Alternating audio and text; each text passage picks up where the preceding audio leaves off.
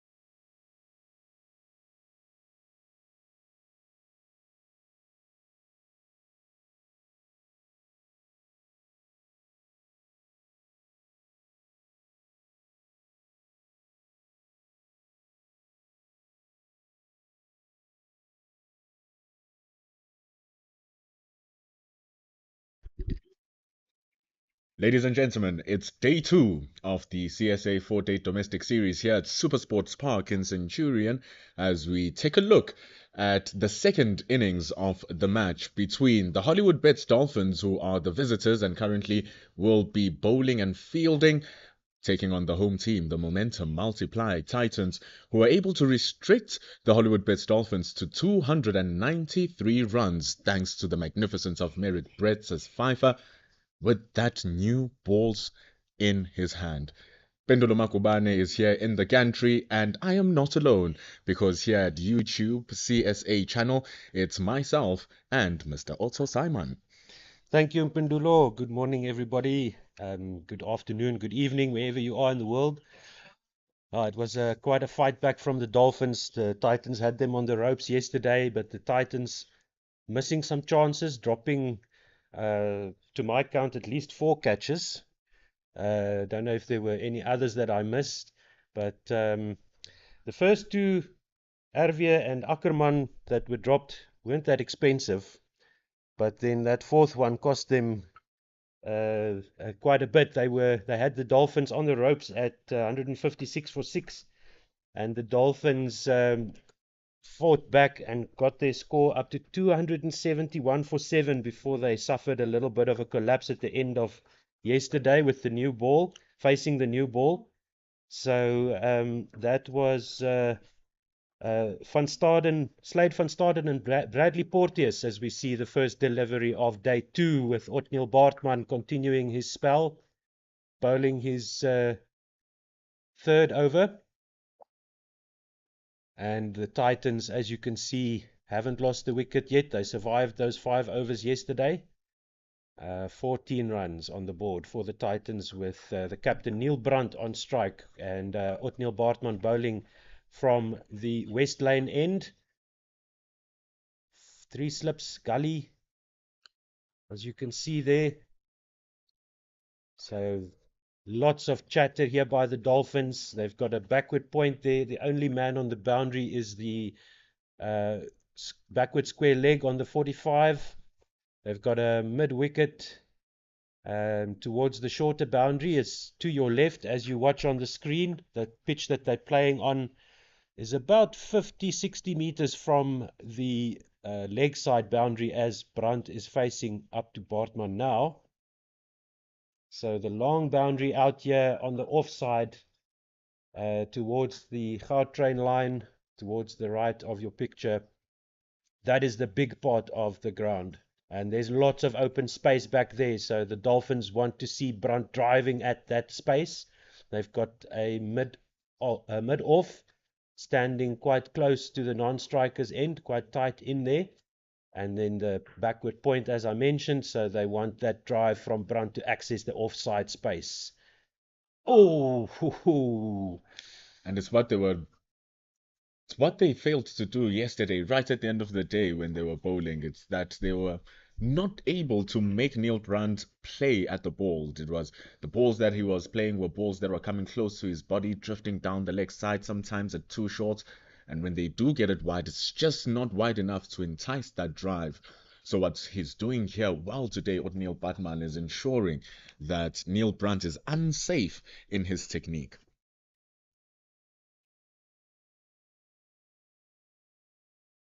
See, it was balls like that at times, but this time just bowling it a touch more straighter onto the middle stump, forcing Neil Brandt to play the ball. Indeed, I missed that last part of yesterday's play when the Titans came into bat. But very and I will admit I am a Titans fan, and this broadcast, by the way, is brought to you by the Momentum Multiply Titans franchise, along with pitchvision.com. That's struck him outside leg there.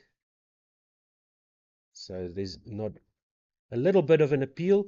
As far as the weather goes, there's a bit of cloud cover that's just snuck in here. There is a 40% chance of thunderstorms from about 12 o'clock. And second over of the day is about to start. And it does look like Tele will continue, as he did yesterday, from the Henops River end here at Supersport Park in Centurion. Lovely day. Looks like it's going to be a scorcher if the clouds, as soon as the clouds move away, you can just feel the heat baking in, even though we're here under the pavilion. 100%. And that heat will definitely have an effect on the pitch and how the game is going to play. Whether it's going to be helping the batters with the fielders getting tired. It's going to be important right now at the beginning of the day for Oguhleqele to be where he was yesterday. 4 runs from his 3 overs. Oh, Got low him! down catch. What a catch. Low down at a backward point there. The exact same field that Brandt faced against Otniel Bartman for Tele. This time Brandt goes for the drive, trying to access the space there on the offside, and the ball goes low to the backward point man. And it's Neil Brandt's wicket. He goes without scoring after facing 20 balls, and Andile Similane is the catcher off the bowling of Tele. It's fantastic 15 work, for 1. It's fantastic, fantastic work from Oguhleqele. Doing exactly what he was doing yesterday from where he left off. And the Dolphins seems like they took their time to discuss their plans and restructure their lengths because today Otniel's Padman over has been fantastic. Oguhleqele right on the money from the jump. And Neil Brandt had no choice. He could have left it, but he felt like, I want to go at that. Gali took a great shot there, a great catch by Simelane.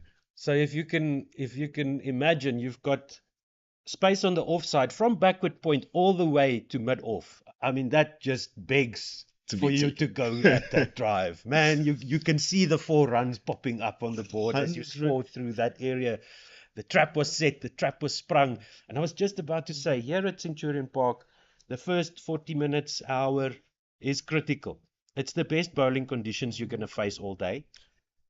Just get through the first hour. And get to the first drinks break, get to lunch, and you'll be fine. You can bat for 3 days. If you get your eye in here, if you survive that first hour, you'll be fine as a top order batsman. And it was great work by the Dolphins. Actually. And it was shown yesterday, actually, by the work of the Dolphins in the lower orders trying to survive. And right now, batter number 3 is coming in, who's playing his first match for the Momentum Multiply Titans. Coming from the Knights is Matthew Kleinfeldt, vastly experienced in his 129th match. He's going to be here facing the music of Oguhleqele, who seems to be on the money here, Otto. Oh, yes. So first up, first ball, gets the wicket. That's what you want from your strike bowler. So once again, for Kleinfeldt, the offside is inviting him in. First ball, just drifting it down to the leg side. Nice introduction for Matthew Kleinfeldt. That's the type of ball he'll be wanting to be received all day, every day, as he gets his eye in as the match progresses. So we can see here Matthew Kleinfeldt, 34 years old.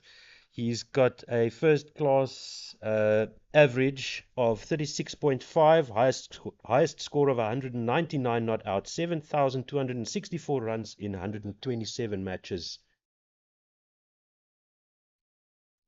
Good leave there by Kleinfeldt. I would suggest 214 innings, 15 not outs. He's scored 15 hundreds and 34 50s.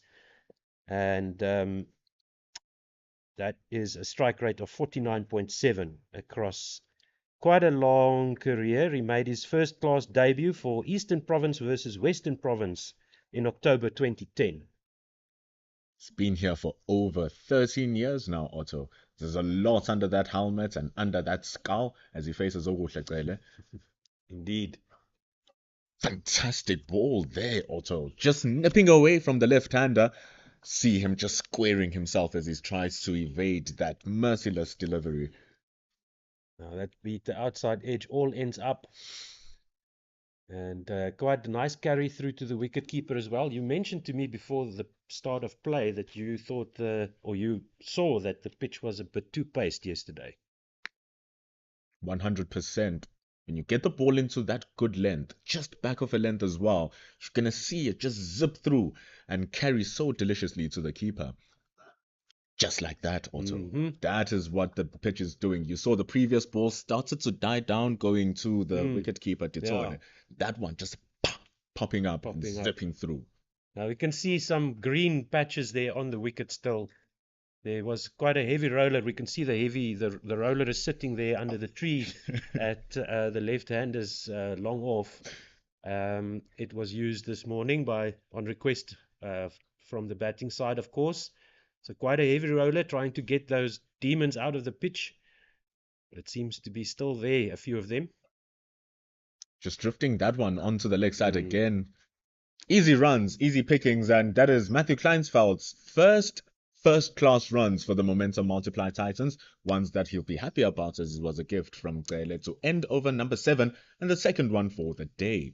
It's 16 for 1 with the success of getting rid of Neil Brunt. Indeed. So Kleinveld and Elgar now with the second wicket partnership of 1. And there are scheduled 96 overs left in the day. We got close to that yesterday. How many overs did they end up? Well, you lose, 2 or 3 overs with the change of innings? And play continued until 5:30, if I'm not mistaken. It actually went up to 6 o'clock. 6 I was o'clock. shocked as well. I was like, Okay. oh.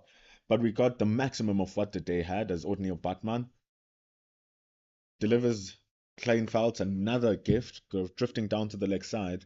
And again, it's an easy single, easy pickings. They'll want to make sure that they take advantage of the fact that all of the batters that are coming in are still left-handers here, Otto, keeping their lines consistent, inviting those 3 slips into the game. Plus, you have a gully too. That backward point, fantastic option as well. So a whole horde of 6 fielders to ensure that that ball outside the off stump, nice and full with the new ball, does the job. So here we go. We had 91 overs yesterday. So they have a scheduled minimum of 96, right, for the whole day. And so according to the scoreboard here, we still have 96 left to catch up with those few overs that were lost yesterday due to the change of innings.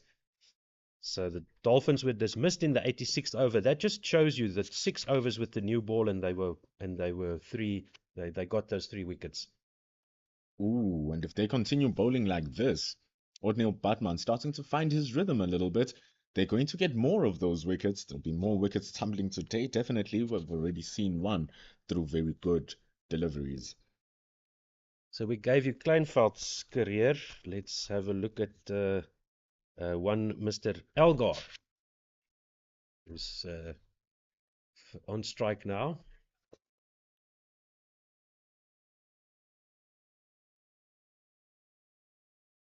Ooh, just mistiming the ball going inside of the batters is trying to access that point that you were speaking about there, Otto. That big, big inviting gap in between the backward point and the man standing on mid-off. So there's a whole gap there. No cover, no extra cover, no share extra cover, nothing. Indeed.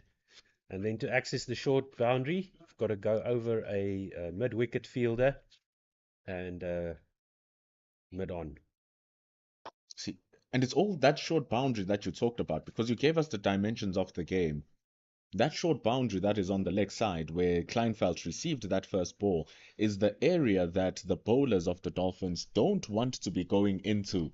They want to ensure that they keep that ball on middle outside the off stump because anything onto the legs with the left-hander and the short boundary will be punished. Yes, indeed. Umpire standing at this end is Palakir. Playing it into that big space that you're speaking about. Yep, fielded by backward point and mid-off, running around end of the eighth over, third over of the day.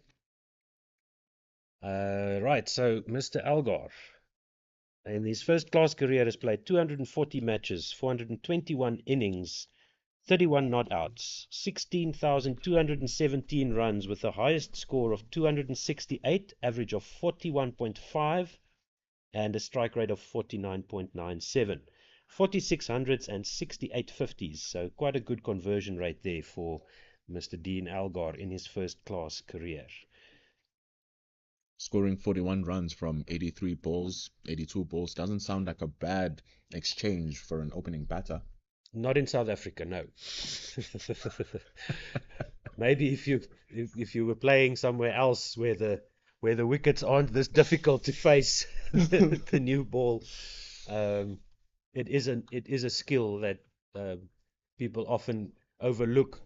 They look at the opening batter's averages and they think, oh, that guy needs to lift up his game. But it is one of the most difficult countries, probably bar England. Would be more difficult to face the new ball in a long format game. Especially with England using the Duke's ball. They take a quick single. Dean Algar. Good call. Exchanging that single and also South Africa using the Kookaburra ball. England using that Duke's ball, which is more swing, more movement.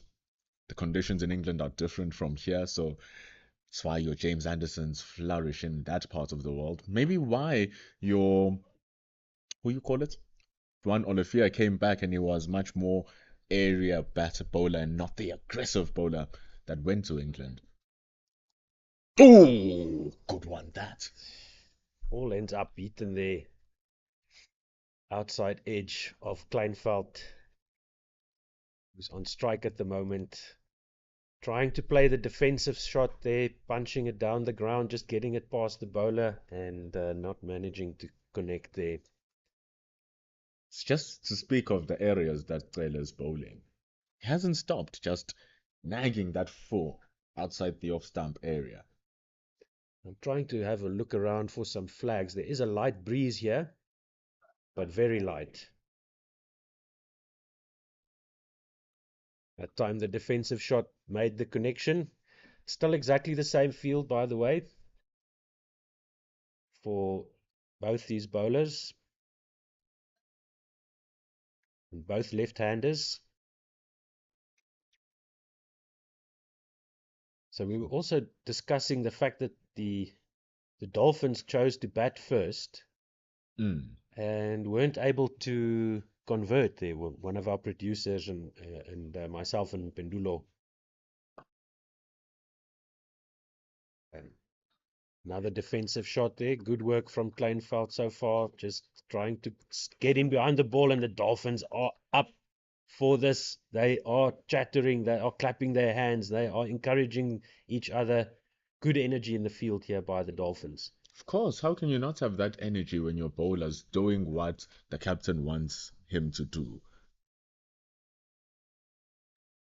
So we've had 16 minutes of tough work here for the Titans batters and the Dolphins trying to exploit the conditions. Oh, getting the outside edge. That is good work from Ogutlekele. Kleinfeld's going onto that front foot, getting a thick outside edge, goes past a third slip and Gully all to the way to the vacant third man boundary for a 4 to end over number 9. Look, if you were a very generous Titans fan, you would say he played that one down into the ground and it found its way into the gap. But if you're a Dolphins fan, a nice thick edge there, but unfortunately it stayed down. With a good bat position, Kleinveld keeping his bat nice and flat, making sure that the ball will probably go down into the ground if it does get the edge. Good thing is that he also used he wasn't going too hard at the ball. In comes O'Neil Batman. Dropping it shorter. Oh, what a shot there, but that is just Algar's class. And they know that they're going to get two every time they can work it into that gap, because those two fielders at backward point and mid off will have to run all the way around to collect that ball. And I can see that Algar has got his hands away from his body, trying to get in behind the line that's going across him towards the slips. So I've seen that many times from Algar, where he's sort of playing from, around his body to that line that the bowler is coming to him from. Oh, it's a misfield in the mid-on region, and Algar will get a 4 for that. Just diving over the ball there was the fielder at mid-on. And the Dolphins don't have um, any distinguishing marks on their jerseys. The Titans do have some names on their backs, but not sure who that player is that's passing the ball now to Bartman. We can maybe ask one of our producers if they know who the fielder at mid on there is. Unless they take a catch, we won't see it on the scoreboard here. We'll try and get that info for you. That same fielder this time with the bridge behind the ball. Much better technique. We want to make sure here, Othniel Batman, that he still continues bowling outside of that off stump. Sees now he's calling into action his mid on, calling into action his mid wicket. And if that ball has to go past either of those fielders, like we've seen before, it will be a boundary. So with that, he changes his angle of attack now, coming around the wicket to create that width that he's so looking for. Oh, big appeal! Getting it straight up. Very good bowling. Oh, that is the line for the right-hander around the wicket to the left-hander. It looked to me like it just didn't straighten enough, maybe too high.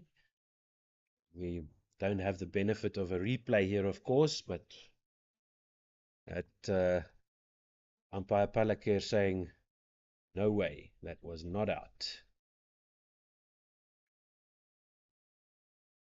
Comes again, bowling it straighter. It seems like his angle of attack is actually to go straight here. It's not to go wide, maybe to set up that wide shot where it's going to drag Dean Algar into the drive. So maybe by coming over the wickets, coming for that straight line, it's a little bit too straight. That last shot went straight to mid-wicket, to the fielder there at mid-wicket. The only thing that was wrong there for the Dolphins that it wasn't through the air.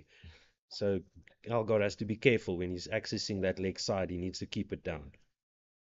And the Dolphins have that trap sprung as well. Nicely straightened there by Bartman.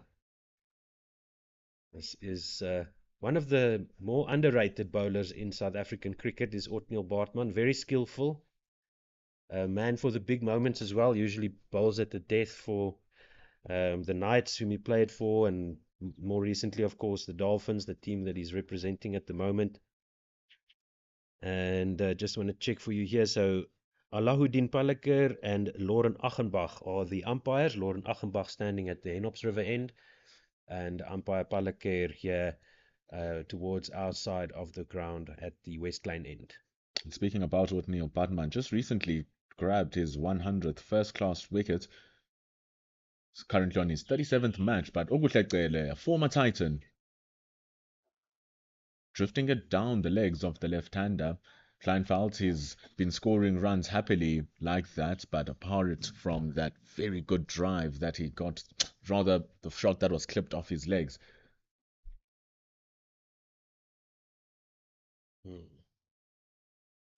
So the rate achieved doesn't really matter, and the Dolphins will be quite happy with the weather at the moment. There's just a little bit of soft cloud cover that just takes the sting out of the sunshine here at the Supersport Park Oval.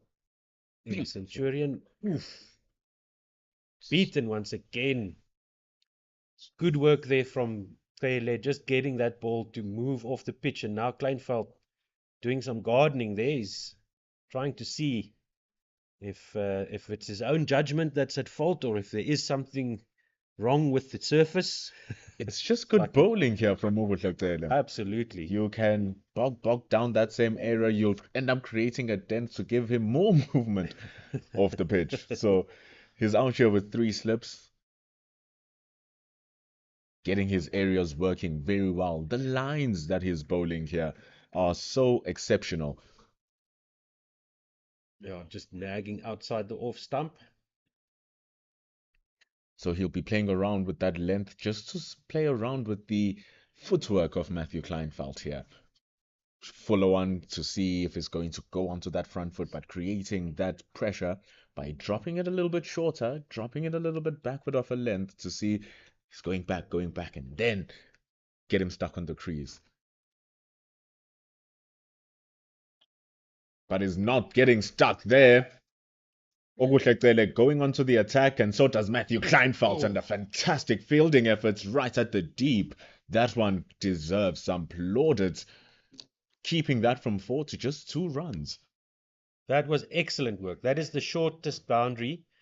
The drive from Kleinfeld going to the extra cover fielder there, and the mid-off fielder running around to clean that up. It doesn't look like he injured himself, but he definitely cluttered into the advertising boards there. Seems to That's be okay. that's the commitment you want from your fielders. Never die attitude, even if the game is just as long as this. Oh, clearly not happy, responding appropriately for a fast bowler. So we'll check if we can see who that fielder is, and he knows he's got to cover that area behind him and to his right. So as soon as the ball was struck, he started running back and managed to cut it off just before the boundary rope. Good work there for the Hmm? Dolphins fielder. Giving confidence to his bowler as well, charging in with that shorter delivery. Now we see the last ball of over number 11. Heavy grunt as he bowls that. A lot of effort being put in here by Ugo Tlekele, who finishes his 6th over. He has a wicket and just 12 runs from his bowling. The Titans now trailing by 262. So we'll just check for you the figures of Qele. 26 years old, 33 matches, 52 innings, and he has conceded 2,541 runs and taken 81 wickets with a best bowling in an innings of 5 for 38. As Bartman continues, I thought I heard a nick there, but that was so close to the edge of Dean Algar's bat. It's fantastic bowling here from the Dolphins. They're not letting it loose, and they should not let it loose. That is what the Titans were doing yesterday, putting an insurmountable amount of pressure through their bowling. Their openers, Merrick Brett and Aya Kamane. Clary Bukako also was brilliant. Othniel Batman now. Down Not the too leg brilliant. side. Was that a chance? It looks like the wicket keeper for the Dolphins is quite disappointed there. Tebang Ditole was given a Ditole, huge yeah. task to jump through to the leg side. Very difficult opportunity, but at least almost getting his hands to it just to stop it. But it's Yeah, 3 runs. either he injured himself or he's really disappointed because it took him about a minute to get up after he dove there, as you could see. It's disappointment. At this level, he would have wanted to make sure that he saves all the runs for his team. Just And you can see Algar with that tactic of just trying to play outside of the line rather than inside of the line to try and keep the ball away from that slip cordon, not bothered with the offside gap at all. Trying to play the straight drive or the on drive, it looks to me. It's very important that as a batter, you wait for the delivery. You wait for the ball that you'll be able to hit through the line to get it into your scoring areas and into your scoring zones. The key here The key here for the Dolphins bowlers is to ensure that they keep the ball away from those scoring zones. And if they do give it into those scoring zones, it should be a trap where they are trying to get that wicket out of Alka, use his strengths against him, use what he thinks he'll be able to generate runs from as a means to take his wicket. And looking at the pitch, there's quite a greener tinge just outside the off stump of Hmm. Dean Algar here for the left-hander, and that I think is also where Otniel Bartman is trying to access. And that one stayed a bit lower. And also, when you do get it onto that grass patch, it has that extra zip. Mm. Rather than it holding onto the pitch and just going slow, it flies through the line, giving the ball a bit more juice. It's not a bad ploy. Otniel Bartman has played 37 first-class matches, 66 innings. He has 2,729 runs and 104 wickets. Oh, squaring him up beautifully there. He has been getting those balls to swing away from the left-hander, this time drawing the front foot stroke from Dinalga, just edged thickly between the gully and the backward point to end over number 12, 37 on the board. They trail by 256 runs here in the first session of day 2. And to finish Otniel Bartman's figures, best bowling in an innings of 7 for 27, best match figures of 14 for 95, average of 26.24, economy of 3.01 and a strike rate of 52.1 for Otniel Bartman in first-class games. Not a bad strike rate, that. Okuhle Pele, we can continue with his figures. As I said, 81 wickets in his 33 matches, with the best bowling in an innings of 5 for 38, best match figures of 7 for 77, and an average of 31.37. Oh, Kleinveld swinging at that one, wide outside off stump. That's not what the Titans would want to see. And he's taking a moment to practice a leave. Maybe it would have been a good idea to let that one go. But like we keep on saying, that shot very enticing on that big offside area. Yep. So Pele, average of 31.37, economy of 3.41, and a strike rate of 55. He's got his number here, Oguhletele. His yes. rhythm is so smooth, his areas, his understanding of where the ball must be, and the ease of the fact that he has to deal with two left-handers who are relatively the same height. So it's just getting him to work on his flow here. Now this is the battle now. Can Kleinveld hold his nerve and just stay inside that defensive mindset that he needs to survive this first hour? There's about 30 minutes left of this first hour, which might be a bit longer with the difficulty in the batting conditions, with the sun being blocked by these light clouds, partly cloudy conditions. So that difficulty of that first hour might extend to the first hour and a half with the sun not able to bake through that wicket as much as you would expect after yesterday. And becomes even worse now if the bowlers are bowling as well as they are. Just a very sketchy leave, but a good leave because now damage happened. Having no choice but to play the next one. Good enough connection from Matthew Kleinveld, opening up his bat, squeezing it past the backward point as it goes to the deep point boundary for yet another boundary for the debutant of the Momentum Multiply Titans. Just missing his length there, just a bit too full there from Kele, attacking the stumps and forcing the shot. Maybe if that was a little bit further back on a good length, it would have given the ball a chance to move off the wicket. But in the end, it was a easy put away for Kleinveld. Ooh, giving that one a lot of juice from that back of a length area, zipping up.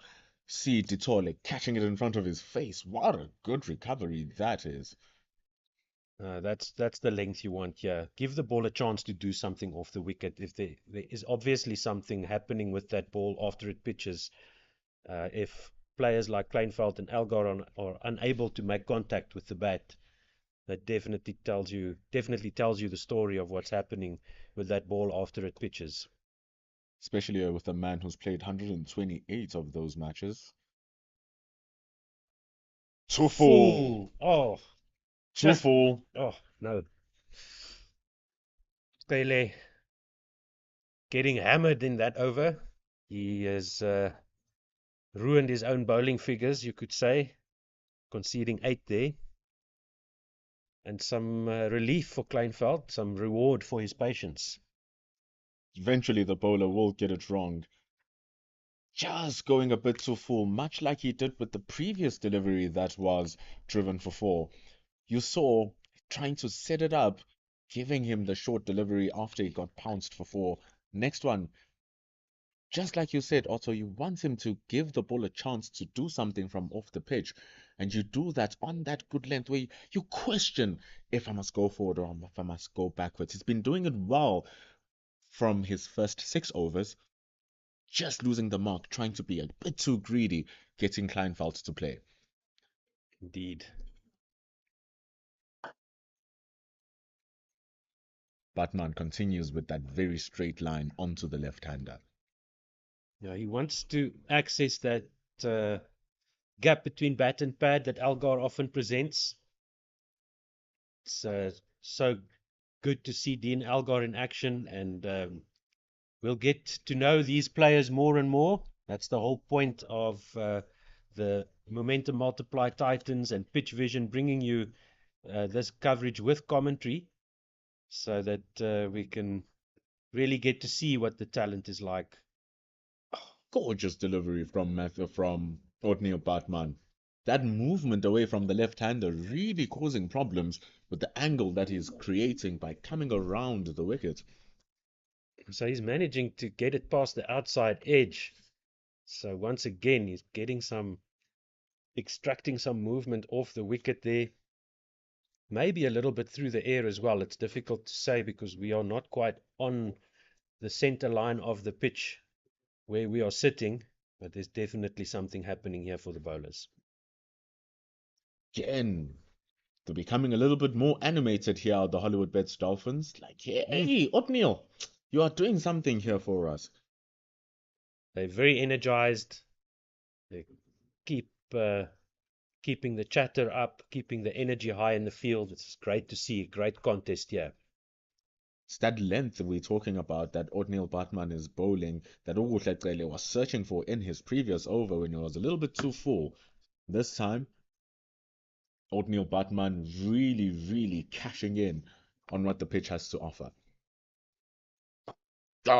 Into the block hole.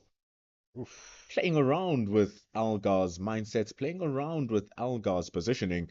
You can see Ditole animated behind the stumps, just waiting and anticipating for this build-up of what Othniel Batman is setting up. He was full and straight at the leg stump there. Good surprise delivery after that off stump line.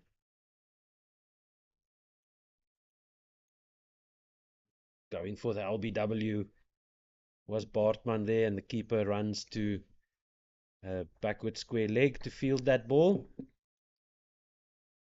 There is no square leg fielder, so that's what we keep talking about, that you don't want to make the batter play there, but that's the gamble that the bowler needs to take. Do I go for the wickets, go for the LBW in risk of getting thudded into that area, which is nice and open and the short side of the boundary? That's what Othniel Batman now needs to tackle coming into his last ball. Same tactic for Kleinveld. Big appeal! There's a very good appeal. That might be too high. That was definitely on the line. I think that was the height that saved Kleinveld there. Big survival, big appeal, psychological victory for Othniel Batman versus Kleinveld. As we see the end of over number 14 with the score on 46. Very happy with what he's seeing here. Well, this is good work from the Dolphins so far. It's the first 9 overs of the day. And let's see, there's a change of bowler now. It looks to me like it's going to be, see in a moment exactly who will be bowling. That looks like Andile Simelane coming in to run up. Yeah, Andile Simelane, and it looks like he's lining up his line around the wicket to the left-handed Algar. Played 3 matches here, Andile Simelane. Taken 2. His best was last season. Hasn't played a lot. He'll be wanting to create his legacy here in the Dolphins lineup. He had an opportunity to score big earlier on, but unfortunately the loss of wickets didn't allow that for the Dolphins. Now With the ball in hand, the under-19 South Africa international bowls to the very experienced Test captain international, that is Dean Algar. Oh, that is a beautiful first up delivery there, beating Dean Algar. All ends up. There's a deep point on the boundary. Backward square leg on the 45 on the boundary. Took good Um, starts that from Andile Simelane as well. excellent, excellent. Extra cover is there. Mid off is there, quite close. Two slips and a gully. Nobody else out on the boundary, mid on and mid off.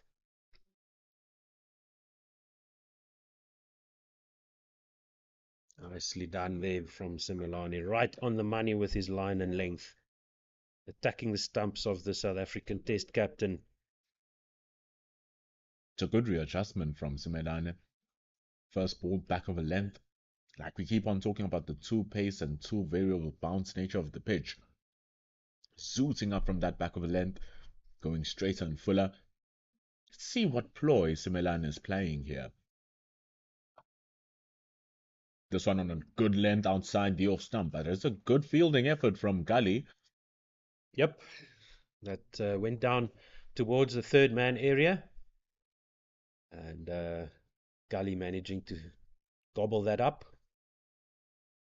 So it's 20-year-old Simelane, Andile Simelane. He's playing his third first-class match today, and he has a best bowling best bowling in an innings of 2 for 17. He's taken 3 wickets in his career, and his best match figures are 2 for 39, average of 17.3, economy of 2.8, and a strike rate of 36 in his young career so far. And let's see. Nice leave. Good leave by Kleinveld in the end there. So in list A, so a little bit more expensive in list A, but also hasn't played many matches there. Only 18 matches at list A level. Best of 3 for 30. Average of 37.3 and a strike rate of 33.3.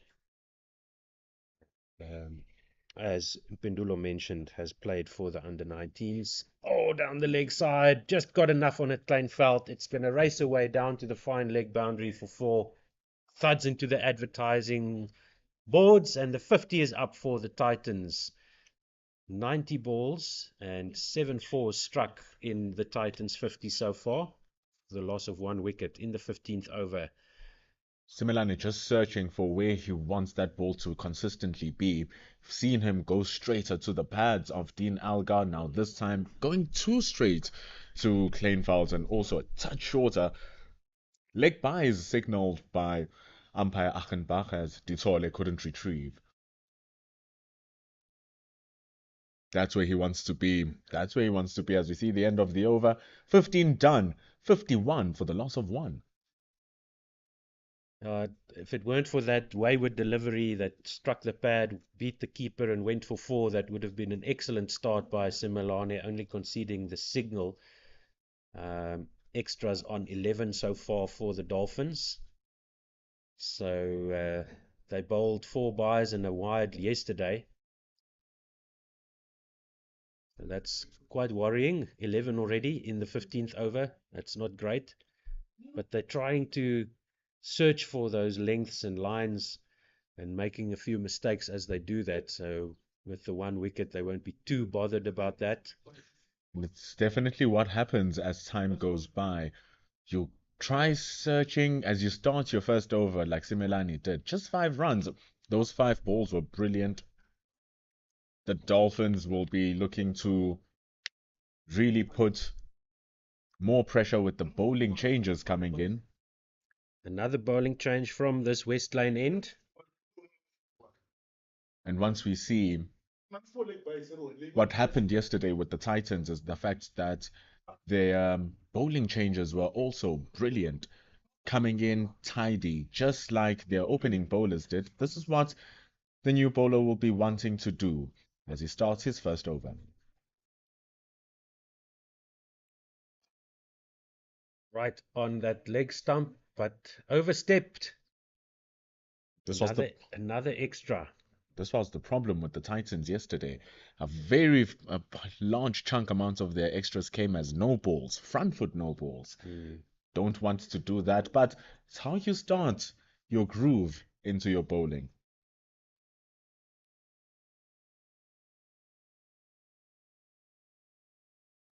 Two slips in a gully.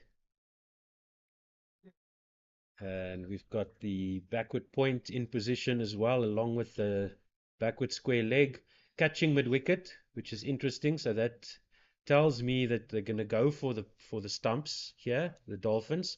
It is Bradley Porteous, the hero of yesterday's batting recovery, who's bowling his first over of the match and his first over of the day.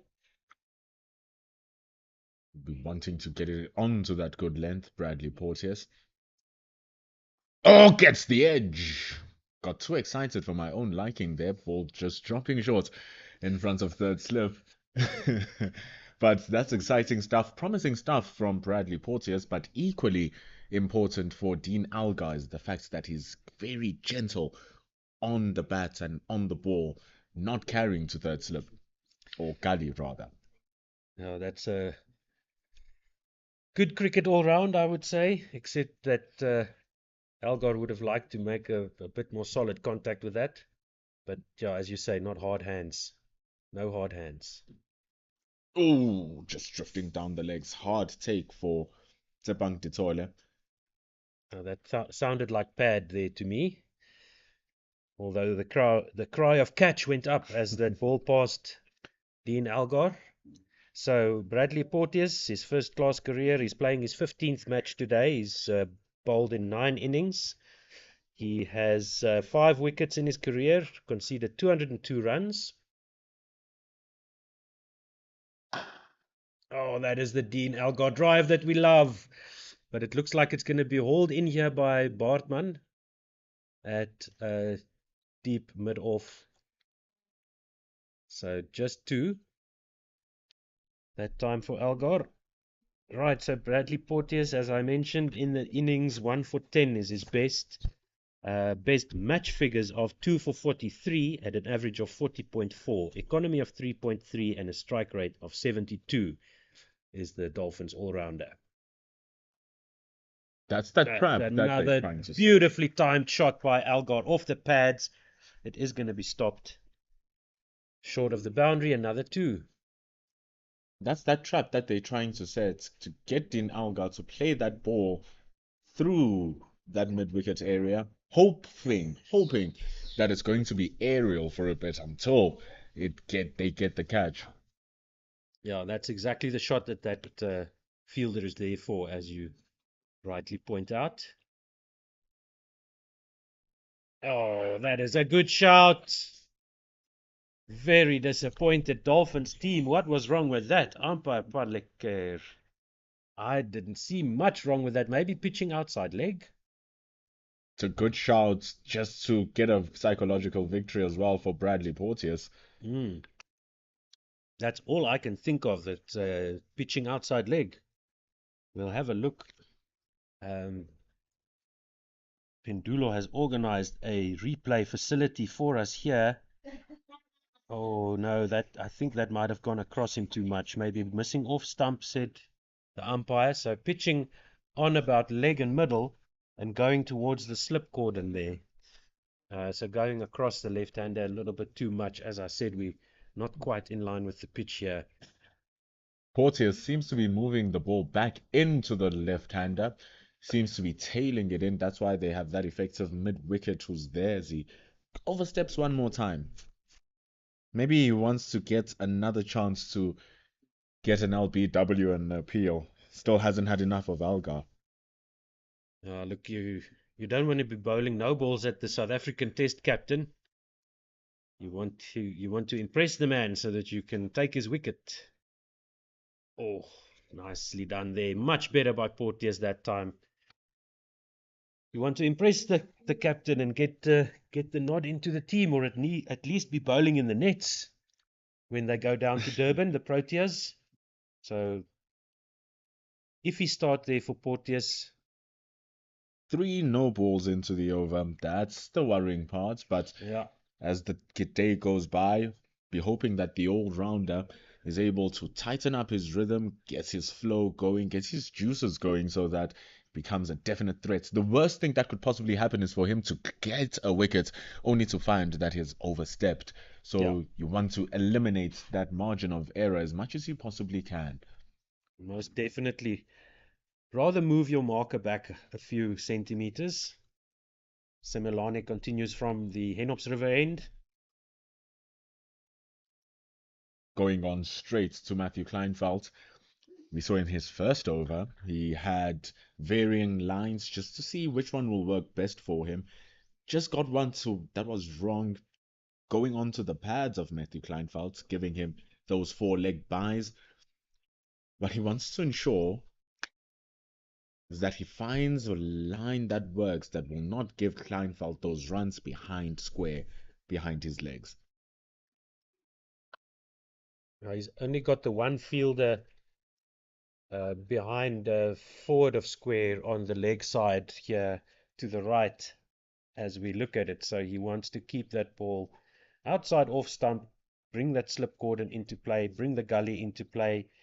If there's a mistimed shot, the extra cover fielder is there, the mid-off fielder is there, and then he's got the sweeper on the cover boundary, at the point boundary, to clean up any good shots that might come through there. It's a clear ploy to give the ball a lot of width because we see the change in the field compared to Cele and Batman. So the fact that that backward point is no longer inside the ring that pushed him back to offer that protection on Mm. the short boundary, which is on the offside. So allowing Simelane to bowl the ball outside the off stump, you also have the cover who wasn't there when Cele was bowling. So he has good enough protection so that he's confident enough to try attack that line. Too full again, but Kleinfeld not managing to get it past mid-off. It's happiness here for the Dolphins. It's exactly what they want. It's okay if he keeps it tidy. It's okay if they hit shots, but going straight to the fielder, it means that Simelane understands the game plan. And Saddle Ervia will definitely be happy with what his bowler's doing right now.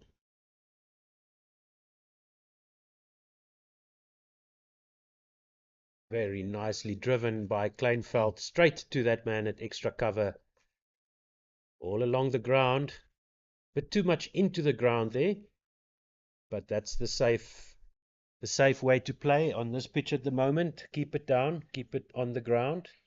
Don't give the Dolphins a chance to catch the ball. We saw that excellent catch at backward point earlier, getting rid of the captain Brandt.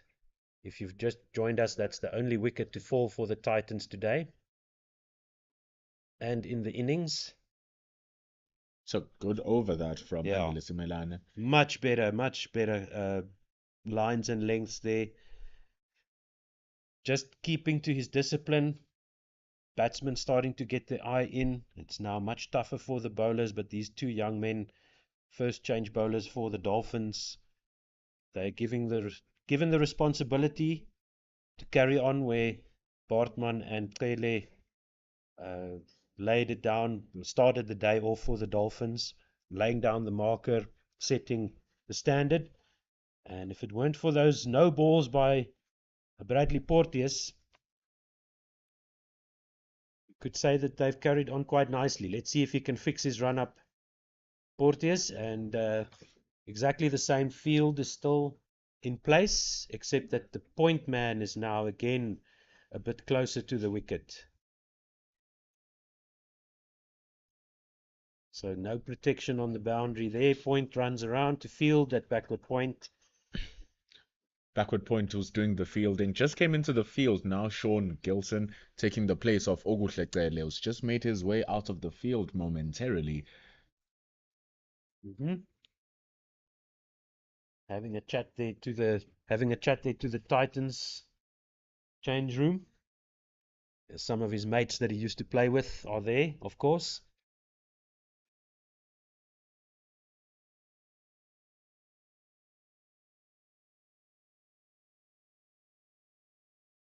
oohs and ahs there from the Dolphins. Not sure what that was for, but just keeping the energy up. It's They're happiness with doing that very well. The Dolphins really being positive in the field, keeping the energy levels high. it's the happiness with the work that the bowlers are doing here for the Dolphins. Really keeping it tidy. The only runs that are being scored are off mistakes, and it's very minimal mistakes in between their bowling here. Definitely full. Definitely few mistakes in their bowling here. Now that's much better start to this second over from Porteous. Halfway through the over, just the 1 run conceded, and he's got the ball talking a little bit there. Having a good chatter, giving the ball an entire microphone on what it has to do. Oh, that is a chance! There's no way you don't get excited over that. Thick inside edge. Off stump was just there waiting for the ball to clatter onto it, but missing that, missing Titole as the wicket keeper, not missing the boundary. 4 runs. Oh, Porteous so unlucky there. Mm. Just a little bit more bat on that booming drive from Kleinveld, and that would have been the stumps down. So Kleinveld also trying to stay outside the line, trying to get that slip cord and out of the game. Lucky, lucky fish, Kleinveld. That one was a 50-run partnership, that boundary, coming in a very fortuitous manner for Matthew Kleinfeld. He's looking good every now and then, but every now and then also showing that he's still not fully in. The two of his boundaries really gifts from the Dolphins bowlers coming down the legs and clipping the padding or coming onto the hip. So easy gifts for Kleinfeld.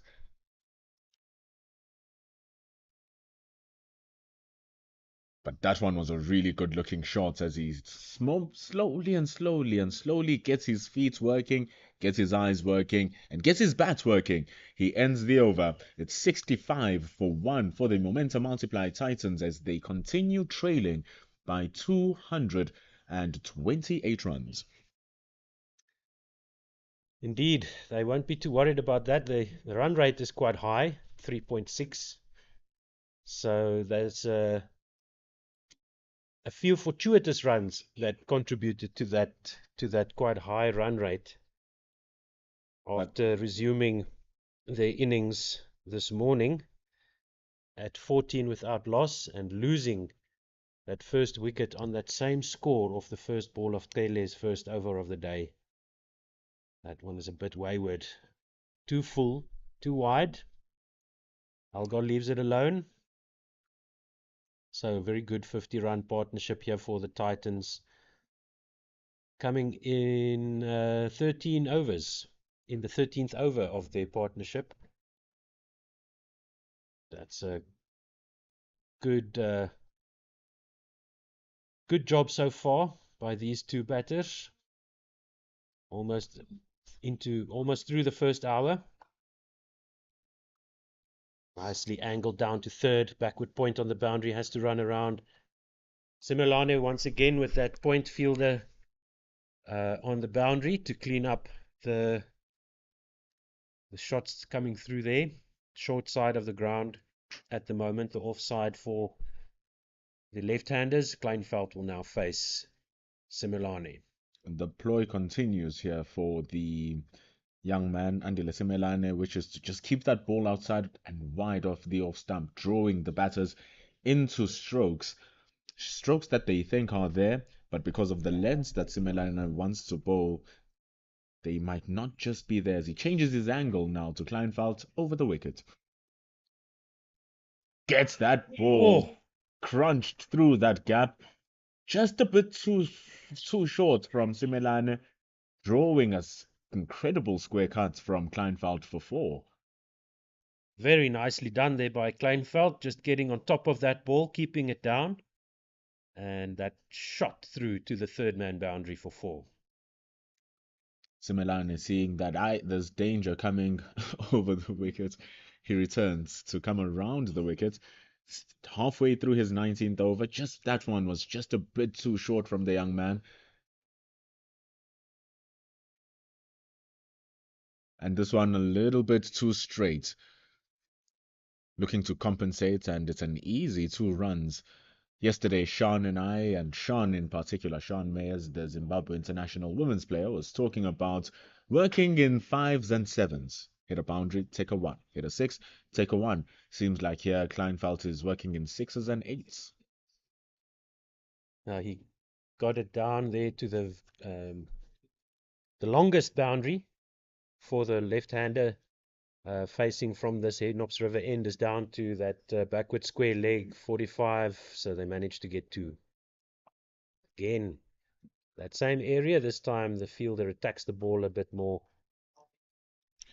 Just a Simelane single. will not be happy with those lines that he's currently executing. No, not at all. Just looking to find where he has to be. The angles are currently in favor of the left-handed batters and off the field too. Right from mid-wickets through to the wicket keeper, it's all open with just that fine leg there to prevent that boundary for the straight one. But his length just letting him down. That one was much better there, Yeah, also. You see, getting it a little bit fuller. fuller. And that's how he ends the over with that dot ball. It's 73 for the loss of 1. The deficit is 220 now for the 2 batters. First hour is done. We'll probably see a drinks break after this over. And it is Porteous to continue. So his figures look horrible, but it has to be said that it was in the first over where he overstepped 3 times, and then that very fortuitous boundary from Kleinveld that got the inside edge almost took out his stumps. And we will see if we can get you some scores from the other matches. So all of the CSA 4-day games are being broadcast by Pitch Vision and Cricket South Africa on the Cricket South Africa channels. Just a little bit of a hold up. He's really starting to get that drive working, is Matthew Kleinfeld. Starting to pick out the lengths and the lines well, starting to see and be comfortable in his scoring areas. Although there's protection on that mid-off area, still a big gap to the mid-off's right, a big gap to the mid-off's left. Ogutlekele, who's returned back into the field. Yeah, Taylor standing at that mid-off, and they've got that backward point. It was the same field that Taylor and Botniel Bartman were bowling to when we mentioned that huge area, huge open area between backward point and mid-off, tempting the drive, 2 slips in a gully waiting. Let's see, the trap worked to get rid of Brandt earlier today. Let's see if Kleinveld can resist that temptation. Very good bowling here from Bradley Porteous. Not searching for anything, not doing too much, just getting that ball into the area, and he's not just floating it up there, he's getting it there with some efforts, hitting his areas hard. But Matthew Kleinfeld is taking up the challenge, greeting each ball firmly onto his front foot. 2 to mid-off, 1 on to mid-on. So also playing around with his angles is Bradley Porteous. Two full toss outside off stump, and that open space is accessed by Kleinveld. 4 runs. Just over pitching it a lot. A full toss, wide. All that Kleinfeld needed to do was have a full swing off his blade. And as we kept on saying, he's getting his movement working now as Matthew Kleinfeld. So you want to be a bit more disciplined as he overtakes Algar in terms of scoring, now on 32 runs from just 43 deliveries. Porteous just making some basic errors. He just needs to tidy that up. He looks a very, very good bowler when he gets it right. That's all that you have to do. Nothing that has to do with pace, nothing that has to do with bounce, but everything to do with your skill set and what the pitch has to do for you with your type of bowling.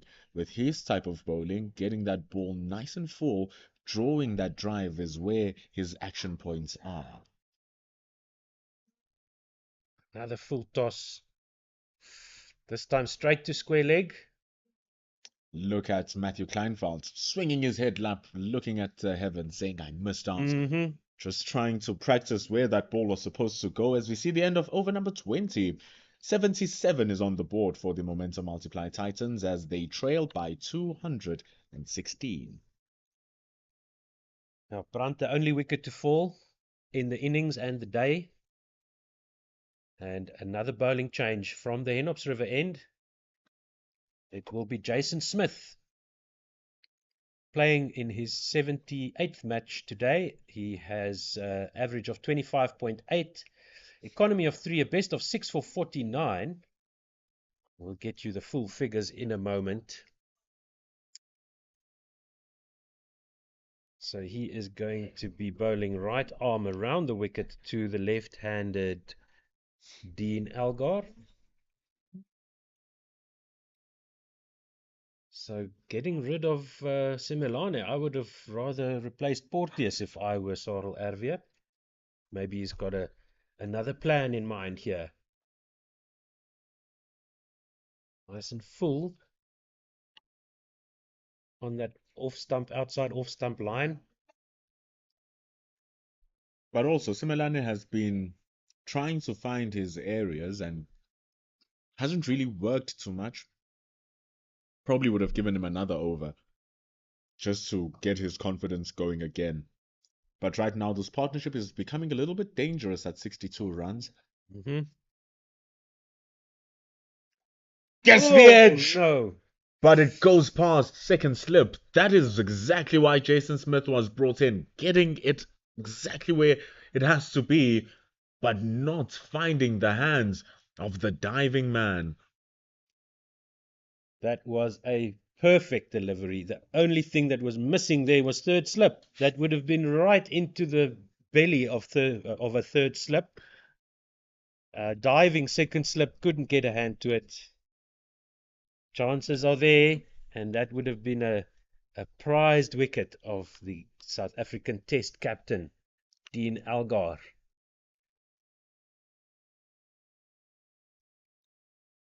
Great bowling here from Jason Smith, really coming in and dialing up the digits, dialing up where he wants the ball to be. X marks is hitting every single spot. Dean Algar just counting his lucky chickens. Indeed.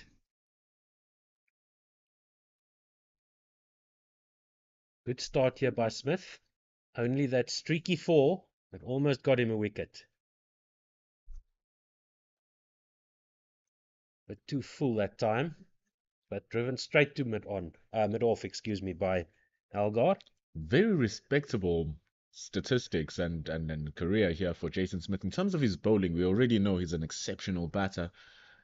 But averaging 25 as a bowler, as an all-rounder, is really good. Only costing 25 runs per wicket that he bowls. And getting a wicket every 52 balls. Oh, we just got a hand to that Smith, because that would have raced past the fielder at mid-off. Very nice straight drive by Algar. And Smith saving his own figures there with a good stop. It's exactly where Jason Smith will want to be. Continue be. Remain there for as long as he can. Get the batter doing something different. Get the batter moving out of his crease, dancing out of his crease, playing unconventional shots to score, but continue being a threat. Exactly like how we just did. Algar deciding to let that one go. That's how we end over number 21. As like you said, Otto, just around the corner will be the drinks break. 81 runs is on the board and they have scored an additional 67 runs. have the Titans, taking them 12 overs to score those runs. So they're scoring at a good nick here, just at around 4 runs to the over. Yeah, that would be a bit of a worry for the Dolphins. They've just made some basic errors, and we'll take a short break as the players do. Any thoughts from your side, Pendulo, before we take a drinks break ourselves? This partnership is going to be dangerous. This Yeah, is the partnership they're going to need to take a wicket off. Devalt Brevis is next. Makanya comes. Donovan Ferreira, dangerous. Valdo Mansami, dangerous. Kamani can push in a cameo. So wickets are the name of the game and breaking this partnership. But as they have a rehydration, so will we here at the commentary gantry. We'll be back in 3 minutes.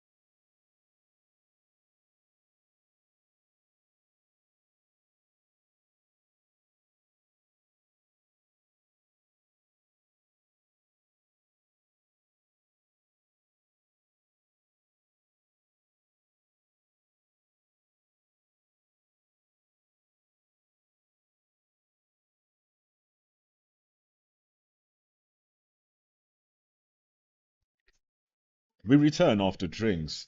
We are rehydrated here at the gantry. You can hear the energy levels are different.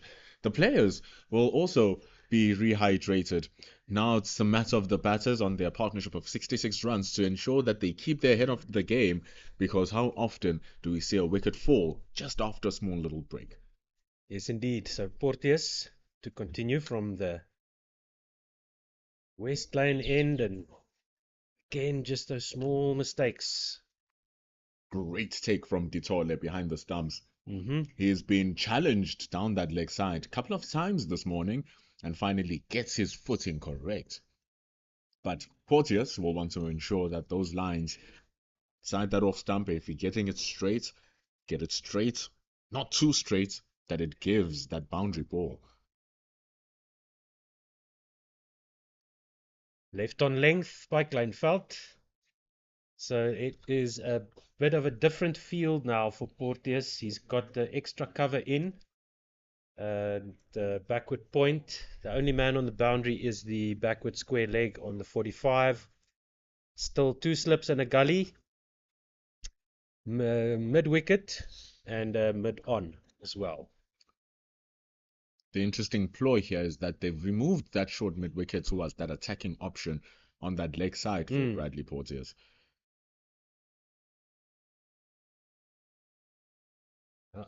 Driven straight to the man at extra cover. There's still a lot of space on the offside, big boundary on the offside. So if you can, as a batter, hit the gaps in the field, you will probably get a boundary to the onside, which is the shorter boundary, or you can score a 2 or a 3 out on these wide open spaces here on the offside. It's a massive boundary. Going wide, there's a big appeal from the Hollywoodbets Dolphins. Magnificent take from Tepang Ditole, but it's survival for Matthew Kleinveld. That sounded like pad to me. Very thud, very dull thud there. The sound the ball made when it passed the batter. But they don't have a review system, so if the umpire gives it, batter's got to go. So you've got to go for it as the fielding team. Got to try and convince the umpire that there was something on there that was wood. Umpire, that was definitely wood. Kleinveld showed some sharpness behind his bowling now, and Matthew Kleinveld getting away from the danger. Porteous rather coming in with a sharp bowling here. Wonderful take behind the stumps from Ditole, moving so swiftly. Were convinced that they got their man, and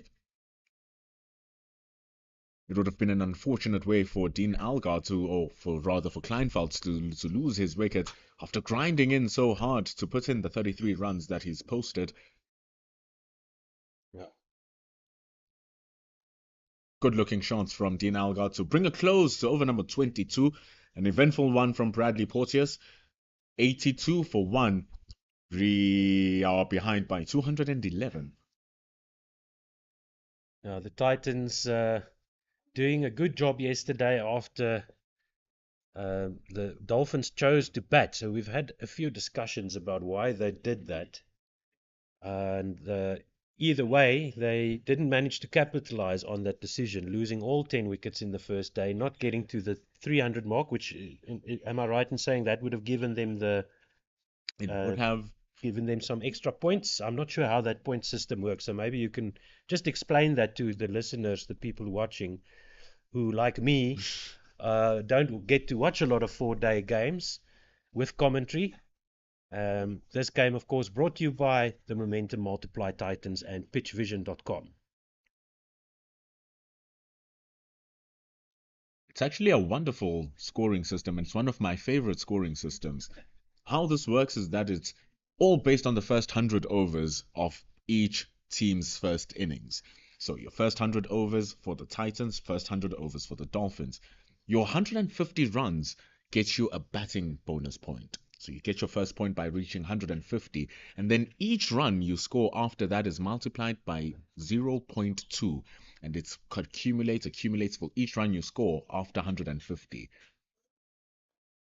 So in essence, if you score 150 runs, you get your first point, and then you score 50 more runs, you get to 200 and you finish your 100 overs. It only means that you get how many? 2 points.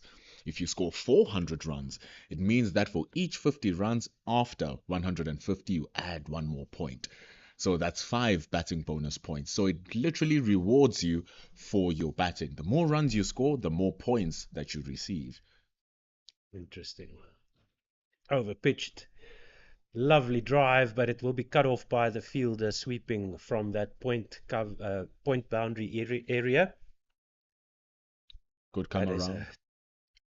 Could come around that from Simelane. yeah, definitely good fielding there, and a very nice shot by Kleinveld, was it? On strike. Got only a single for very good shot.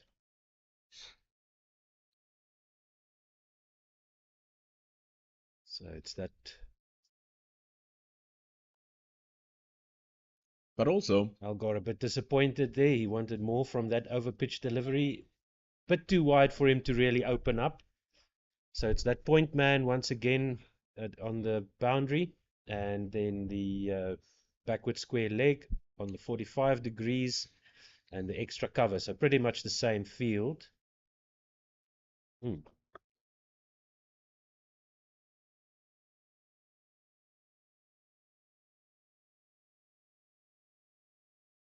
continuing with very good bowling here, Jason Smith. Because good bowling also rewards you with the point system on this 4 day series. You get a point for your first 3 wickets if you get your wickets all within the first 100 overs of your bowling. So it's 1 point for your first 3 wickets and 1 point for every 2 wickets after that. So 1 point for 3 wickets, 2 points for 5 wickets, 3 points for 7 wickets, and 4 points for 9 wickets. So the big thing for the Dolphins here is not the fact that they necessarily couldn't get to 300 runs, because they still get the points of every run that they scored after 150. The big problem is the fact that they didn't bat out their 100 overs to maximize their points tally. So if you bat 100 overs, regardless of what you score, you will get point for each and every run within those 100 balls or those 100 overs. Okay. Exactly. So here, for the Dolphins to maximize their points, they need to ensure that they take all 10 wickets within the first 100 overs of the Titans' innings. It's 84 for 1.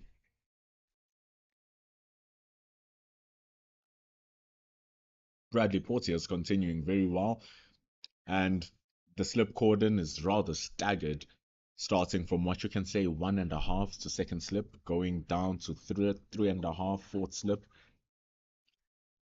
Interesting now with that edge that went through third slip. The Dolphins may be trying to spread out that cordon a little bit, seeing as Algar got a lot of angle on that edge that went flying through that third slip area in the few overs ago. Oh, that would have not counted if the edge was gotten. Again, that Oh issue no, with Bradley Porteous, his fourth no, no ball. Bradley, no. Say the Dolphins fans. It's fortunate rather that there was no edge on that ball. Just overstepping, but it's a good nut, and he'll want to do that again in order to crack this wicket and crack open this partnership. Oh, and that is way too wide. That is almost off the cut strip. Luckily for Porteous, this is a 4-day game. So the umpire saying that that was okay. 70-run partnership now. Got about, do we know when they take lunch? It'll be around midday, so about 40 minutes to go to lunch for these two batters, and that'll be a good job done for the Titans if they can get there. The Dolphins would want to get at least 2 more wickets before lunch. That one driven straight to the extra cover fielder close in.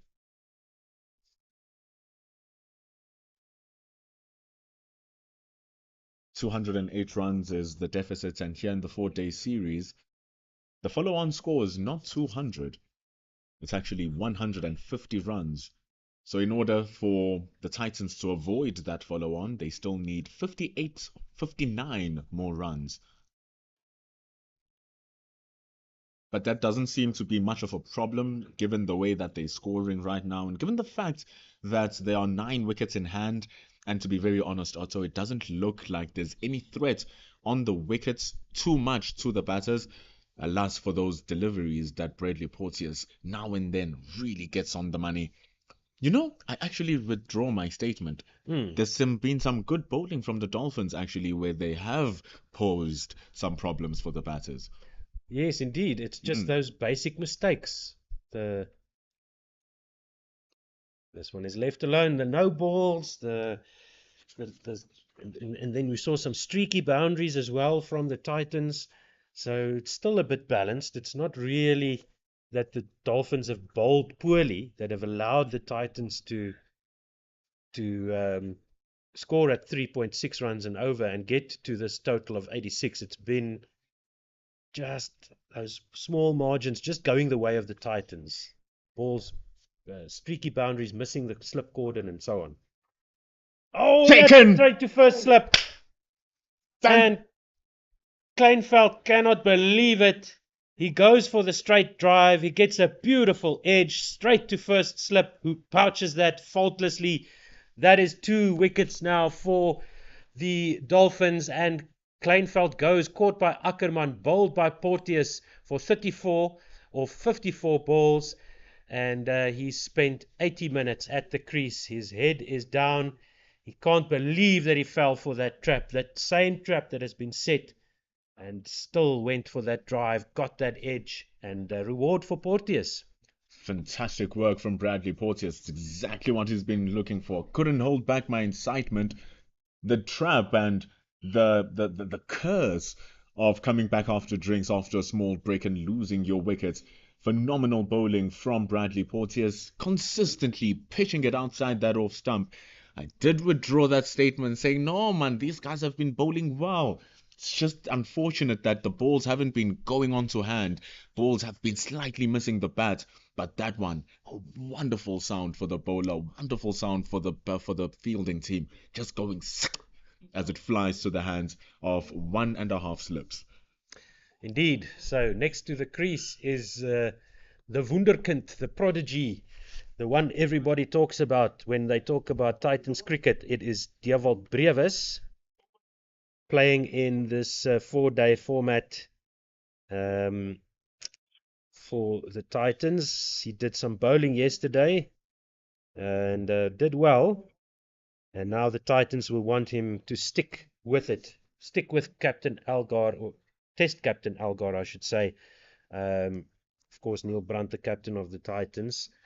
But Dewald Brevis playing in his 7th match today in first-class cricket. He is 20 years old. 6th match today, 9 innings before this match.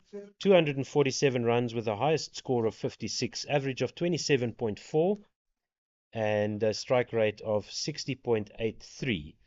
So good strike rate, 250s already in his short career. And the Titans will want him to go on and not worry too much about the score. Just stay there with his captain. He is the first right-hander for the Titans to come in here in the 24th over, coming in at number 4. And now the Dolphins back on the attack. 3 slips, a gully, backward point. Mid-off, mid-on, mid-wicket catching. Oh, wow. That is a brilliant shot by Brevis to get off the mark. Front foot drive, wide outside the off stump. Cashing in there was Dewald Brevis. It's good work. Going wide again, there was Bradley Porteous bowling to a very, very talented young man in Dewald Brevis, which brings the end of over number 24. The score is 90 for 2.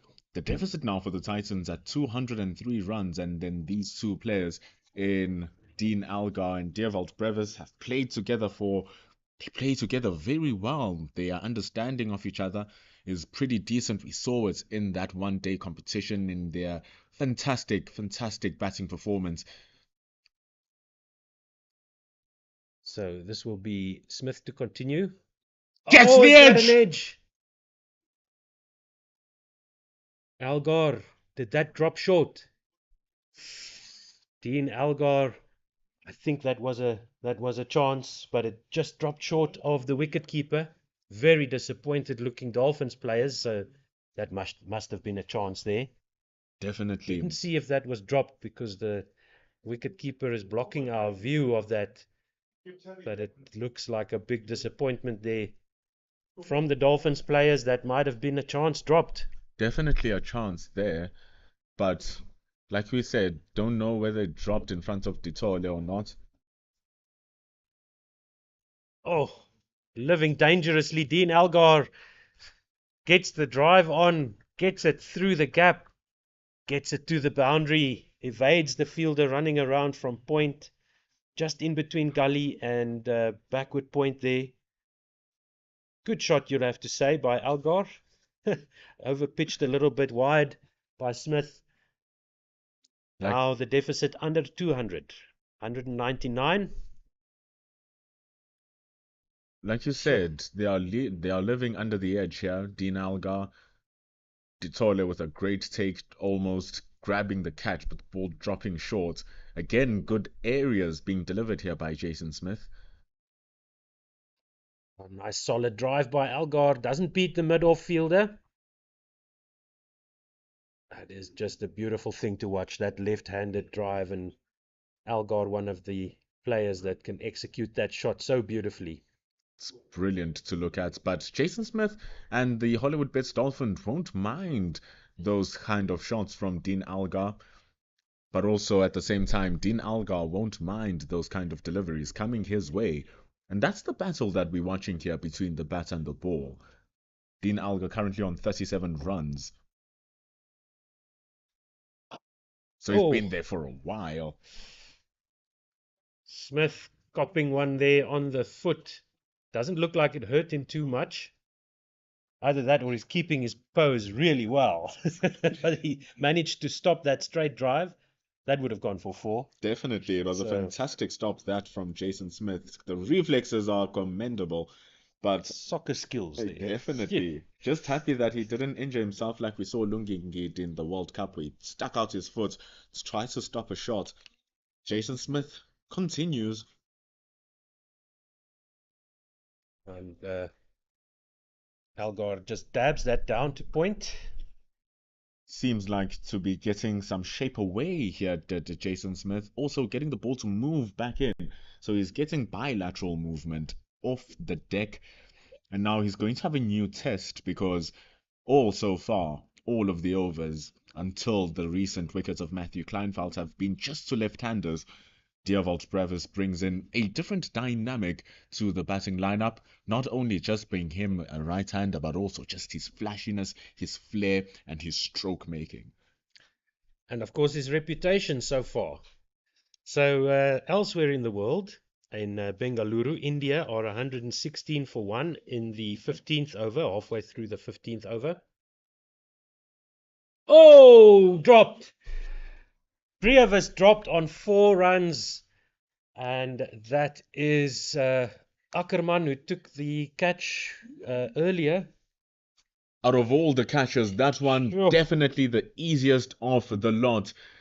Gentle push from Dierwold Brevis straight into the hands and to the palms of Marcus Ackerman. He goes just to dab the head of Jason Smith, but it is a crucial wicket, crucial potential wicket of Dierwold Brevis. We saw this yesterday with the Titans dropping an insurmountable amount of catches. They went on to bite them. First drop catch of the day for the Dolphins, and that would have given them that 3rd wicket that they would have wanted in this first session of day 2. See if Porteous can make up for that. Almost does with that delivery. He's been excellent throughout the morning, has Bradley Porteous. Has barely put a foot wrong apart from his overstepping over the line.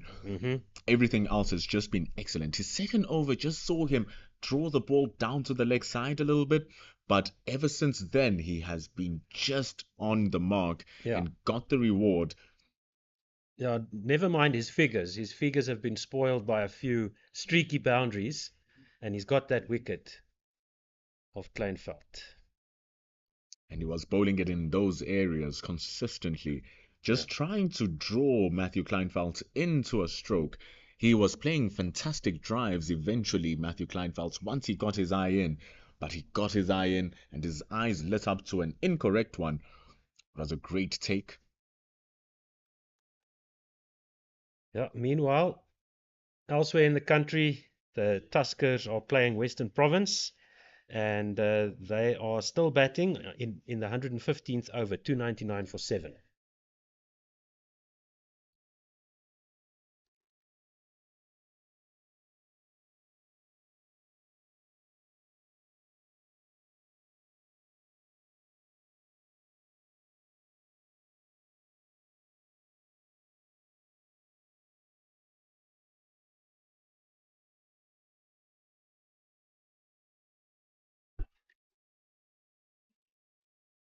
Right. Portes continues.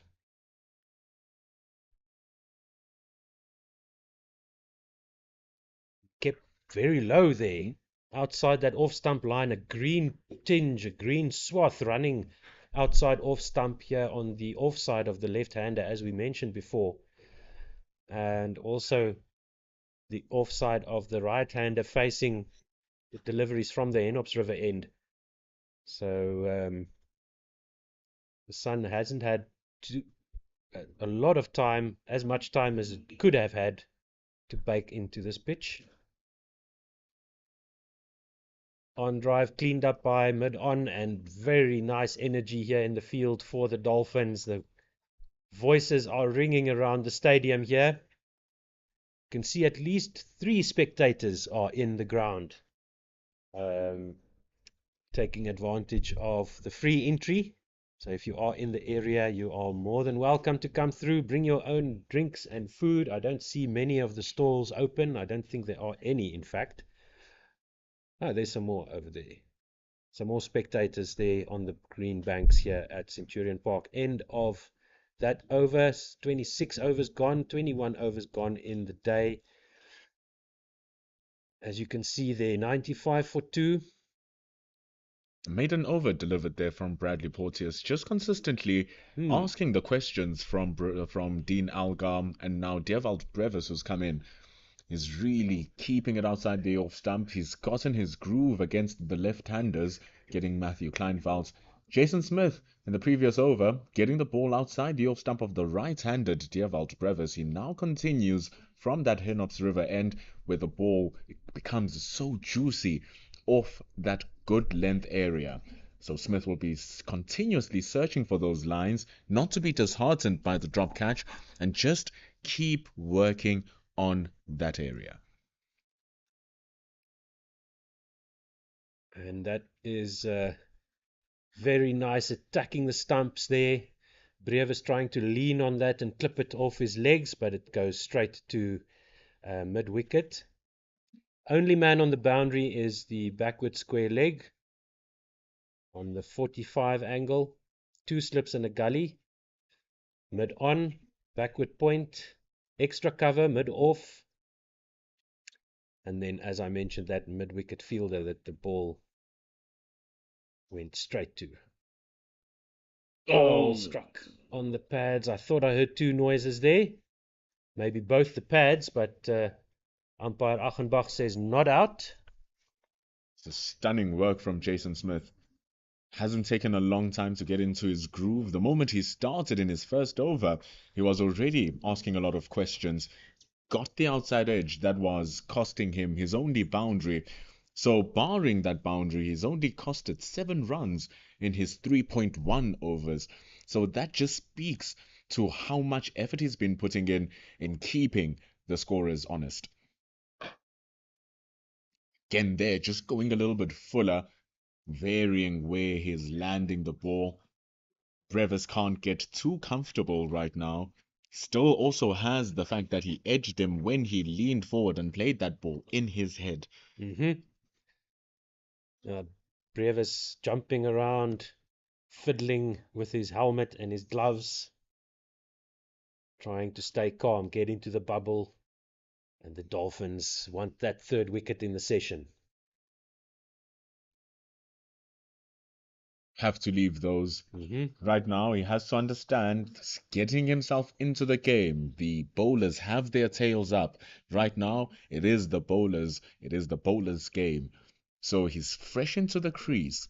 If the ball is not going to be attacking his stumps, if it's not going to be attacking his body, he must feel free to let it go, let it run to Tsepang Ditole at the wicket keeper, get a understanding of the rhythm of the pitch and how he's feeling in the day and how his strokes are. Then eventually he can get into his stroking magnificence.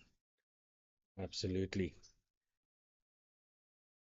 But also at the same time, Jason Smith will want to continue what he was doing prior to these past two balls, which is to force Brevis to play at the balls, force him to go onto that front foot, force him to question, actually, which foot should I be using to play these couple of shots? Should I play or shouldn't I? Should I play or should I leave? Exactly. So what he needs to do is to keep that ball as tight to the stumps as possible. Yeah, those previous two balls left on line by Dewald Brevis, Smith would want to get a little bit closer to the stumps. There we As go. he did there. Thick outside edge to backward point. Smith is on top of things here. He's causing some trouble. Had that catch dropped, but he's just sticking with his basic disciplines. Good work from Jason Smith for the Dolphins. If they can get that one more wicket in this session, the Dolphins won't be too concerned about the run rate. They won't worry too much about that drop catch, especially if they can root Brevis out here. That would be job done for them in the session. Hmm? What Bradley Porteous will be happy about is that he still has the targets of Dean Algar in his sight. He's been bowling very well to the experienced left-hander. Oh yes. Take Oh, edge. that one was a cut shot by Algar that just went past Gully. Any less bat on that, Gully would have swallowed it. Very streaky shot there. Not too badly executed if that was the plan, to tease the man at Gully. Almost brought him into the game. Almost brought him into the game if he was any taller. And it's a pattern we see now where you have one of your tallest fielders standing at that gully area for those very thick edges. Ooh, nicely clipped off the pads there by Algar. The man running around from the square leg boundary will field that. They take 2 runs, and it is 100 up for the Titans off 169 balls. 13 fours and 27.2 overs is 169 balls, of course. Run rate of 3.7 now. In reply to the Dolphins, 293, the Titans trail by 192.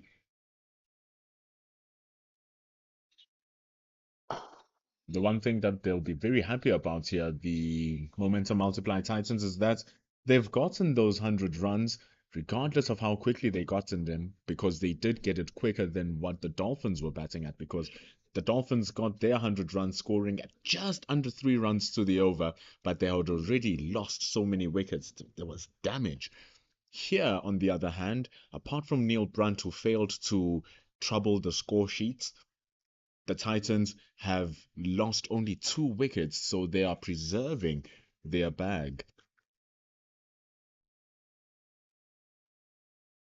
And Dean Algar has been holding very strong when he's going to the charge of the ball. He's going at it with very soft hands, barely giving a chance to any of the fielders to get a catch.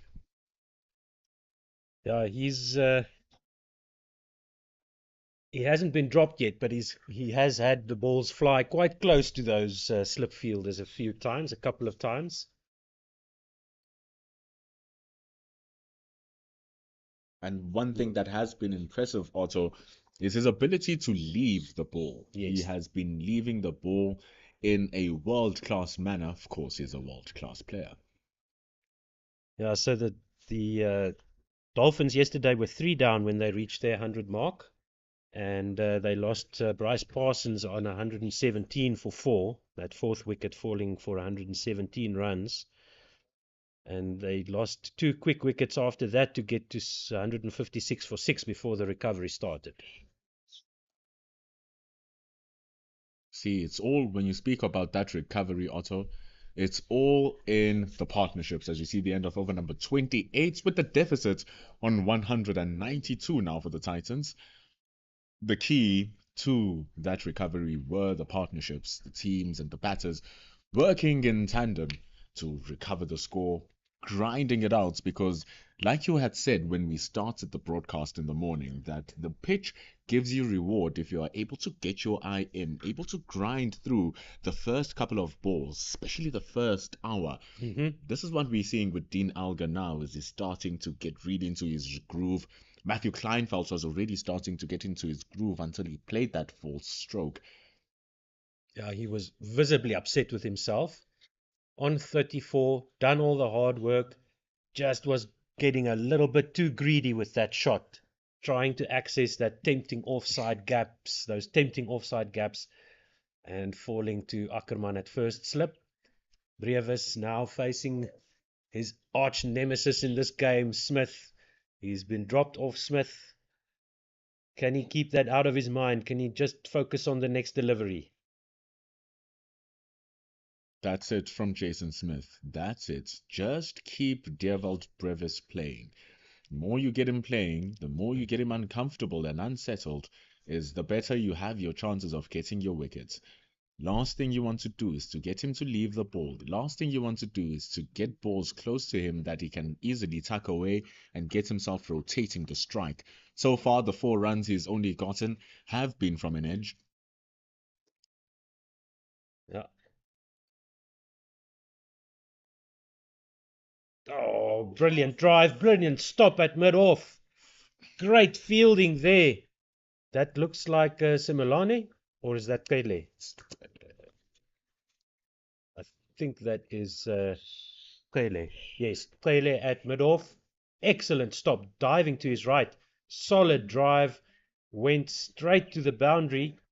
But Pele said, no, not this time, Mr. Brevis. That shot just reminded me that the 4 from Brevis was off his second ball, off a very full and wide delivery from Porteous, driven with authority. So that's the only scoring opportunity they've actually given him. That shot, the previous one that was brilliantly stopped from Oguhle, was the second one, just slightly over pitching it to Brevis. The margin of error is so little, but Jason Smith has been wonderful at handling that pressure. And there's nobody on the boundary on the offside at all. So the Dolphins are saying to Dewald Brevis, you've got to hit the gaps, or you've got to go up and over. Either way, you're going to take a chance. He's already been dropped at slip. He's still driving at the ball, so the Dolphins will just want to stick with this plan. Bowling it just like that, doing nothing else, Jason Smith, keeping it just like that for as consistently as you possibly can. Yeah, because if he over pitches, the drive is on for Brevis. If Brevis is going to try and manufacture a drive, he's going to be in trouble. So just stick to your lengths, Jason Smith. And the other scoring area that's wide open here is just backward, or just in front of square on the leg side. There is a square leg 45 backward square leg on the boundary. So there's a lot of space there and in that square leg area. So anything on the pads is going to go through that area. Or Brevis is going to try to send it through that area. Once again, left on line, outside off stump. Not too bad there from Jason Smith. Straight, getting Dewald Brevis to field ball on bat, and then giving him a nice juicy one to try and drive. But it's that awareness from Dewald Brevis that he doesn't have to score on it right now. Just allowing it to let go as he getting his eye into the match. Last ball of over number 28 as we near the end of session number 1. but too short, just back of a length, and Revis able to leave on line and length. And meanwhile, in other parts of our beautiful country, the G-Bets Rocks were dismissed in the 77th over for 255, and the Dolphins Warriors now about to face the 39th over there, 112 for 4. So two new batters at the crease there in Janeman Malan and Pieter Malan.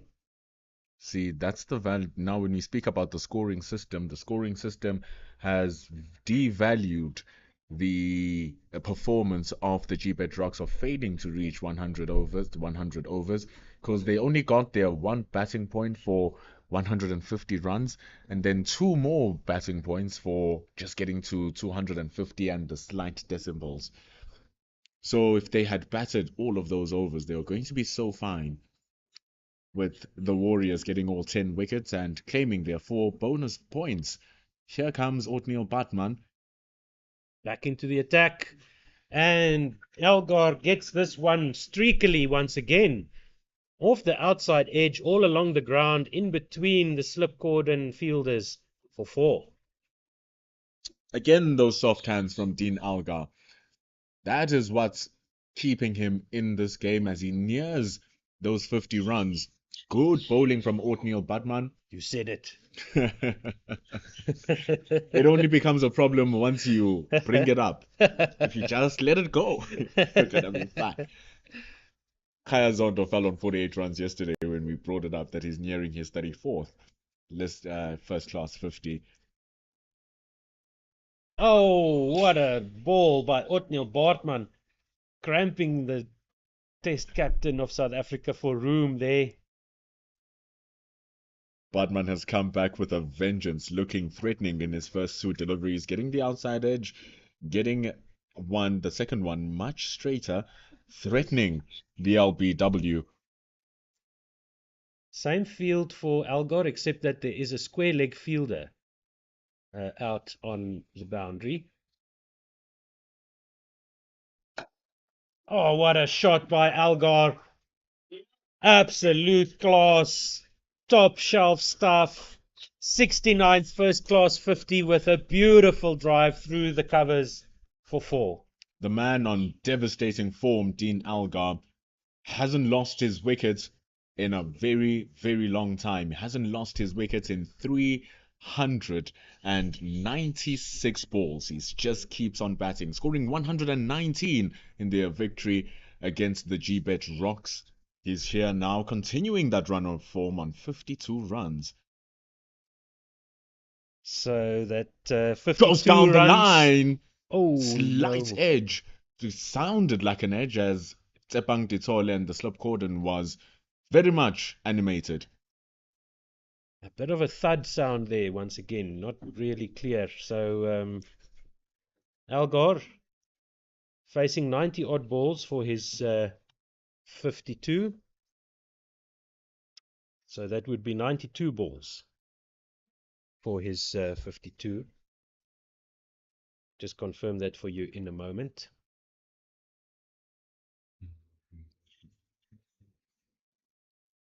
Oh, down the leg side again. Bartman likes that line to Algar. Have to admit that ever since Ditole let go of those 4 runs that went down that leg side, diving for all his worth, ever since he has let go of those runs, he has been superb in retrieving these balls and saving runs for his team. He's been good for the Dolphins. Overpitched a little bit, but Algar couldn't quite get a hold of it. Mid-off fields. And that is 30 overs gone. Still, that achieved rate doesn't want to come down. The Titans somehow managing to score at 3.5, 3.6 now runs per over. Not really super convincing. A lot of, as we mentioned before, a lot of streaky boundaries, lucky escapes, half chances, almost chances, and one dropped catch in the Titans innings so far. in contrast with the 3 drop catches that we saw from the Titans at the same point in the innings yesterday. So much better from the Dolphins where that is concerned. Especially the fact that one of those catches did come from an excellent fielding effort at backward point, and then another good catch, which was taken at the slip cordon. So it shows that even though they did make a fumble there, which was pretty poor from the first slip off the bowling of Jason Smith, we now see Smith taking a break to Oguhle coming back. Oh, nicely worked around the corner there. Misguided short ball from Tele there. And Dewald Brevis just helping it around the corner down to the fine leg boundary for 4. Oguhle, when he started his innings in the morning, was bowling to Kleinfeld and Alga, who are both left-handers, and he got his line working brilliantly in the morning. And he actually did get the wicket of Neil Brandt. So right now, a new batter in the right-handed Dewald Brevis. So he'll want to readjust his work, which he's been putting in throughout this morning, and now getting his line working for the right-hander. Most definitely. Look, the trap is set for the mistimed hooked for the top edge. There is a backward square leg on the boundary, the only boundary fielder. Nicely left alone by Brevis there, left on line. And once again, there is some space straight past the bowler. Mid-off is quite wide. Mid-on pretty conventional, but there is some space there to go straight for Brevis. And once again, no fielders on the boundary to the offside, inviting Brevis to access the space there to get the runs going down to the nice open grass in Centurion. Oh, what a ball! What a delivery through the gate! Played all around that Dewald Brevis, booming drive, and just the ball doing enough for Tele coming back in and disturbing the furniture of Dewald Brevis, who goes for 8 off 17 balls. Just the 2 fours. It's fantastic work there from Oguhle. We did say he was dangerous in the morning. His lengths were immaculate. And such has been the case now against Dewald Brevis. Only took him 1 ball to readjust his lines, and he got them working, getting Brevis to leave the one that is wide, and getting it to sharpen back in to him, finding the gate in between the pad and the bat. And that is how the young Dewald Brevis gets dismissed. Oguhle, a former Titan, wreaking havoc against his former team. That is the 3rd wicket that the Dolphins were searching for to almost tip the scales in their favour, but really balancing things out given the score that the Titans have managed to achieve so far. And Makanya will be next to the crease. 80 matches, 16 50s and 300s. He's played 128 innings, average of only 26.1, but a highest score of 192. Sibonelo Makanya. Sibonelo Makanya coming in was very good at the back end of the innings yesterday with the ball. Was the key in taking out that brilliant partnership at the end, removing Slade van Staden. Now he has the task with the bat to come in and show why he is the all-rounder in the team. Dewald Brevis, the previous ball against Oguhle, getting a thick inside edge back into the stumps. Like we said, we are sitting slightly off center, so it looked as if it's sharpened in very well. But Dewald Brevis couldn't resist to go for it, and he has paid the price. Sibonelo Makanya, vastly experienced, as you've said, now having to take this on to lunch. Now, these two have to stick together well past lunch, otherwise the Dolphins will be on top here. So, correction there. Thank you, Pendulo. That was an inside edge for Dewald Brevis onto the stumps. So just that, but still, that ball would have deviated off the pitch for it to be able to get onto the stumps like that. So 3 slips in, a gully, backward point, attacking the new batter. Ooh, left. Well left, you have to say, by Makanya. That was very close to the stumps. Oguhle's work is beautiful. Yeah. His name in English means it's beautiful. Oguhle. And what he's doing is wonderful. It is living up to his name here, Cele. Swanelo Makanya having to face the music. Now But the Dolphins are turning up the volume once again in the field.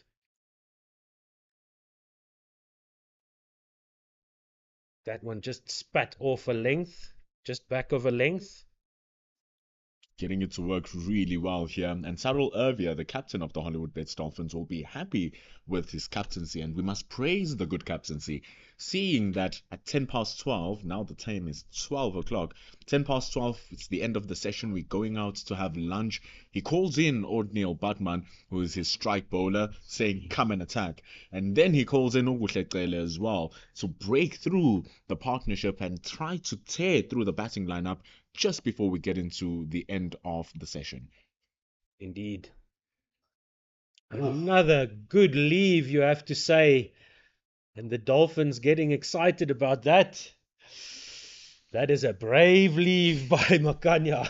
It's wonderful bowling from Oguhle. Really doing the job for Cyril Irvia and the Hollywoodbets Dolphins, cracking the stumps of Dewald Brevis, asking questions of Sibonelo Makanya, and right now the Titans are trailing by 180 runs on their 113, but the shining light right now, Otto, is Dean Algar on that 52. As he so often is for any team that he plays in. He's proven difficult to dismiss. Few half chances, as we mentioned, some balls going past fielders at catchable heights. Could have, would have, should have for the Dolphins, and they could have had Algar a couple of times. Men out on the boundary now, backward square leg, backward point on the boundary, and mid wicket, or square leg, excuse me. Two slips in a gully, mid on quite wide, mid off also quite wide, and an extra cover. And for these top order batters, the Dolphins have employed this tactic where they offer them the space on the offside. Should always be the case, and the nice thing when they're coming through this West Lane end is the fact that that offside is the big boundary. So it's asking a lot of the batters to try and score through that. So you have to use harder hands in getting your hands through the ball. And the thing in doing that, by using those hard hands, is you invite the slip cordon into the game because the ball is more likely to carry. And especially if they get it onto that good length, where we have been saying throughout the match since yesterday that the ball will just zoot and zip through to the slip cordon and to the wicketkeeper's hands. Just to give you some idea, if you're familiar with Centurion, Supersport Park in Centurion, the side screen on the other side had to be extended. Left alone by Algar, left on line there. Almost went to first slip as it goes across the left-hander. Side screen had to be extended about 6-7 meters on the far side of the field here. And that's how off center they are on this wicket. And that's why we're talking about that short boundary, which is now the onside for the left-hander, as square leg on the boundary comes into mid-wicket, closer to Dean Algar. Point on the boundary also up, offering the space. Algar just getting in behind that. Seen him play that shot quite a number of times, that late cut or guiding the ball off the face is something that Dean Algar likes to do. There's a big open space behind square on the offside. Get it past that slip cordon, get it past gully, get it past backward point. You are having a free boundary. That is how quick the outfield is here at Centurion. Yep. And that trap has worked for Brandt, getting rid of Brandt there. That time Bartman attacking the stumps, thick outside edge, straight to point. Finely balanced match here. Both teams would be nervous but satisfied not too bad. Only 3 wickets down, 113 on the board. But on the other hand, the Dolphins, they've got those 3 wickets and they've got a new batter at the crease now. They've got 2 cheap wickets, Brandt and Brevis, not contributing too much. And if they can get Makanya here before lunch, it'll be their session. 100%. And the fact that Oguhleqele is bowling so well, with 6 minutes left, they might get 2 overs in. Oguhleqele must make sure that he gets this done. And he's really putting in the effort. You can see the way he's charging in. He's bowling with so much fire and so much steam. The way he gets across the crease. You can hear how the ball is crunching onto that bat. It's really putting in the money here. And he's got a bit of swagger about him as well as he walks back to his, struts back to his mark. He wants to impose himself onto this match, onto this Titans batting lineup. He's already got 2 wickets against his former teammates. Another brave leave by Makanya. If you're a Titans fan, you need something to calm your nerves. More often than not, when the leave is that close to the stumps and the reaction of the bowling team to it, you have an inclination as the batter that maybe my leave was too risky, and then you'll want to play at the next ball. That is exactly how it happened with Brevis. He let the ball go. Ooh! The next ball, he felt like he had to engage it and onto the inside edge. Yeah. So right now, Sibonelo Makanya, it's very important that he keeps his head onto his game.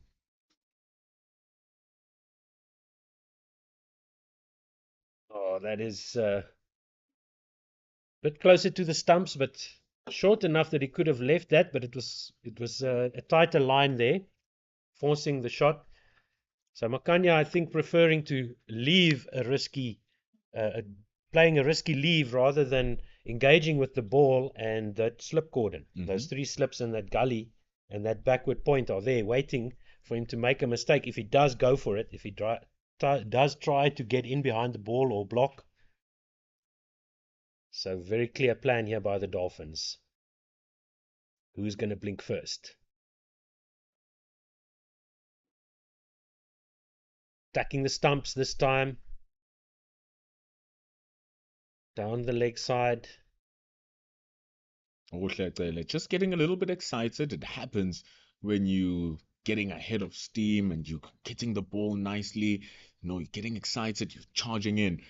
Because you're putting in so much effort, just so happens sometimes you drop the ball a little bit shorter, and then you try to compensate, you push the ball a little bit straighter. So just wanting to bring it back here, That's why he was able to cut that ball before Makanya. Just leave that is what he was trying to say, onto the stumps. Oh, another one. Bravely left by Makanya, shall we say. He wants to be there all the time, does Oguhleqele. Just making sure that he takes those brave leaves, does Makanya. Making him think that, hey, this one is a dangerous one. So those 2 balls going wider, going in 2 straighter, must make sure that this last ball is exactly like the one that he just bowled now. Well, he's saying to Tele, I know what you want me to do. I know you want me to chase these balls outside off stump. What I want you to do is get it onto my pad so I can access that square leg vacant area rather than the vacant offside. Oh, we are, as I've mentioned before, not really lined up with the wickets, so those deliveries look even worse from where we are sitting. They look like they are shaving the stumps. And brave leave once again, good leave at the end of the day, you have to say. And yeah, good contest here between bat and ball. There's still something in the wicket. Every now and then the clouds pass in front of the sun, stopping it from baking into the wicket here and leaving something in that wicket for the bowlers to exploit. There's definitely still a lot in it for the bowlers. It's not an easy wicket to face. And these strike bowlers, as you mentioned, being brought back by Sarel Arvia before lunch to see if they can get another wicket here. Onto the pads of Dean Algar, and it won't be cut off. The 2 fielders converging from square leg, deep mid wicket and backward square leg, and the ball just beating the fielder running around, both fielders running around there. 4 runs to Algar. Andy Lesemelan is a very good fielder, but he's quick hands and quick feet rather couldn't cut it off. O'Neill Batman just getting a little bit too full and too straight on that one, but he bowled a brilliant over in the previous one. He'll want to just pull that one a little bit back to give the ball more time. Indeed. Straight drive by Algar. Beautiful shot, the on drive by the left-hander. 4 more. Again too full from O'Neill Batman. Again too straight. He just fixed his line a little bit, but it was too straight. Full face of the bat by Dean Algar. He will eat those up every single day. Here he is, O'Neill Batman, giving him an appetizer before lunch. Yeah. And player like Algar, that is one of his favorite shots. He's definitely not going to miss out on anything that's overpitched. Much better there. As I've said before, give the ball some time to do something off the wicket. If there is something in the wicket, don't go too full. No need to search. You must allow the pitch to do something for you, as now that deficit nears closer to avoiding that follow-on, 172, avoid the follow-on on 150. If you're wondering about that follow-on, it's just means that the Titans will have a chance to bowl again. Because if you don't cover that 150, the Dolphins will have an option to say, okay, Titans, you failed to cover our score, bat again, because we are going to take you out again. It's exactly what they did in their match against the AET Tuskers, scoring 404 and then dismissing the Tuskers out within that 404 in 2 innings. Fortunately, it might not work today. Just not enough runs on the board. Straight to backward point that time. That previous delivery, you could see Algar almost going for that cut, that guiding that ball through that heavily stacked offside behind square field, and just pulling back at the last moment. That time, making contact and a bit more room outside the off stump, but straight to point. Last ball of the session now from O'Neill Batman. Oh, nice. In behind. The defensive shot by Algar takes us to lunch. Who's the happier change room? Who would you rather be coaching now, Pendulo? It's a very interesting balance of the game because the Titans are scoring at a fairly decent nick and they still have very good batters in their lineup. Makanya is holding on strong. Donovan Ferreira needs no introduction. Rivaldo Munsami played very well with Dean Algar in their final innings against the G-Bet Rocks in that victory, scoring 50 runs as Dean Algar scored 119. So at this moment in time, the Titans seem like might be the happier camp despite losing those wickets in the day. They still have a lot of firepower left, but Dolphins will also be happy, taking out Brunt, taking out Kleinfeldt, taking out Brevis. So I'll give this one as a draw this morning. Yes, I agree with that. If the Dolphins had gotten one more wicket, I would have given it to them, but it's nicely balanced here in the match and in the session as well. So let's recap for you. The Titans resumed their innings on 14 without loss this morning. In the start of the 6th over saw the fall of the captain, Neil Brunt, for naught off 20, and he was caught by Andile Semelane at backward point off the bowling of Okuhle. Then the next wicket to fall was that of Matthew Kleinfeldt, 34 off 55. He scored 6 fours at a strike rate of 61.82. He was caught at first slip by Marcus Ackerman off the bowling of Bradley Porteous, and that was a very disappointing dismissal for Kleinfeldt and the Titans, because the trap was set, that wide open spaces enticing the drive, Kleinfeldt going for it, And then after being dropped on 4, Dewald Brevis was the next one to go, bowled off an inside edge, played on off the bowling of Ukuhle, and that brought Sibonelo Makanya to the crease. He's there with Dean Algar.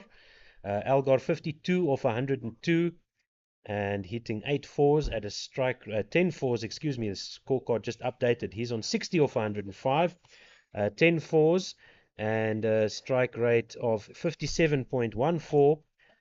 With him there, Dean Algar is with Makanya, who's not out, on 0 off 9. So the bowling figures for the Dolphins: Okuhle 9 overs, 2 wickets for 24. Otniel Bartman, that's not updated yet. We'll just have to wait for those to come. Just say that Okuhle has taken 2 and Bradley Porteous has taken the 1 wicket for the Dolphins. And that's all from us for now, and we'll be back after the lunch session.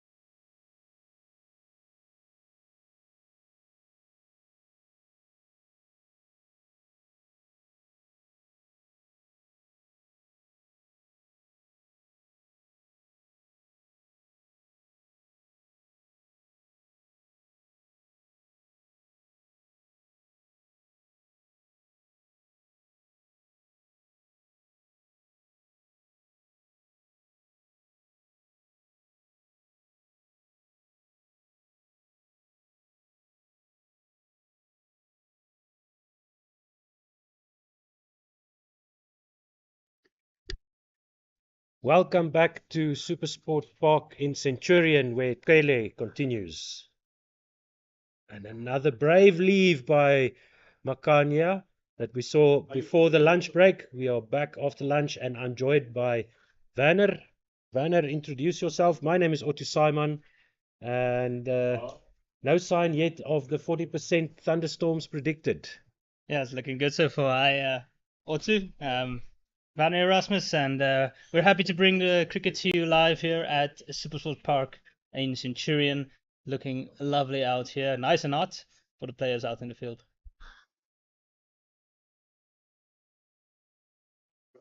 Effort ball again from Kele. Can hear the grunt all the way up here where we are sitting. Relo has been so consistent this season so far. The move to the Dolphins has been a good one for him. Finally getting time to play some full-day cricket using that red ball to good effect. It does look like the wicket still has something to offer for the bowlers. There's been a little bit of cloud cover, maybe 30% or so. This time forcing the shot. Kele getting close enough to the stumps there to make Makanya play. Very attacking field set here from the Dolphins. They have free slips and a gully in, and they have a point. And the only man out is at deep fine leg on the boundary, just covering that area. But otherwise than that, all attacking from the Dolphins here, trying to get an early wicket after lunch.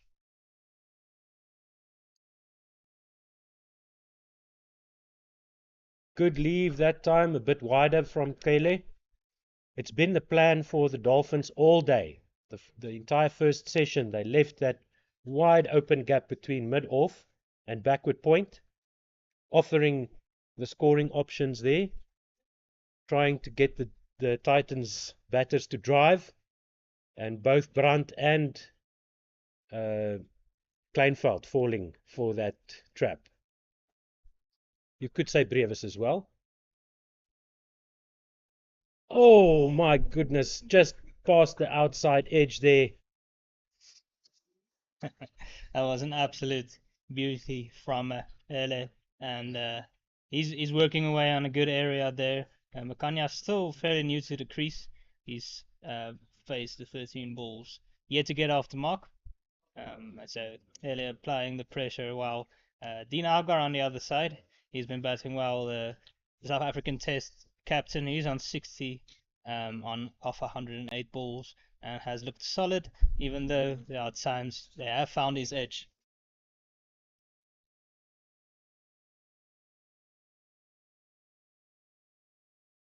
Good leave to end the over by Makanya. He still has to get off the mark. And as you can see there, score 121 for 3.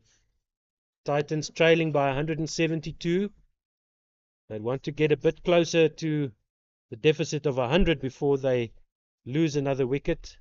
At least a 50 partnership here. Otherwise, I would say the Dolphins have the upper hand.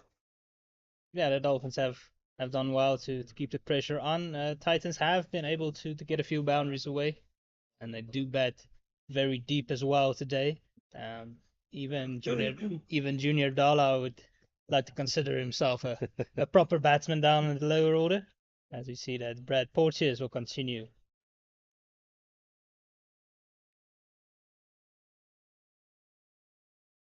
Beautifully clipped from Dean Algar. Straight to the fielder at square leg on the boundary. No chance for anything other than a single. Easily taken there, and Makanya will now face his first ball from the West Lane end. Porteous bowling from the West Lane end. Kele starting us off from the Henops River end. And the Dolphins are quite fortunate, blessed with all the all-rounders they have in their side. Bradley Porteous, Jason Smith. They have Bryce Parsons who can bowl. They have John Smuts, who's not playing in this match, but he did so well in the last one.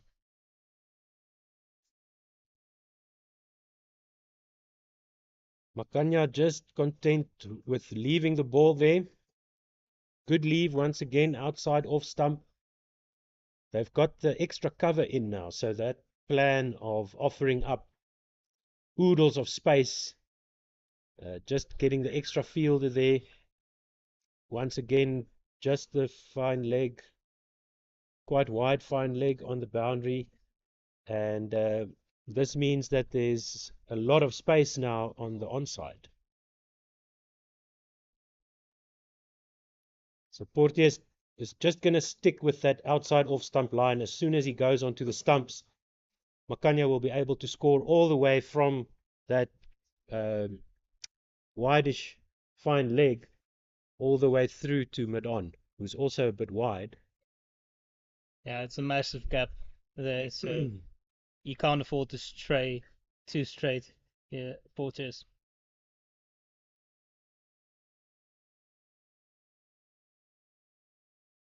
Tighter line on off stump, forcing the defensive shot there by Makanya, but Makanya looks very patient. Looks like he's going to just try and occupy the crease. No thought of run rate or scoring opportunities or anything in his mind. He just wants to make his mark in terms of time at the crease.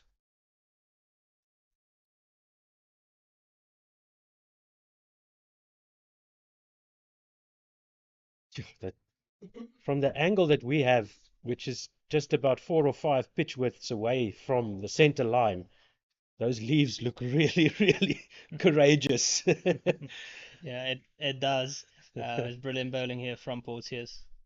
Just maintaining a good area there. Big season this for Makanya. He hasn't started too well. He had a great season a couple of seasons ago, and he wants to get back to his best. Oh, top edge! Is that gonna... No, that's a 4 runs as there's a misfield at deep backward square leg. Fine leg running around there. Thought for a moment that got an edge, but it went all along the ground. Yeah, and it was well controlled by Makanya. Porteous just erring there at the last ball of the over, but will be a bit frustrating for him and the captain. Dragging it down short and easy put away for Makanya. Again, should have been fielded there on the boundary. Seems like it might be Bryce Parsons there at the boundary, and he'll be disappointed to not cut that one off as the Titans move on to 126 for 3 at the end of the 36th over. Dean Algar on strike now, facing Okuhle Tele, and it will be once again just that fine leg fielder quite wide on the boundary. Everybody else, for Algar, they've got the point man on the boundary as well. They've got a mid wicket in, so again, just trying to get Algar to drive, which he does, but straight back to the bowler. Solidly in behind that one. 2 slips and a gully, as you can see. Mid-on is mid-off a bit wide. Extra cover, and mid-on with a mid-wicket quite close to the striker. And that fielder in the last over misfielding was Slade van Staden, who's now again run all the way around for this over to fine leg.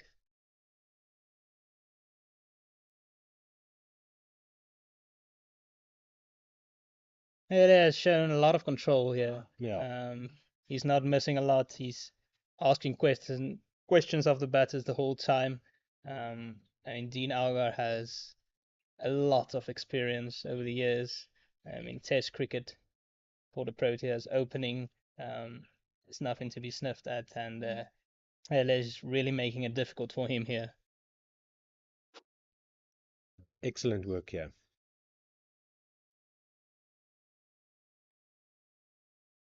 Just straying onto leg stump. Algar would have liked that one to go a little bit squarer on the onside, but it went down to that boundary fielder at wideish fine leg. Field shifting around now for the right-handed Makanya. So let me get Makanya's figures up here for you if I can. Interesting that they're keeping a third man on the boundary when Algar is on strike. That is a very productive area for him. Can beautifully bowled. Third man is not an often used position in the longer format of the game. Often see teams going without one, but definitely a clear plan to Algar. They don't want him to just run it off the face for easy boundaries there. So, Makanya, first class record, 79 matches, 127 innings, 8 not outs, highest score of 192, average of 26.14. Oh, is that an edge? No, says the umpire. Oh. The Dolphins are absolutely livid, remonstrating with the umpire, Achenbach. She walks away calmly, not moved. From where we're sitting, we could hear a clear noise. There was something there. There was a definite noise. It did seem like it took a nick, but the umpire deciding otherwise. Dolphins are really upset about this one, still struggling to understand how that wasn't given out. Sure, a lucky escape there for Makanya, offering the shot, the defensive shot outside the off stump. The ball flew through to the keeper, but umpire Achenbach said no contact with the bat. Tough break for the Dolphins, but they need to let this go and focus on the next ball. Keeper slowly going back to his mark. Titole.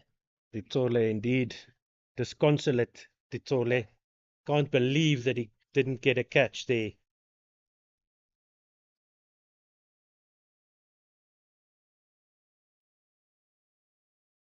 Straight to the field at that time. Hands on head for LA there. I'm very disappointed not to pick up that wicket in the last over. But as I said, they will need to put it behind them. There's nothing like reviews in domestic cricket in South Africa. And so they need to focus on the next over. A lucky break for Makanya. At least it seems a lucky break from here.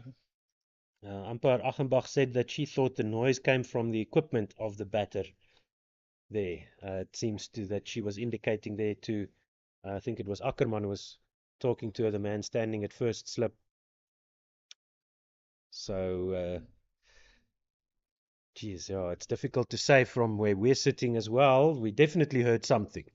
Both you and I agree that there was definitely some kind of noise. Portia is needing to adjust his line now, bowling to Dean Algar, a left-hander, and I again see a fielder out on the deep third-man region, but they also have a fielder out at deep square leg and deep fine leg, so you might see a few short balls aimed at Dean Algar. Just to finish Makanya's figures here quickly, strike rate of 54.45 in his career, 316 50s. So, yes, he definitely want to improve that as well.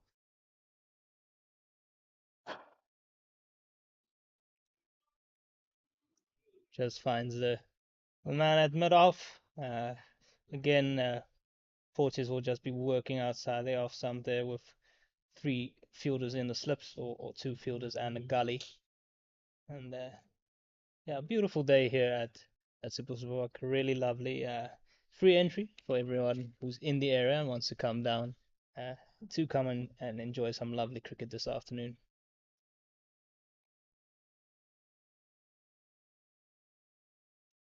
Solidly in behind it, Dean Algar. Do bring your own drinks and food, as I haven't seen any stalls operating here, but you're more than welcome to come and enjoy a Sunday afternoon in the sunshine here at Supersport Park.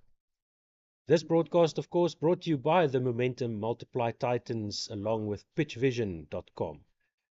So do enjoy it with us if you're not able to make it to the ground today. Oh, that's beautifully clipped by Algar. Brad Porteous just straying on the legs where Dean is very, very strong and just over pitching a bit as well. An easy put away for him. And now we see once again the problem with these unattended games. Reminds me of that India and Bangladesh series during COVID where the fielders had to go and fetch the ball themselves. There's no security guards and fans in the stands that can bring the ball back to the players. They've got to go and fetch it themselves.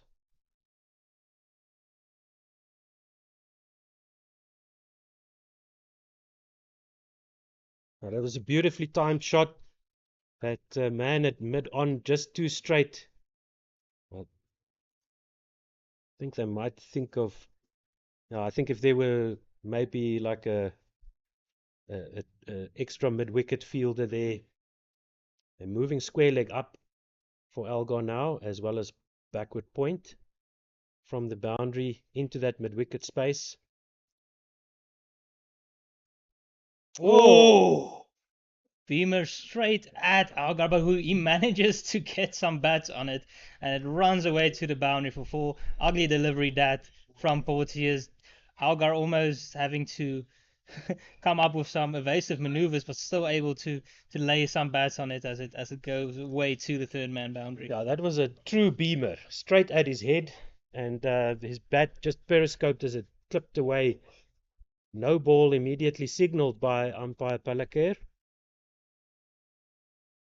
Ball slipped out of the hand there. I can't imagine that Bradley Porteous was bowling that on purpose, and he is wiping his hand. So no doubt an apology was sent Algar's way.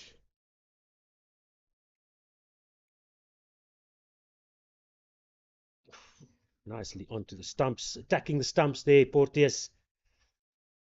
With that field, the straight ball is almost a surprise delivery. Yeah, and there's a clear plan here. They're trying to keep Makanya on strike on this side against Hele. They did feel that they got the edge of the bat last over, so they brought up the man from third man and from deep square leg to try and keep Algar on strike so that they can rather focus on bowling to Makanya, who's still fairly new at the crease and hasn't found Hele easy to face. Now, just a 19-run partnership of which Makanya has only scored 4 runs. So he's been very, very loath to make contact with the ball. And yeah, I hesitate to say that the umpire made a mistake there because we don't have the replays either. We don't have the close-ups and the slow motions.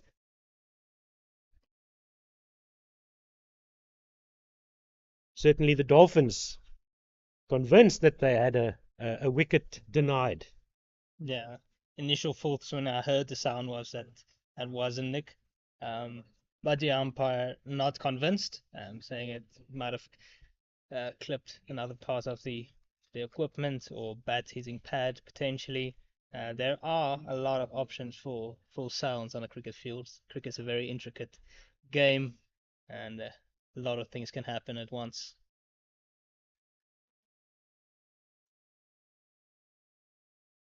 Well left again by Makanya.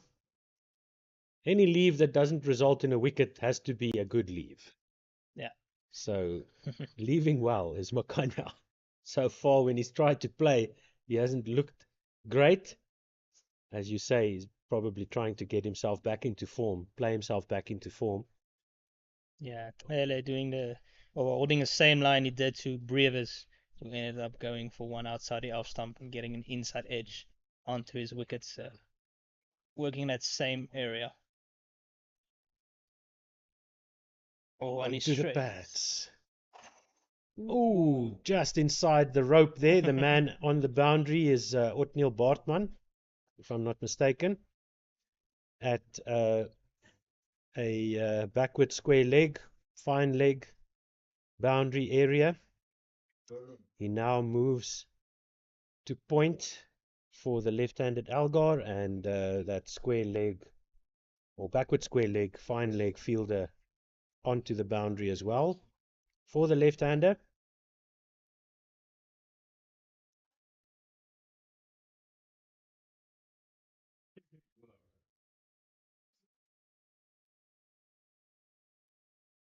Oh, that's a mistimed hook.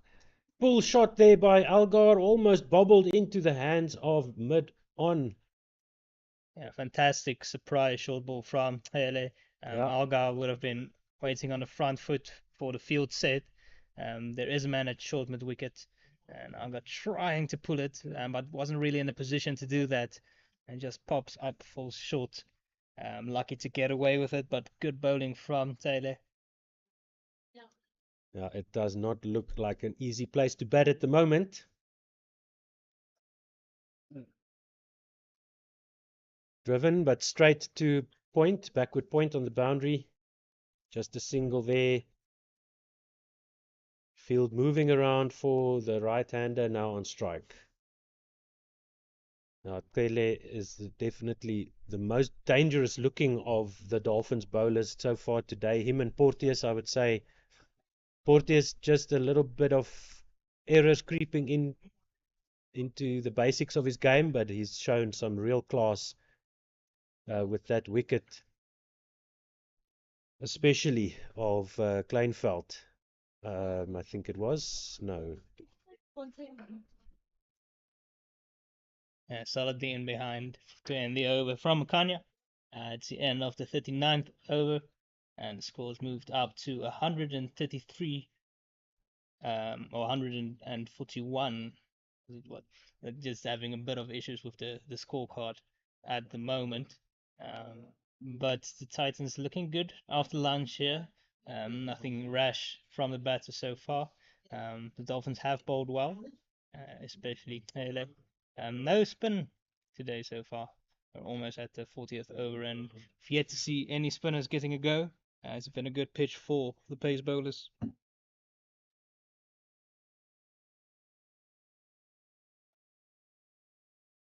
Now, when the pace bowlers look as dangerous as they are, I also wouldn't go for a spinner just yet. Meanwhile, the Tuskers 357 for 9 in the 132nd over against the Western Province.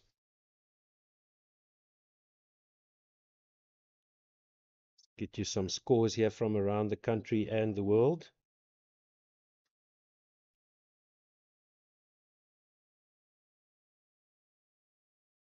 Nice looking drive by Algar, but straight to mid-off. Not getting a hold of it completely there. The Warriors are in a bit of trouble, 150 for 5 at the start of the 49th over against the G-Bets Rocks, who put up 255 in 77 overs. And then in this match, play and a miss there. Dropped by the keeper either way. Just want to check something here. It looks like It was Porteous who took Kleinveld's wicket. Yes. Yeah, it looks like the Tolly has hit his hand a bit. It's a bit of a hazard of the job for a keeper. Their wrists and fingers are always in harm's way. He seems to be okay. The ball is back in Porteous's hands and he's ready to continue.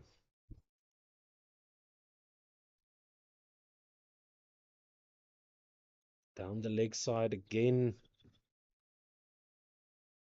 Well taken by Ditole. Oh, maybe trying to attack the stumps a little bit there, but lots of open space here from mid on all the way to square leg for Algar to aim at if the ball gets onto his pads. Definitely not the line that Porteous wants to bowl.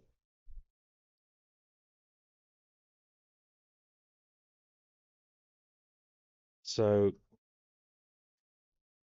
just an update from Bengaluru after this one. Straight to extra cover. Dolphins keeper there trying to get some life back into the fielders. They were very disappointed with that catch that was denied, or the umpire's decision not to award a catch to the Tole. Yeah, it seems to have sucked some energy out of the field at the moment.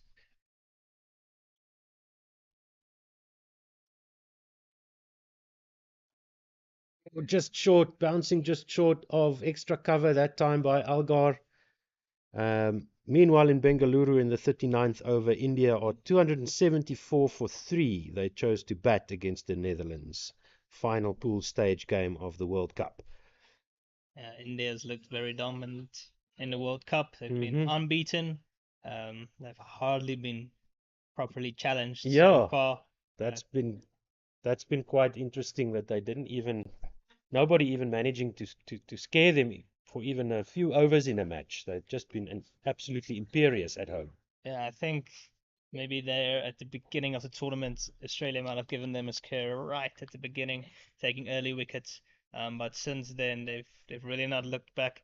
But of course, massive matches coming up next week and knockouts coming up for the World Cup.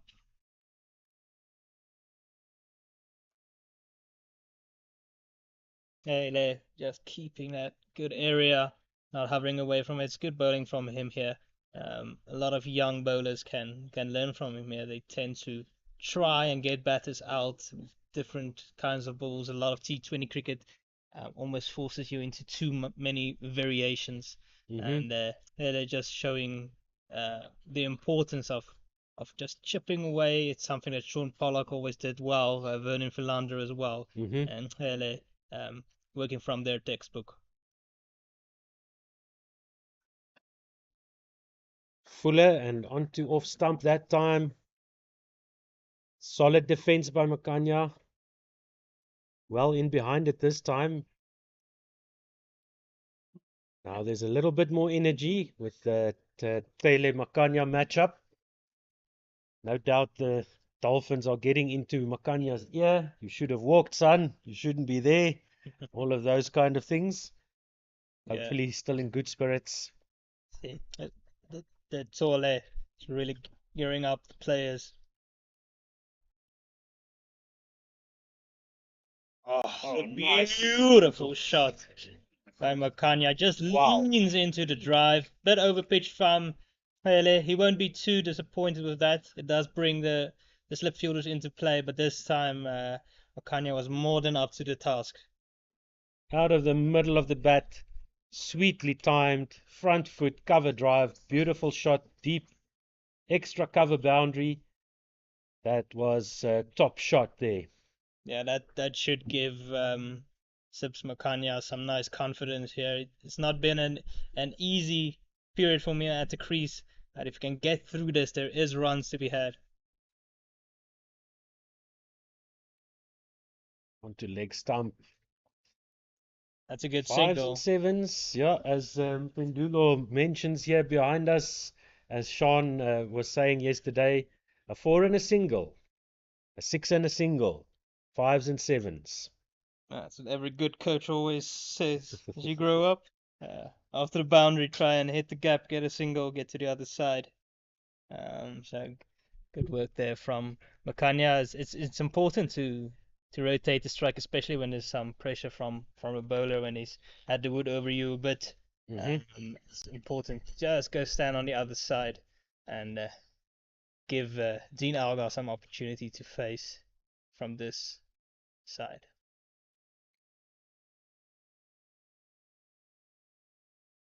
Another effort ball, grunt from Kele as he delivers that one.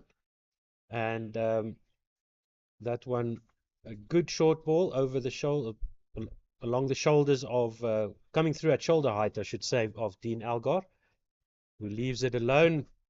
He almost fell to a pull shot in the previous over. So this time just letting it go.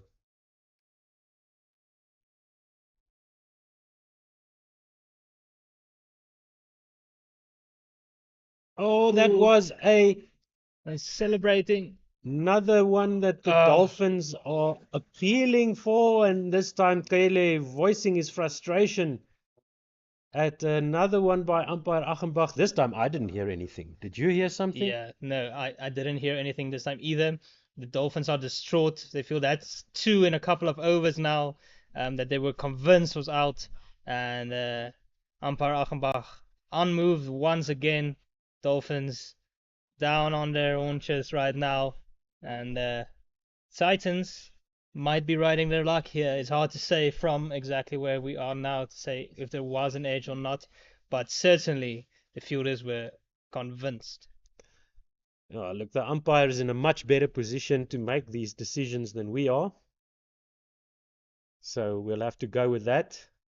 But judging by the Dolphins' reactions, they are absolutely convinced that they've been robbed, cruelly robbed by umpire Achenbach. They just need to get on with it and be careful that they're not going to incur some penalties or some sanctions from the umpires. But it's been nobody shouting at the ref, at the umpire in the faces or anything like that. Just very visibly upset and walking off, taking some time to themselves before getting back to the match. Yeah, Hele has been bowling beautifully, and feeling that he got the edge a couple of times off both batters, and he'll be disappointed. Yeah. From a Titans perspective, they'll want to get through this period, get through this power of Hele, and get into their innings. Look, Kele just has to stick to his guns. He's just got to stay calm, keep doing what he's been doing because it's obviously causing some issues for the Titans batters. So just stick to your game, stick to the plan.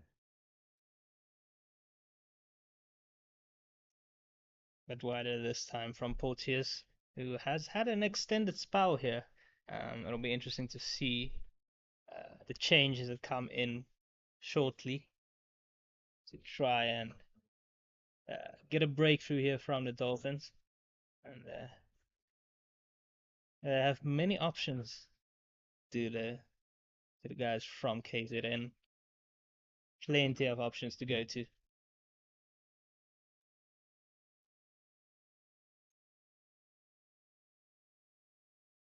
Another good one by Porteous, left alone by Makanya. The trap is set here. They just need to stick to their disciplines. It has been working for them. So it still doesn't look easy to face this Dolphins attack. And they've been bowling beautifully. Whatever there is in the wicket, they've been bringing it forward. Well left by Makanya. It's now that balance where the Dolphins are trying to force their will onto the Titans batters. They're keeping them quiet, getting some half chances, 2 chances they would argue.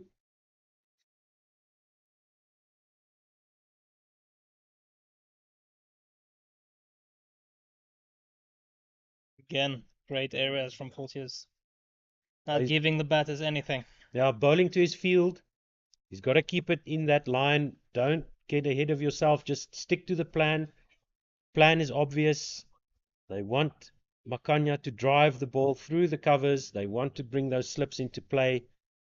The mistimed shot, the fielders are there around the point and cover, extra cover area. Mid-off is there.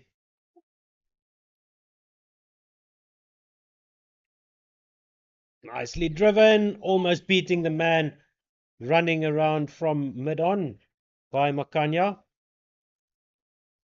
It's well cut off there.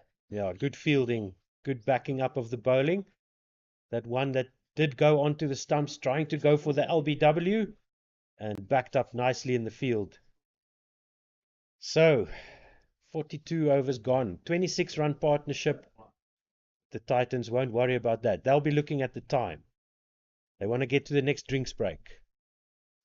I've got 3 overs left in my commentary stint, and then you'll be joined by Mpendulo. So he's going to hope that he brings the Dolphins some wickets. Mpendulo. Seems like we'll have a bowling change here with looks like Othniel Bartman coming back into the attack. Tough luck for LA. Was a wonderful spell from him. But of course they'll want more from him later in the afternoon. So time to switch things up a bit from Bartman. And he's bowling to the same field that LA had with a man out at deep point for Algar and also at fine leg.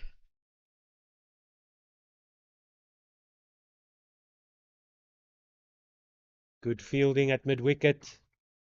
Solid clip off the pads by Algar. And well stopped there at mid-wicket. So Bartman is bowling his 11th over. 4 maidens. None for 32. Exciting batting lineup from the Titans. Guys still to come in Donovan Ferrara and Rivaldo Moonsamy.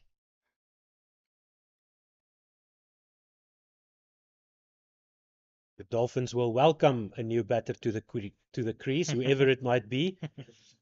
And driven by Algar to point on the boundary.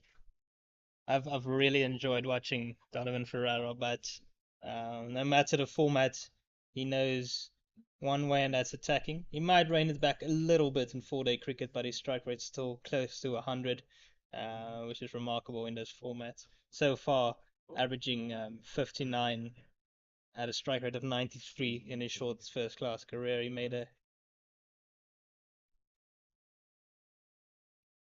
very wide from Bardman. Umpire says it's okay. You, 4-day cricket, they are a lot more lenient with wides. And getting back to Ferrara, he had a remarkable century last season in the 4-day cricket. I think it was against the Dolphins, where they were chasing a score of around 175 they still required in the last session, and he just hit the ball all over the place. He started with a 6, and then he hit a 6 to get to a century as well, and he won that match for the Titans from absolutely nowhere. So he's an exciting player to watch. He might throw his wicket away here and there, but to have somebody like him in the middle order just to put pressure back on the bowlers is very, very nice to have. So is Makanya on strike now?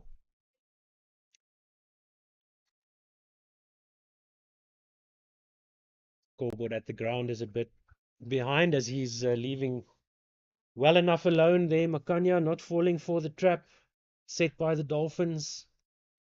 Still inviting the drive. They know they're not in a position where they can start to think of defending the scores yet. They need wickets. Do the Dolphins? They haven't had one in the session post lunch yet.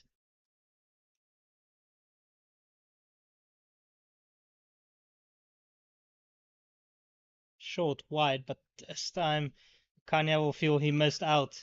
It was there to potentially get a boundary, but he ends up getting a bottom edge into the wicket, and end of the over, and we gave the scorecard to you once that is sorted out here at Supersport Park.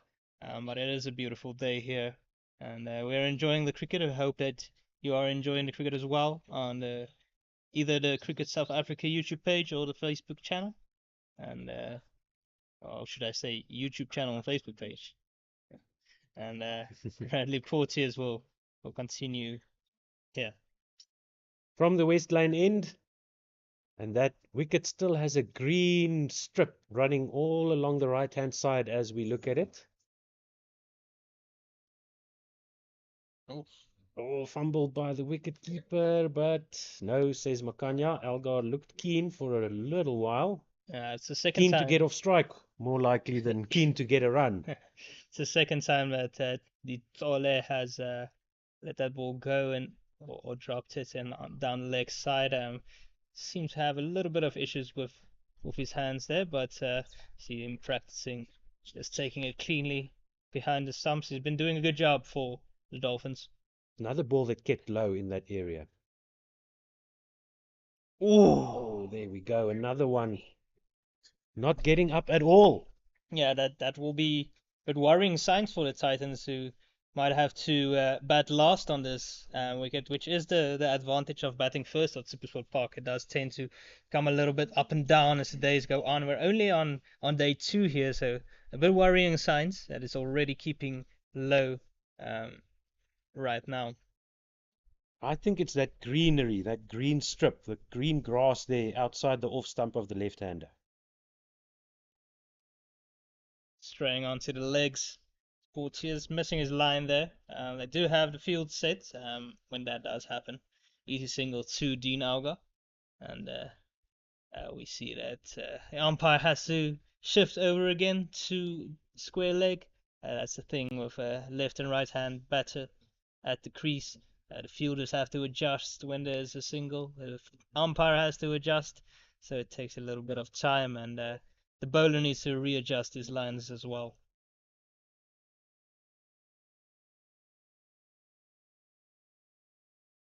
Ooh. Oh my goodness. Inside edge in between the legs of Makanya there. Just bobbles out to backward square leg. Just enough of an inside edge not to do what Dewald Brevis did and get it onto your stumps there.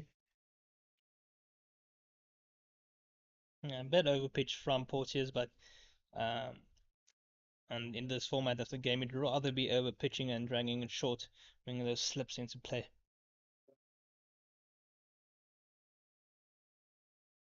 Again, very full, bunted out, and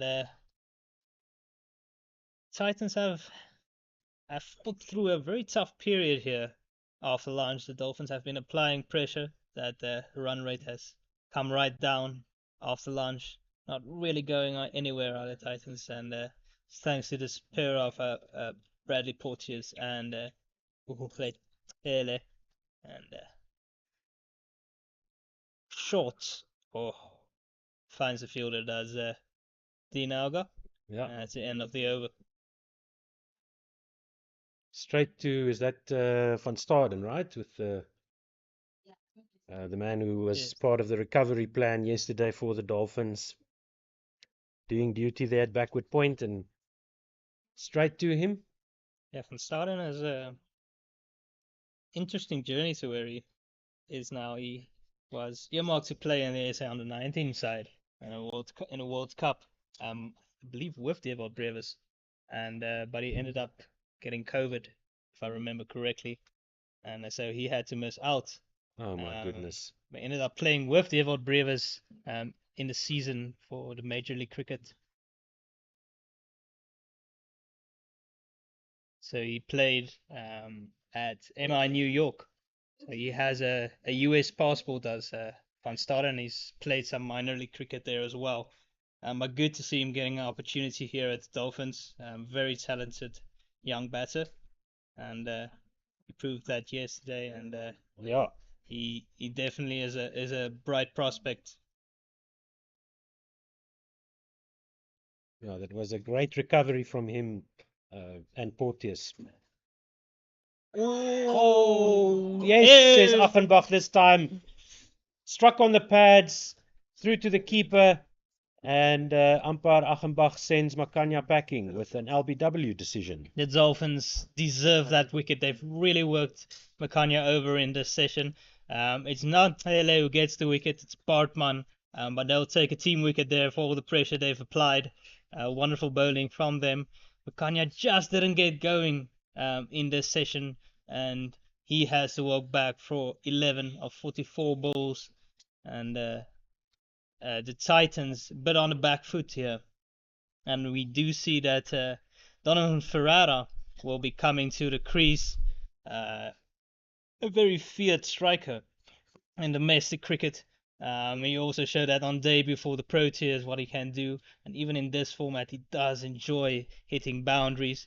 So if nothing else, this should be exciting. Highest score of 127 at an average of 59.5, 150, just 150, but 200s in his short career so far. And you've been looking forward to this. The Dolphins, as I mentioned, would love a new batter at the crease. They've got that. They got the wicket of Makanya for 11. So let's see if Donovan Ferrara can stick with Dean Algar here to get through to the next drinks break, through to tea. The Dolphins need 2 more wickets here, and that'll be their session, I would suggest. Yes. And we expect the batting conditions to improve, but it has still not really looked like it's flattened out at all. It still looks a very difficult surface to bat on. Yeah, I think we should also give a lot of credit to the Dolphins bowlers who've applied Oh, pressure. yes. They've remained in a good area. They haven't given many freebies. They dearly love to get Ferrara early in his innings because if there's somebody who could put pressure back on the bowlers and get this innings going after lunch here, it is this man on strike. So they dearly love to pick him up early.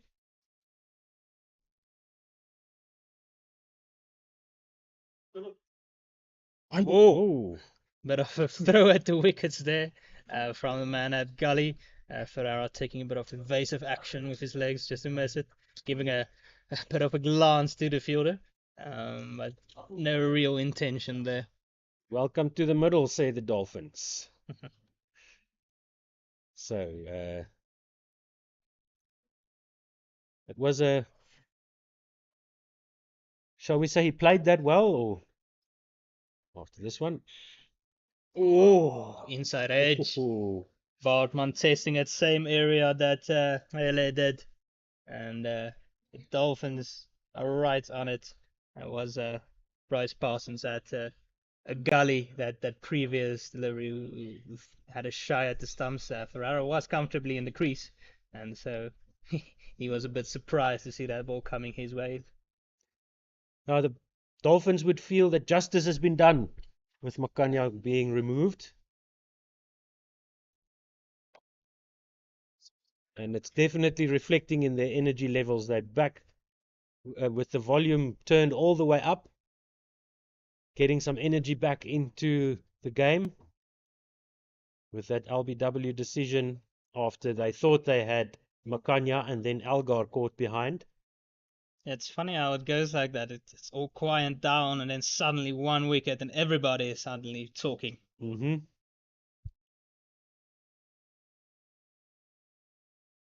Oh, what a ball!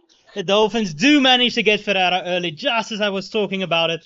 How important it will be to get him early on in his innings, and they do right through his defenses.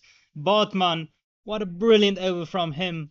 2 wickets, and that has turned this game on his head, this innings especially. And Ferrara has to trudge back for a full ball duck. That was an unbelievable ball by Otniel Bartman. Yeah, that's completely through the defenses of Ferreira. Beautiful delivery to the new batter, getting that line outside off stump going, carrying on with that outside off stump line. We're just looking at a replay here, and you can see the ball just angling in with the arm for Bartman. Beautiful work by the Dolphins paceman. It just nipped back off the surface. Not much Ferrara could do about that one. He was playing the liner, and suddenly it seemed back into him and right through that gap between bat and pad. It's that green strip. It is, and the Dolphins have been aiming at it, and it's rewarded them. It's rewarded their patience, and they have the Titans in a bit of strife here at 146 for 5, and they still have a lot to do here. They do still have Dean Algar at the crease, but the Dolphins will be very happy with their efforts after lunch, and we will have a commentary change as Mpendulo will take over from Otu. Thank you very much, and please enjoy the rest of the session with, or the next 10 overs with Vanner and Mpendulo.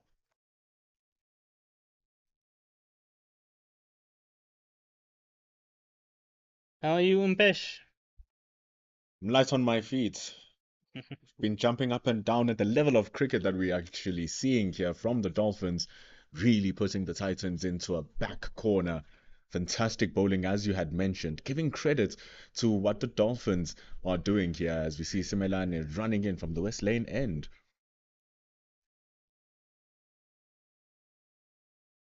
Yeah, so Milani taking over from Porteous, who did a good job in partnership with Hele and then Bartman, and Bartman then just executing so beautifully in that last over. All the pressure that was applied on the Titans and finally resulted in a couple of wickets, important wickets as well.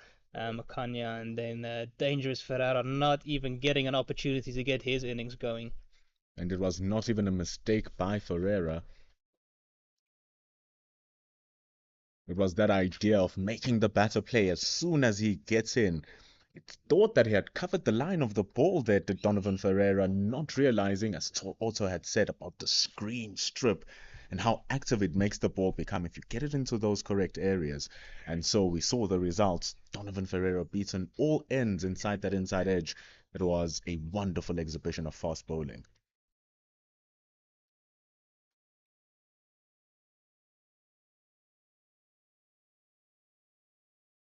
And it seems here, Werner, like Simelane is getting into a groove nice and early because we saw in his first spell when he was bowling to Alga and Kleinfeld to our left-handers as he's bowling to Alga now, is that he was drifting that ball so much to the hip where he was just being able to be clipped away. Yeah, important for Sam Milani to continue this pressure that we've seen this session by the Dolphins. Another youngster. It's good to see all the youngsters wanting to play red ball cricket.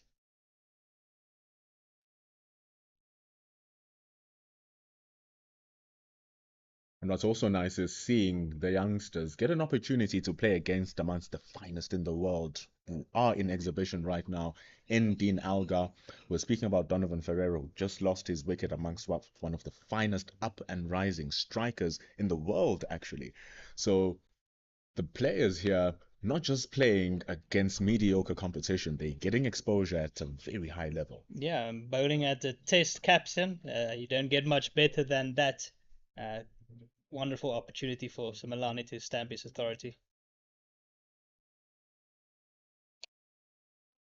But it's Alga looking to reverse that pressure, just waiting for Simelane to feed that ball into his areas, just taking away a single. Will be the important thing now between Alga and Munsami is to do what Van Staden and his partner, Van Staden, and who was he batting with? Just slipped my mind. Bradley Porteous. Thank you so much. That partnership of 113 runs, that's something that the Titans need right now. Yeah, you can say from the Dolphins' point of view, they have so many options with bat and ball. I mean, they have all-rounders in Simelane, they have Porteous, they have Jason Smith, they have Bryce Parsons. They have the option of going in other games to John Smuts.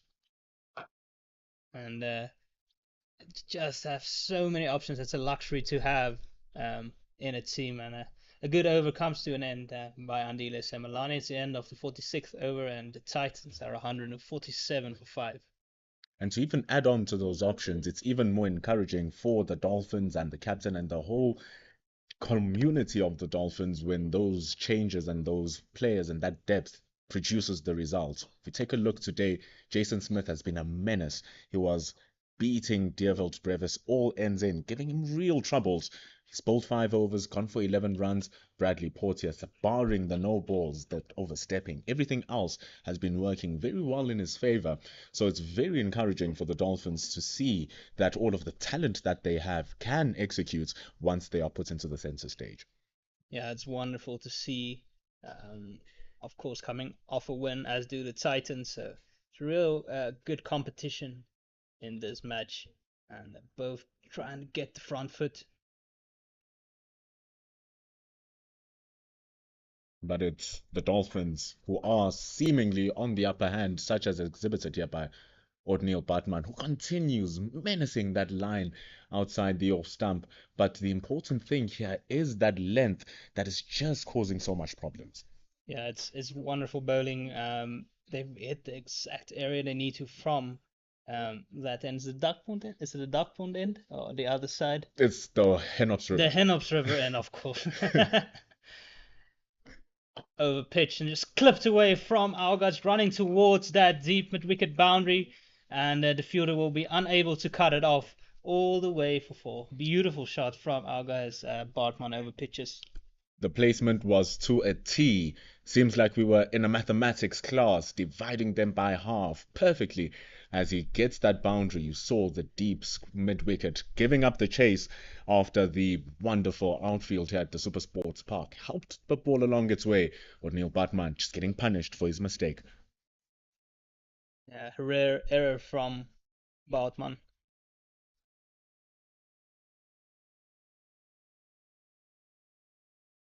Better from Bartman. Pulls his length back a slight bit, and outside the off stump, bringing those slip fielders into play. And Dean Algar just presenting full set face off the bat.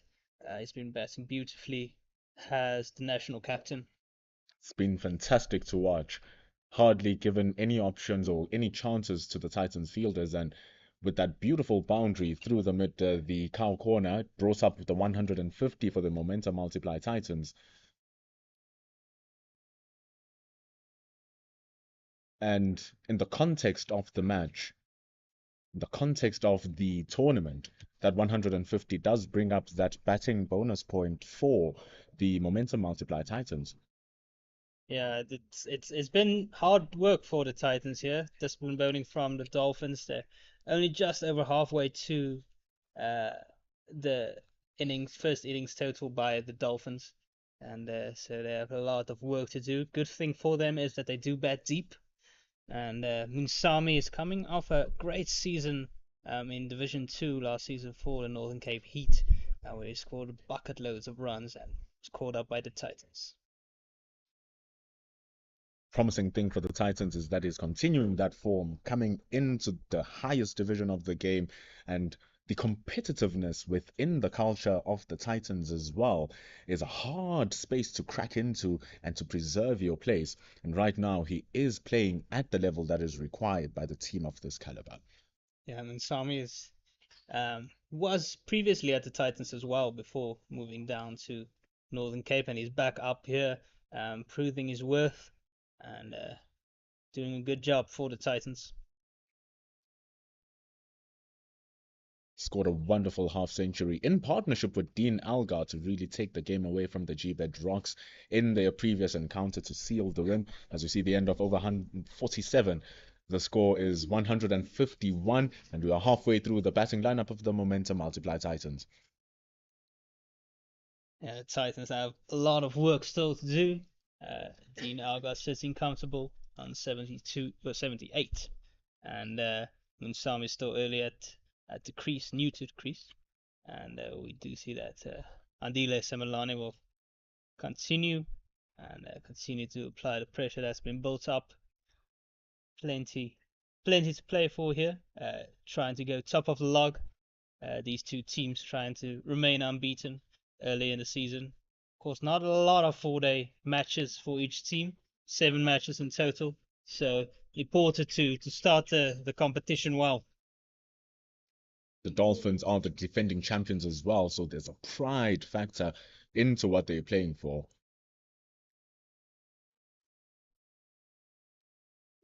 Gets the slight edge. Was going hard at it was Munsami, but just not getting the elevation it needed to reach Cyril Irvia. Yeah, good bowling by Semelani, bringing that edge into play, getting it nice and full. 2 slips and a gully waiting there. They do also have a fielder at cover, so not Munsami would have to get it perfectly to get runs for that shot.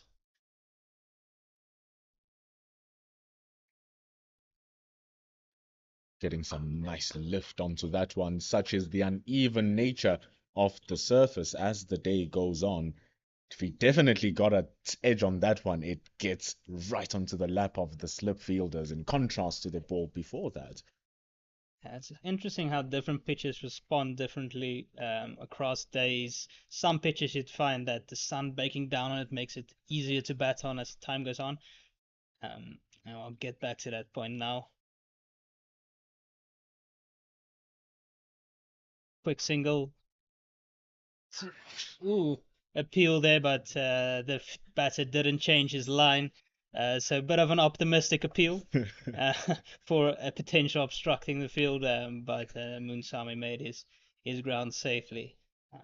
Just to get back to that point, so some pitches you find the sun breaking down a pitch makes it better to bat on as it gets harder, takes moisture out of it. But other pitches, sometimes here at Supersport Park in particular, you get, if there's any sort of cracks, it tends to widen those cracks and you get more uneven bounce. And that is something that tends to happen here. Oh, glorious from Dean Algar. No need to even run. The moment it passed short extra cover, he knew what the results was going to be, and so did everyone else at Supersports Park. Wonderful 4 runs. Yeah, it's beautiful. Just leaning into it. Over pitched from Similani. Still bowling to his field, so I don't think the captain will be too unhappy. But Dean Algar will collect another boundary and move into the 80s. It was excellent execution from the national captain. Now just tidying it up and consolidating. Andile Simelane drawing the length back. As you said, Werner, it's not really bad bowling from Simelane. It's just that he got out battered in that one instance. Yeah, no, it's the idea is definitely right, and I need to keep those slips honest and keep the batter honest and keep the slips in play. Dean Algar's having a fantastic season. He scored 3 centuries in the One Day Cup, started the 4-day series excellently as well. Oh, good stop there at mid wicket, getting down just in time, getting a hand on it. Looks like it might be Bartman over there, and he did very well to stop that one. Doing the work with the ball, doing the work in the field as we see him give the umpire the cap to end over number 48. It's the momentum multiplier Titans here, trailing by 137 runs. They still have 5 wickets in hand as this partnership between Rivaldo Munsami and Dean Algar is worth 10 runs. And it will be looking to grow, hopefully, into the triple figures, just like they did before. Oh no, I lied. They got to 97 rather. They were very close. Very close. But they'll be hoping that that will be somewhat the case here. Yeah. Talking about the batting depth of the Titans and the Dolphins being a luxury, it's something the Proteas are searching for on a national level, and plenty to play for the Test side. Oh, beautiful ball again. Just that exact area where he got Donovan Ferreira getting the ball to move back in, and Bartman really on it here. Really charging hard into the crease, hitting the deck with all that it's worth, and the pitch is responding perfectly to all of his efforts. The movement is just dancing to whatever his mind and his hand is saying.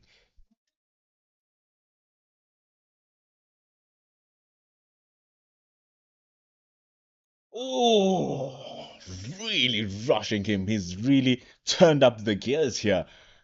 Charging hard here. Yeah, getting extra bounce as well. Lift that Munsami did not expect there, and he managed to get that one to bounce. Oh, and it wrapped him on the glove. Munsami going down, just tapping the wicket a bit, trying to see if there's anything he can hit back into the pitch to make it. What's the word I'm looking for? But just trying to make it behave the way he expects it to. This is the battle between the bat, the ball. It is Batman here who seems to be getting a real groove for it. Then just pushing that one a little bit forward.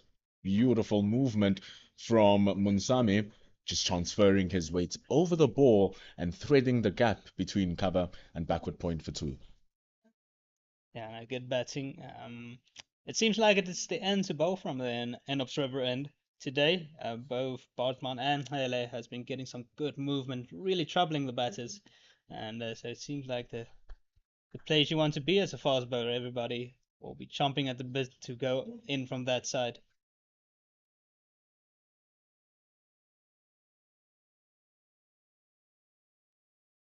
Ever since yesterday, actually, the bounce has been truer coming from the Henots River end.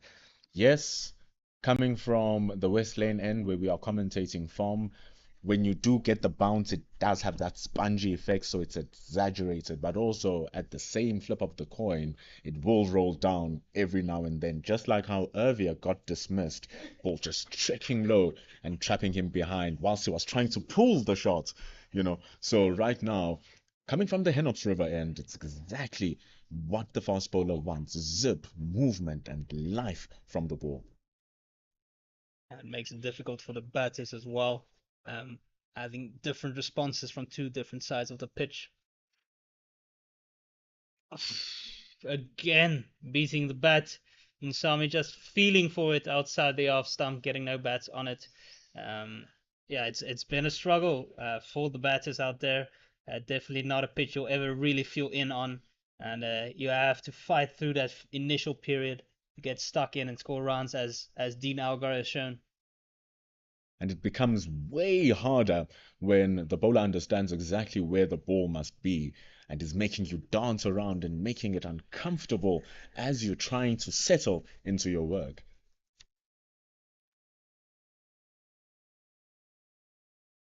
A bit wider this time. I do think that Dean Algar has the added advantage as he's a left-hander to find it a bit easier with the bowler coming in from the Enos Ribber's side.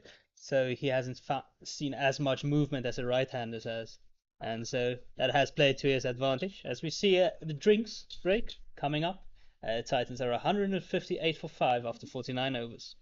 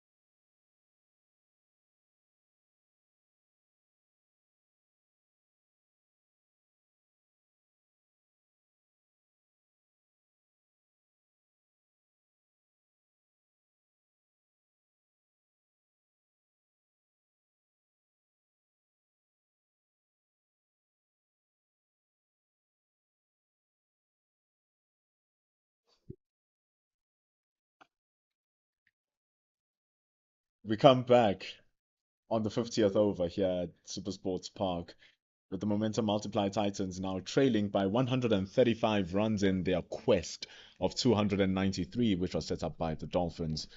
Dean Algar really holding it on from the top. 82 runs from 151 deliveries. Yeah, and he's been joined by Rivaldo Moonsami, new to the crease, but very familiar with conditions here. A lot to do for the Titans. Simelane, who's been bowling well, just over pitches that one, searching for a fuller length. Got it way too full for Dean Algar to accept that gift coming back from the drinks break. Yeah, you need to use this pitch. It's so important to hit the wicket hard, or even a fuller length hard, as there's enough in this pitch to try and get the batters out. So full tosses, definitely not the aim of the day. Bradley Porteous was also guilty of a few. This time using too much of the deck, dropping it way too short. And then Dean Algar really punishing the youngster. Pulled away in between the deep mid wicket and the fine leg fielder. Yeah, there was so much pressure applied between lunch and that drinks break. Just an early let-off here after the drinks break. Two easy putaways for Algar to move swiftly into the 90s. And he would gladly appreciate those deliveries. So important for Simelane to come back strong here. He was bowling so well prior to the drinks break. And he was doing exactly just that. Dean Algar was doing exactly that as well in reply. Dean Algar's shot selection has been out of this world, knowing exactly what to do with the ball coming, knowing where to leave. His understanding of where his wickets are has been unprecedented. Yeah, Dean Algar looking in very good form. Important for the Proteas heading into that India tour at the end of the year.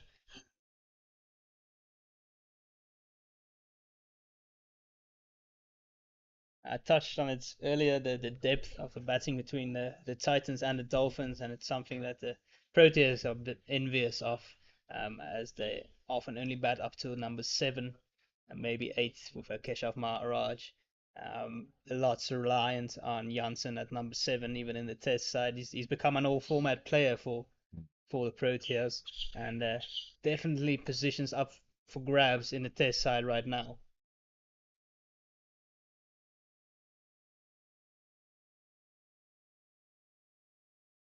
This time getting that protection. Very lucky Simelane to not be punished again.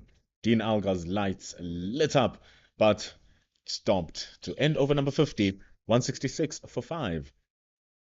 Looking at that Proteas middle orders, there's still a lot of questions of who will take that number 4-5 slots.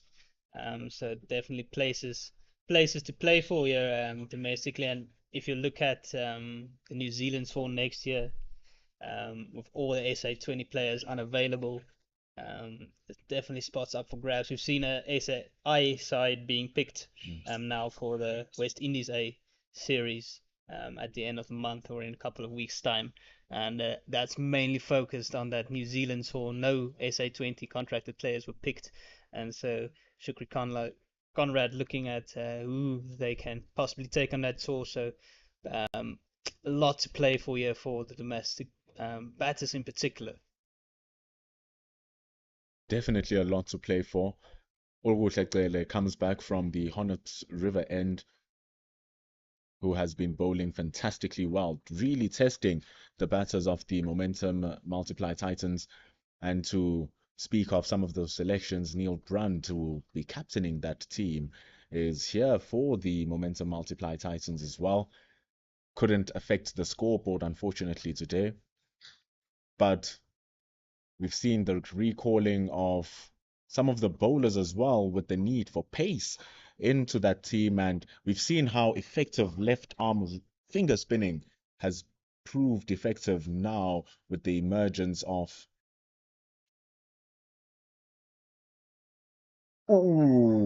getting a big appeal. Olusegun has had some tough calls against him, but he keeps being persistent. Yeah, he's been fantastic. I'm not too upset about this one. Was a bit high, and he seems a-okay with that. And wants to try to be in the umpire's good books. You want the 50-50 decisions to go in your way. It hasn't been that way so far today, so he'll try and keep at his best behavior, keep plugging away in that area. He's been brilliant today. But yeah, I mean, it's coming back to that SAA side. The bowlers, I mean, our main bowlers will be participating in ASA 20 next year.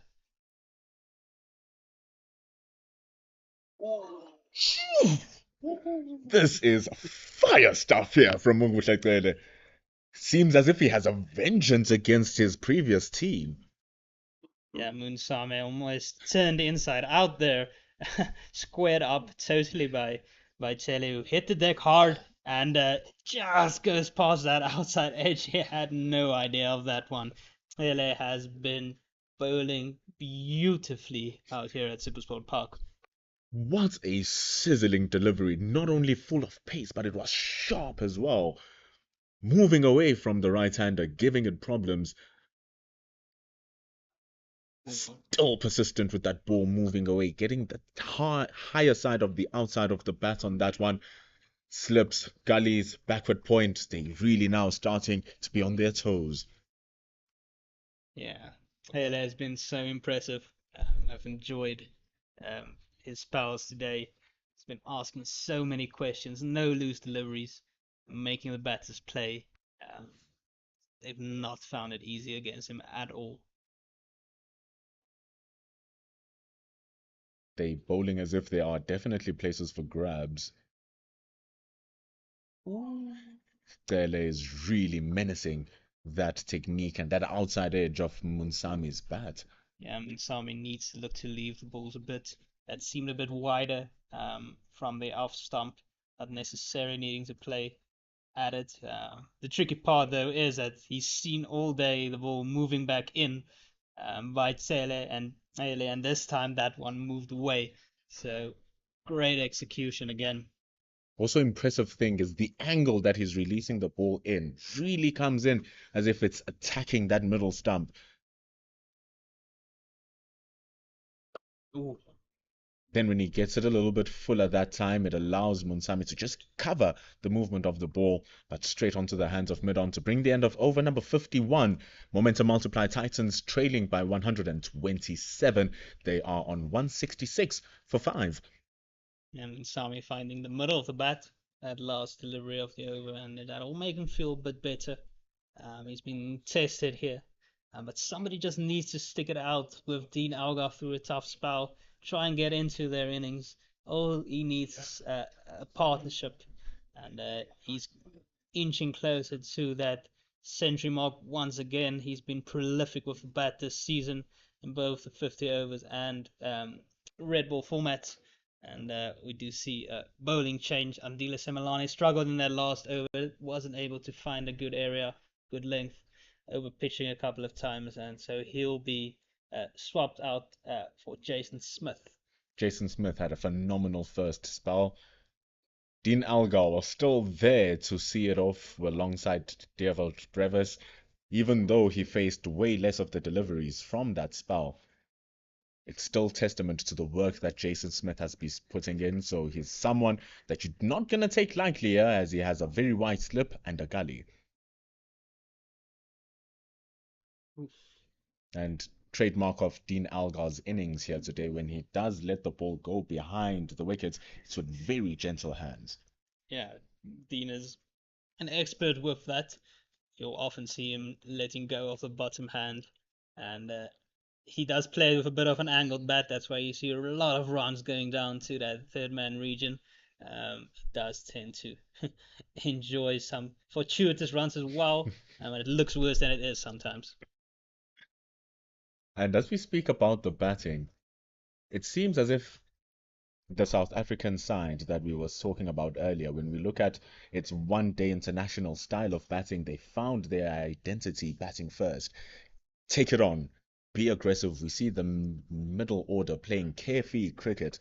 And for a long time, we've been wondering what is the identity of South Africa's batting because our bowling was in order for such a long period of time.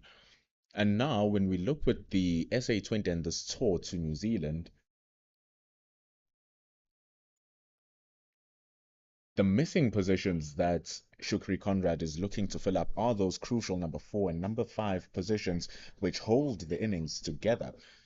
So, also going with the idea of what type of cricket we are looking to play as a country and as a team, that will affect the type of players that they are looking for. So it brings in your likes of Donovan Ferreira into the picture should he continue that 50 over form at that number 6 option. Yeah, in the long run, Ferrara might become an option. But I think for now, he'd love to become a staple of that T20 side in particular. Um, it's been it's been a good time for him in domestic cricket, and that SAA side is taking on West Indies. West Indies will contain quite a few players who are in contention to play in that New Zealand side. We see that Neil Brunt will be captaining the side, and David Bedingham finally getting his opportunity as well.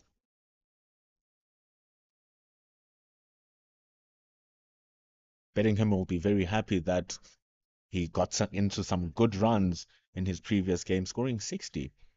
Yeah, David Bedingham has been smoking it out in the county scene.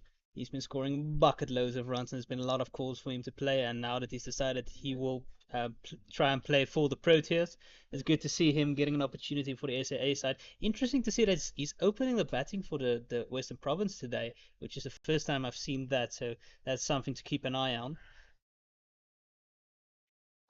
Oh, in the air and just over the man at point. Dean Algar feeling for it, playing away from his body. The ball's trickling away to the boundary, and it just beats the fielder. Jason Smith, hands on hips. I felt he had a bit of an opportunity there. Shot not in full control there by Dean Algar, getting the upper part of the bat. Fortunate enough that it went over the man who was standing at backward point. Long boundary, long chase, but enough meat on the ball in order for it to run to the vacant third man boundary. We now trail by 123 runs here. The momentum multiply Titans on 170 for 5. I'll quickly run through that SAA squad that was announced. The other players, Ruan de Swart, who plays for Northwest, also coming from the Dolphins originally.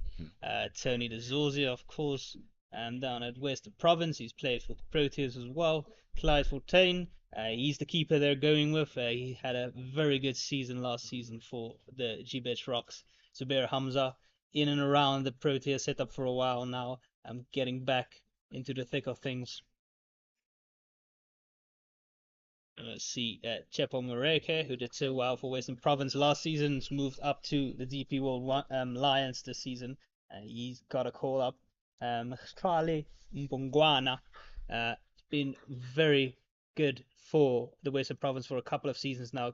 Scored a wonderful century in the final of the One Day Cup this year as well with Kyle Verreynne. So getting a well-deserved call up.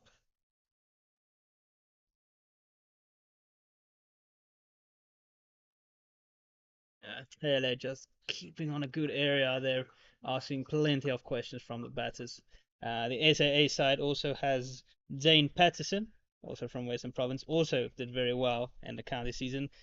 Shukri Conrad looking at what the potential bowling options are for that New Zealand tour next year, because all of the main bowlers will be participating in the SA20. So there's Dane Patterson, there's Duan Olivier, there's Hardest for You, all names we've called upon in the past. As Dane Pete back from America playing for the Knights right now. Oh, takes the inside edge. Munsame had no idea about that delivery. Taylor getting it to move back into him once again. Dangerous stuff here from Ogutlekele. He's been dangerous throughout his spell. That Hennops River end really causing some problems for the batter, especially Rivaldo Munsami, who hasn't looked settled ever since he has arrived to the crease, but runs count for runs nonetheless. They trail now by 119 as he moves to 7. And for the SAA side to fill that middle order slots, there's Keegan Peterson, who's still trying to stamp his authority in the Proteas side, coming back from injury. Kaya Zondo, And Reinhard van Tonder, good to see his name in there as well. Such a promising player. Did so well a couple of seasons ago. Found it a bit difficult last season, but looking good this season so far. Oof. Glorious shot that from Rivaldo Munsami. The margin of error is so tiny. And as much as the ball zips so nicely through a good length, so does it come on nicely to the bat as Rivaldo Munsami proves. Wonderful boundary through the covers. Yeah, the Titans just getting some momentum here after the drinks break. Flurry of boundaries. Suddenly, things looking a bit better for them. Still trailing by 115 runs, that deficit. And looking to get a partnership going here between Munsami and Algar. So crucial. Now currently on 32 runs, a consistent build of partnerships is what's needed. Especially when we look at the fact that they take this really quick single. Especially when we look at the fact that in terms of the points in the table, their batting bonus points are the worst in the league, currently at 2.84. When we are looking at the Dolphins, who are currently second, the team that they are chasing, they are exactly 2 points ahead on 2.84 points. So here for the Titans, it's going to be a matter of consolidating as much runs as they possibly can on these 100 overs because they restricted the Dolphins so well to 293. Yeah, it's definitely something to look out for the Titans. Get that partnership going, get those runs rolling, and try and put pressure back here on the Dolphins bowlers.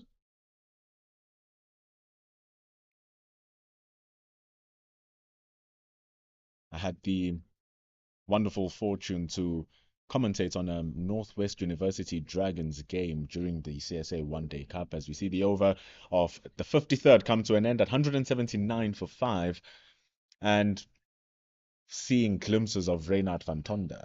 I did it twice actually seeing them. It was one match in very dodgy conditions in the Pietermaritzburg Oval where Lesego Senokwane scored a glorious 100, but it was a good supporting effort from Reynard van Tonder. So to see names like those being called up to the team is fantastic. Like you said, Mihlali Mpongwana, had the pleasure of seeing him, and he's a multi-format player, is Mohlali Mpongwana, South Africa's Jason Holder. So to see him finally get a call up to the very fringes of the team is so promising for all of these players who are playing right now.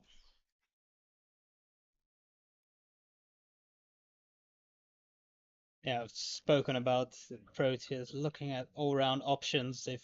They've tried Vian Mulder, who hasn't been able to put enough runs down. They now have Marco Jansen's more of a bowling all-rounder. I think somebody like Mpongwana he really looks like a true all-rounder in every sense of the word. Mm. Able to almost hold his spots in the Western Province side with both bats or bowl. He can do either one of them equally well. So very promising prospect for the Proteas.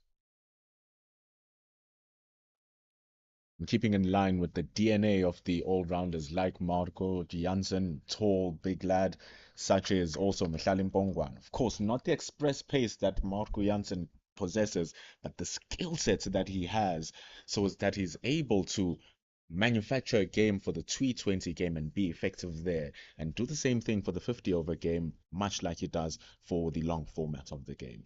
Yeah, definitely so promising. And that tour, that SAA tour, would kick off on the 21st of November. And as we speak about these middle order options here, Werner, just wanted to get your idea on who is the best one to look at for that number 4, number 5 position, given this SAAT. Yeah, I think a lot of eyes will be on David Bedingham. Just the sheer amount of runs he scored in county cricket, the way he started this year for Western Province as well. Even though he's opening the game today, which is an interesting one. And but he is generally a number 4 or number 3, number 4 batter. So he's one to keep an eye on. Of course, the other guys, Zubir Hamza has been in and around the Proteas. He's coming back from that ban he had for a year, still feeling his way back. Now playing his game at the Lions, also moving up from Western Province with Tsepo Moreke. And And then there's Keegan Peterson, who's still trying to cement his spot. He's done well on the odd occasion for the Proteas. He did particularly well against India a couple of years ago, where he was vital for our success in that series, and he'd like to replicate that against India now again coming up in December. And then Reinhard von Tunder, who's been talked about a lot, has a wonderful technique and just looks like a proper test batter. He just needs to convert those runs. He's made a good move going to the Dragons now. A lot been talked about how good he has been at Bloemfontein on a flat deck, but struggled around the country. But he's starting to change that perception. Big appeal Straight. coming in, Oh, but nothing from the umpire. it looked quite close there from Jason Smith going for the pans of Moonsami, who's not found things particularly easy out there in the middle. It was just going down leg from Jason Smith. It's a decent appeal, but nothing going from the umpire, and it is the end of the 54th over. I have one more over to go before Otto will be taking over from me. The Titans are 179 for 5. It has been fantastic bowling from Jason Smith, continuing his job. He had bowled from the Henops River end in his first bowl, now coming through from the West Lane end, showing for him no end matters. And touching on lastly on that David Bedingham point, where people have been on his lips for a very long time, having his name on their tongues, he said about playing in different conditions around the country. And when we look at this SAA tour that he's been selected for, the big advantage is that it's not like these other tours where it's just played in one ground throughout the entire series. Yeah, it's being played at a few venues. It's being played first at Willamore Park in Benoni on the 21st. Then they move over next week to Buffalo Park in East London, and the final match. And this is also a good thing. It's 3 matches, so it's a proper series. And so that last match will be played at Bloemfontein. I'm sure Reinhard von Tunder will feel very comfortable over there.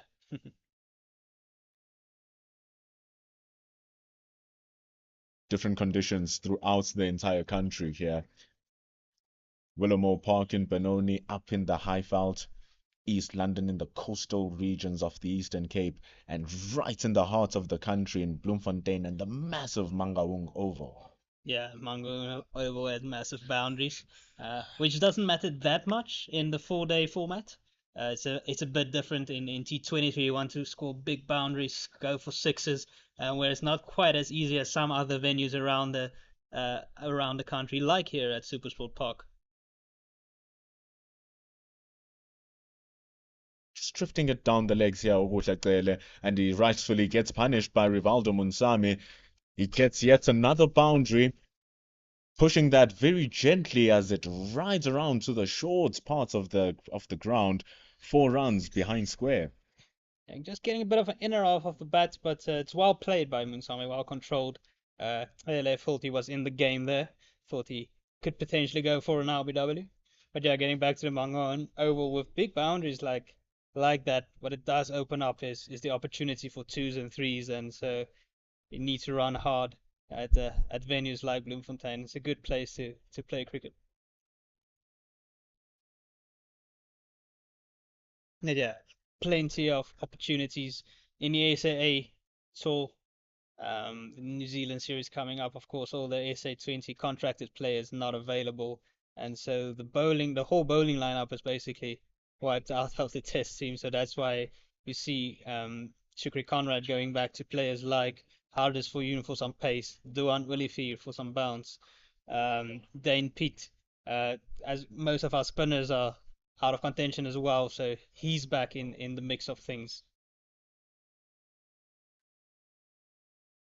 Ooh, getting the inside edge into the padding of Rivaldo Munsami, really nagging with that movement off the pitch is Oguhle.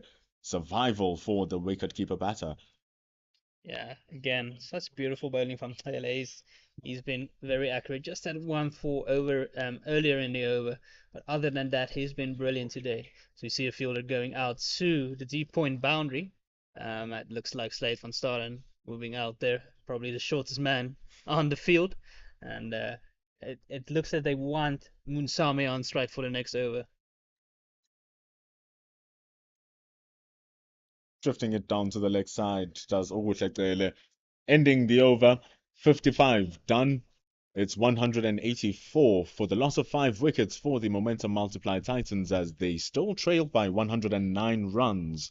We will have a change up here in the commentary booth as Werner Rasmus, with his incredible insights, has left us, letting us know about what will be happening in the SAA tour, which is something that we all should be looking forward to, starting on the 21st of November in Willowmore Park in Benoni. Coming to replace Werner Erasmus up here at the top is Otto Simon. And just like we have a replacement at the commentary booth, so does a change happen in the bowling attack for the Hollywoodbets Dolphins. Bryce Parsons batted very well, rather, for his 29 runs, looked in complete control of his innings. Now looks to take control of this innings with the ball, changing of pace as well for the Hollywoodbets Dolphins. Interesting. Thank you, Pendulo. Wonderful to hear all the news coming through from Werner about the national team, the A side. Looking forward to some red ball cricket coming up this season. So let's see what Parsons can do here, what he can extract from this wicket. Did look, as you guys mentioned, that it's slightly easier to bat at the moment. Seems to be coming towards the batting side. They would have loved to have a few more wickets in hand at this point. The Titans have lost 2 since lunch. And this partnership building nicely. 38 runs. 109 runs behind are the Titans. Got the feeling at one point that they would concede a first innings lead to the Dolphins. So they're still in a precarious position. If they lose 2 more wickets, as the saying goes, add two wickets to the score and then reevaluate your position on who's in front, who's on top. So 184 for 7 would put the Dolphins firmly on top in this match. They bring on Bryce Parsons now to see if they can make that breakthrough. Coming in with his left arm off spin will be easier to handle, theoretically speaking, for Dean Algar with the ball spinning in towards him. But they do have that very short mid-wicket for the ball that might pop up. As we see that deep short mid-wicket looking for a dive to stop that ball already being activated in the match. Absolutely. So with the left arm coming into Dean Algar, he's going to be taking it away from Munsami, who's wearing a jersey, which is making me uncomfortable. And yesterday when he was keeping as well, I thought to myself, this man has got something going on there with the jersey, and I don't understand it at all. Using the Graham Smith powers whenever he wears the full over. 200 is on the cards. Right, so short fine leg is in as well. Dancing down the track was Rivaldo Munsami, looking to destabilize Bryce Parsons as he starts his spell here. Immediately coming forward is Munsami using his feet. So that will encourage Parsons to get the stumping done.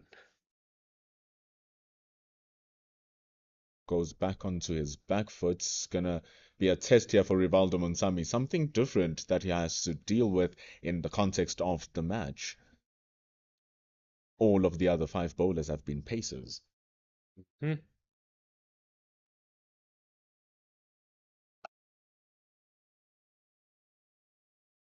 Munsami looked a little bit uncomfortable at times against the pace, sort of squaring himself up. So maybe he would prefer a break from the relentless line and length that he's been facing since he came to the wicket. And so that's the importance of Bryce Parsons, who's landing the ball in very good areas here for his first over, just conceding 1 run, and we see the end of over number 56. The momentum multiply Titans are on 185 runs as they trail by 108. But it's that thing that we saw when we were commentating earlier, when we saw Matthew Kleinfeld also.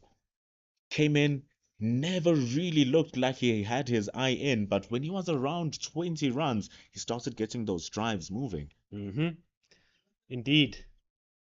And we'll see if the trend continues, if the Titans can find it easier to bat. It has looked like a real struggle for them all day. And starting to think that maybe if somebody like Kleinfeld, even Brandt himself at the top of the order, could have stayed around a little bit longer, might they have been cashing in more? Or is this a case where the Titans have been making it look a lot more difficult than it is in fact out there? I'm definitely not envious of these players right now, standing in the sun fielding. Privileged to play, of course, for your franchise, but it is baking hot out there. A little bit of a breeze, other than that, just the sun. Jason Smith was not making it easy for himself as he pushes this one way too full. Glorious wrist for Dean Algar, and what a stylish and vintage way for the Test captain to reach his 47th first-class century. Fantastic work up at the top. Look, if it weren't for Algar with that 168 ball 100, the Titans would have been in serious trouble. Yeah. It's wonderful work. Talking about how difficult it is to get your eye into the match and into the crease and into this track. He seems like he's batting rather, in his own different plane.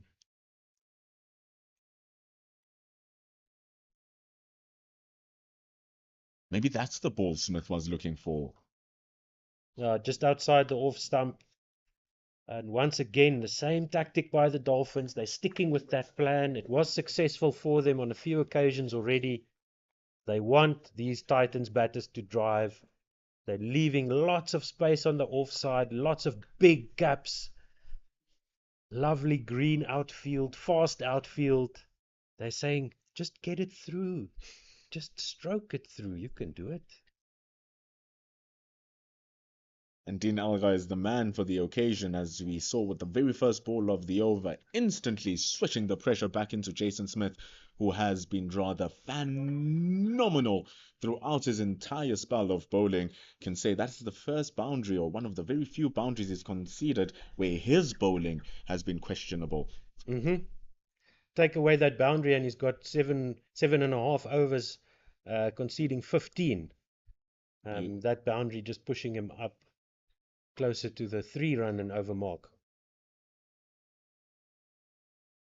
Some of the boundaries that he did concede were those boundaries which were edged through the slips. Batters not really getting the timing of his deliveries. So that has been the hallmark of his innings in terms of his bowling here. Jason Smith really hitting the areas from both ends and troubling the batters from both ends. Grunting as he delivered those past few deliveries. So putting in some extra effort is Smith. See the movement here. They're bringing back their deep extra cover. They're actually closing down the field because they want to make sure that they don't get a single. Probably want to get Munsami onto the strike, most likely. Yeah, only backward square leg or wideish fine leg on the boundary. Still fiddling with the field is Smith. Has to be outside the off stump now as they reinforce that cover area with a short extra cover.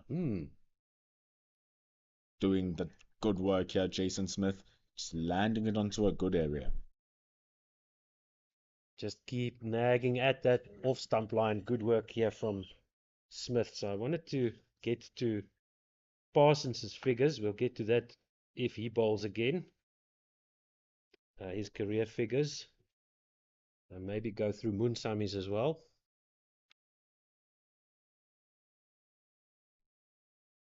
Final ball of over number 57 here for Jason Smith.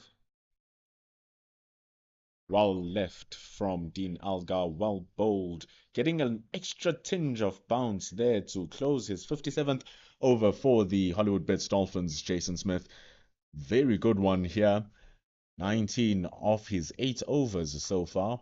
104 is what the Titans trail by as they're on 189. Of course, that over being eventful, seeing the glorious century of Dean Algar. Now take away that century from Algar, and it's not looking so great for the Titans. So Bryce Parsons, first class bowling, 12 matches, 18 innings, 15 wickets, 502 runs, best in an innings of 5 for 82, best in the match of 7 for 141 at an average over his career of 33.4, 3.1 average, and a 64.2 strike rate. So still young in his career. Looking good so far. Not too bad. Coming with that left arm off spin. Of course, he has the benefits of working with Keshav Maharaj if he is available, because he's currently in the Cricket World Cup and a hallmark of South Africa's spin bowling attack. Ooh, good one here. Playing for the extra turn is Rivaldo Munsami. He's got a nice snappy action, Parsons. I like that. Snaps through that gather.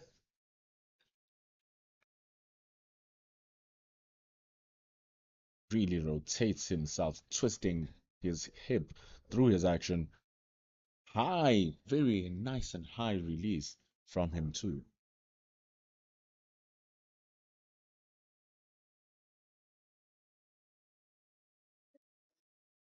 Would be interesting to see if he could be able to slightly pull his length back to see if he can extract a touch bit more of bounce from the track, cause a little bit of more problems to the batters. But it's also a risky effort because on the back foot, it's so easy to just pedal it away and push it to the spaces you want for those singles. So now for Algar, cover is on the boundary at. Ooh, there's something off the wicket there. Superb bowling. That snappy action, zipping the ball through against Dean Algar, playing for the turn, and there wasn't there. Last ball.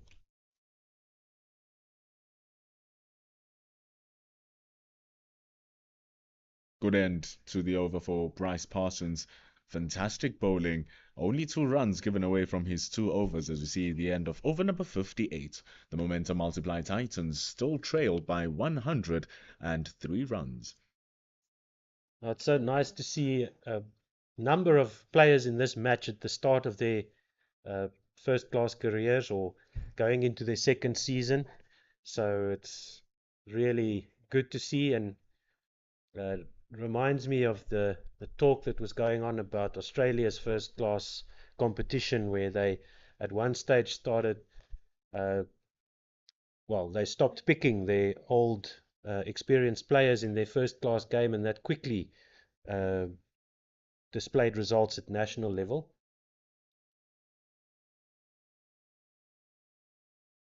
Of course, So it's very nice to see somebody like Dean Algar playing at this level in the 4-day game, making sure that the young players in the start of their career are having to deal with somebody like Algar. 100%. And the thing is, on top of that, he's proving his worth, really scoring the runs, piling them on. Like Werner had said, 3 centuries when in the one-day cup, really propelling the Northwest into that final spot. Mm-hmm.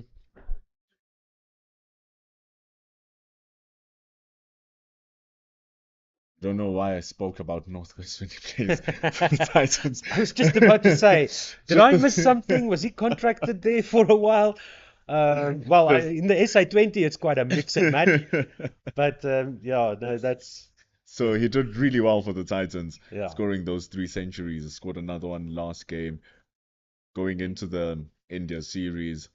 And Your Jason Smiths here, your Bradley Porteous, your Andile Simelane, who had the honor to play with him in the previous season, all now facing him in a real competitive setting. Jason Smith is holding his own here, really pushing that ball through. Jason Smith, very unlucky not to have a wicket yet, and just sticking to his guns. He's got an excellent, him and Parsons, the most economical bowlers so far in this innings for the Dolphins. So he's showing us something that we can find useful at the national level. We are looking, you guys were talking about the all-rounder position. We are looking for a proper all-rounder.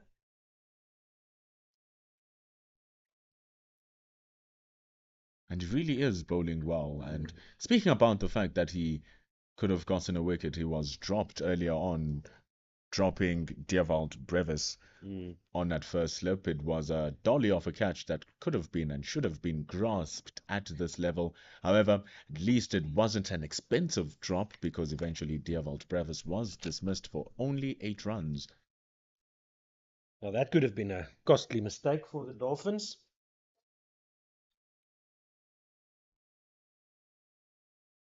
Getting his lengths working, but fantastic footwork from Rivaldo Munsami, waiting for the ball that will introduce the full face of the bat, and so he gets rewards for his patience. Wonderful boundary. That is a beautiful looking shot by Munsami, and beating the cover fielder. Almost looked like he had a chance. The ball just get racing over the square. A lot of space on the square here to the offside where Munsami is facing Smith now. So the ball just rocketing off those unused pitches. Speaks to the timing and the placement of that shot from Munsami. And the patience to just understand that there's no need for me to hit one again because that one was a very good length ball from Jason Smith, which brings an end to over number 59. Now the Titans' deficit being in double digits. 99 they are behind by at 194 for 5. Good partnership again here for the Titans. So they've had 2 or 3 good partnerships so far. The Dolphins want to put an end to that as soon as they can. This one is starting to threaten. They're starting to pick up the pace. They're starting to find more bad balls in between. The very disciplined attack from the Dolphins so far has been really impressive the whole day. Coming up to tea now, the Dolphins would just want to stick with it, and the Titans see if they can find some more holes. But at times also, you bowl so much as the team and you're bowling so well, not seeing the reward for all of your efforts, you can't help but start searching for that wicket by dropping the ball fuller, looking for a short one to entice a shot, and then the batters taking full advantage of it. Absolutely. Yeah, nice work there at mid-wicket. Powerfully pulled there to cow corner by Algar, and man standing at a second mid-wicket almost. So we've got a catching mid-on and a deep mid-on. Bryce Parsons really keeping Dean Algar honest. And like I just said, the opposite is true as well. When you're a batter, striking the ball well and you're not getting reward, eventually you'll start going for it. Really good work here from Parsons, just skidding that ball through instead of turning it in. Flighting that one really nicely, getting it nice and straight, but there is that short mid-wicket there, just looming around, and is also protected by the long-on fielder should the ball pass that short mid-wicket player. Other than that, protection square, point and square leg on the boundary. Oh, wonderful bowling from Bryce Parsons. but it beat everything. Dean Algar had no idea. Tsepang Titolin had no idea, but the ball finds its way onto the boundary. Yep. 4 byes. Missed everything except the boundary. Parsons has still got his hands on his head. I would too. How did that miss the stumps? He got some extra unwanted bounce there. He just wanted that ball to bounce normally and it would have clattered into Algar's stumps. And that's a 50 partnership that's up for the Titans there in 89 balls. So that's good work by these two. That is the true idea and the epitome of the ball doing just a bit too much. Mm-hmm. The length is beautiful again from Bryce Parsons. Normally, nowadays, you see players at that length pull themselves back and play that ball onto the back foot, but Dean Algar has been there for a long time, able to defend it off to end over number 60, 198 on the board for the Momentum Multiply Titans as they trail by 95. Great work here by these two with their partnership passing the 50-run mark. And there is 43 overs left in the day, according to the scoreboard. Just looking towards the southwest where the rain clouds usually come from here in Centurion. As Smith will continue, the promise of thunderstorms hasn't materialized yet. It's looking very good, actually. It's a wonderful Sunday as we have fans in this ground as well. Mm-hmm. Personally, if I was not commentating and I lived around the area, as we have so many complexes around Super Sports Park anyway, would be a very nice time to just come and lounge with your friends, with your family, with your partner, and enjoy some real high quality cricket. Exactly. And the shadows are lengthening on the western side of the ground. No need to bring an umbrella. Just some cold ones and a few snacks. Get to be able to see a good contest here between Rivaldo Munsami and the bowlers. Dean Algar seems fairly comfortable, but strangely enough having trouble against Bryce Parsons, who seems to be the threatening force to what has been an excellent innings from the experienced veteran. It's not often that you're going to pull one past Dean Algar on triple figure scores there. So Parsons almost bowling. Glorious! Oh, that is just sumptuous. Those are the only words you can use. Delicate, delicious, sumptuous, all of them in the thesaurus. Wonderful shot from Munsami to bring up the 200 runs for the Momentum Multiply Titans. Yeah, so I guess the cardigan is working for him. He is, as you mentioned, channeling that Graham Smith energy in the sun, in the 30+ degree heat of Centurion Park, of Supersport Park in Centurion. He is finding some classy shots in between there.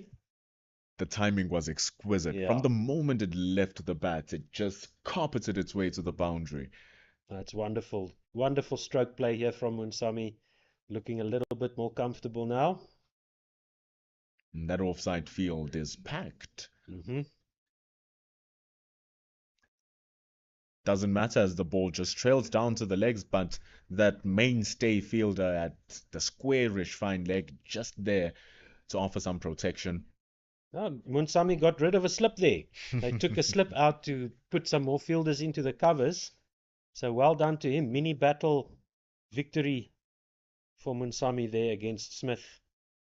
And so it will continue with Dean Algar. One slip and a gully now for the Dolphins. More protection out on the boundary, behind square and at square leg on the onside. Be expecting some straight ones as well from Jason Smith here, having that mid wicket who's going to be in place. Like you said, the two fielders behind square. Dean Algar has been playing very well, barring some Bryce Parsons magic. Rivaldo Munsami forcing that change. He's been wonderful on the drive. Even though the ball that is on a good length, which we've seen from Batman Cele, and in instances, Jason Smith as well, apart from these last 2 overs where he seemed to just be searching for it a little bit. Rivaldo Munsami has been wonderful in picking those drives through the covers.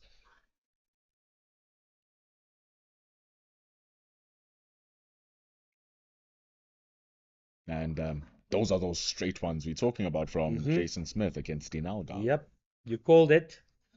A nice grunt from Smith through the crease, trying to get some extra energy into the ball, into the wicket, trying to get that ball to just pop through to that mid-wicket catching fielder. And now once again the field stepping up closer, trying to keep Dean Algar from scoring an easy single and keeping the strike, although it's not really a big deal with Munsami looking better and better as time goes on.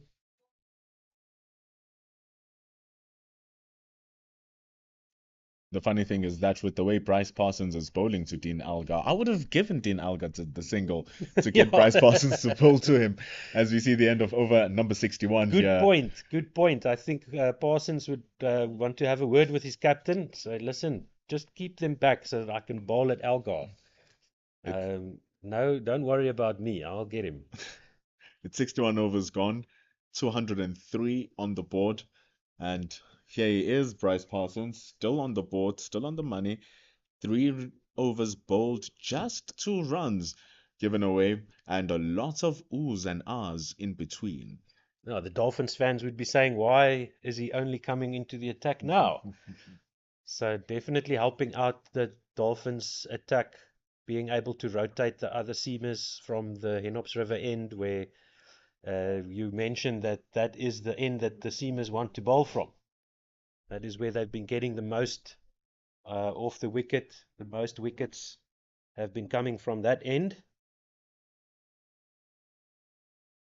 Bryce Parsons to Munsami, slashing shot, not really coming to life. And the important thing about having Parsons operate on this end is that doesn't give the batters time to rest against the pace bowling. Yeah, the deliveries just keep coming, and if you can keep it quiet like this, it's going to be great for the Dolphins. Good areas being executed here from Bryce Parsons. Bowling very well both to Munsami and to Dean Algar. Looks like the plan here is just for the miss hit through the covers or to the onside. Ooh, the fine leg is there, but he's too square. Very deft hands used by Rivaldo Munsami, twisting it as the ball gets the thick part of the inside edge as it trails right behind the wicket-keeper for 4. Just a tickle, just enough to beat the man standing at square leg, shortish. Good shot there by Munsami. Drifting just a bit too straight was Bryce Parsons, just a little bit too straight. Does have a slip fielder there waiting for that ball. It's good work from Rivaldo Munsami. Lucky escape there for Parsons. That one was dragged down a bit short. Could have been a nice pull shot to deep mid wicket.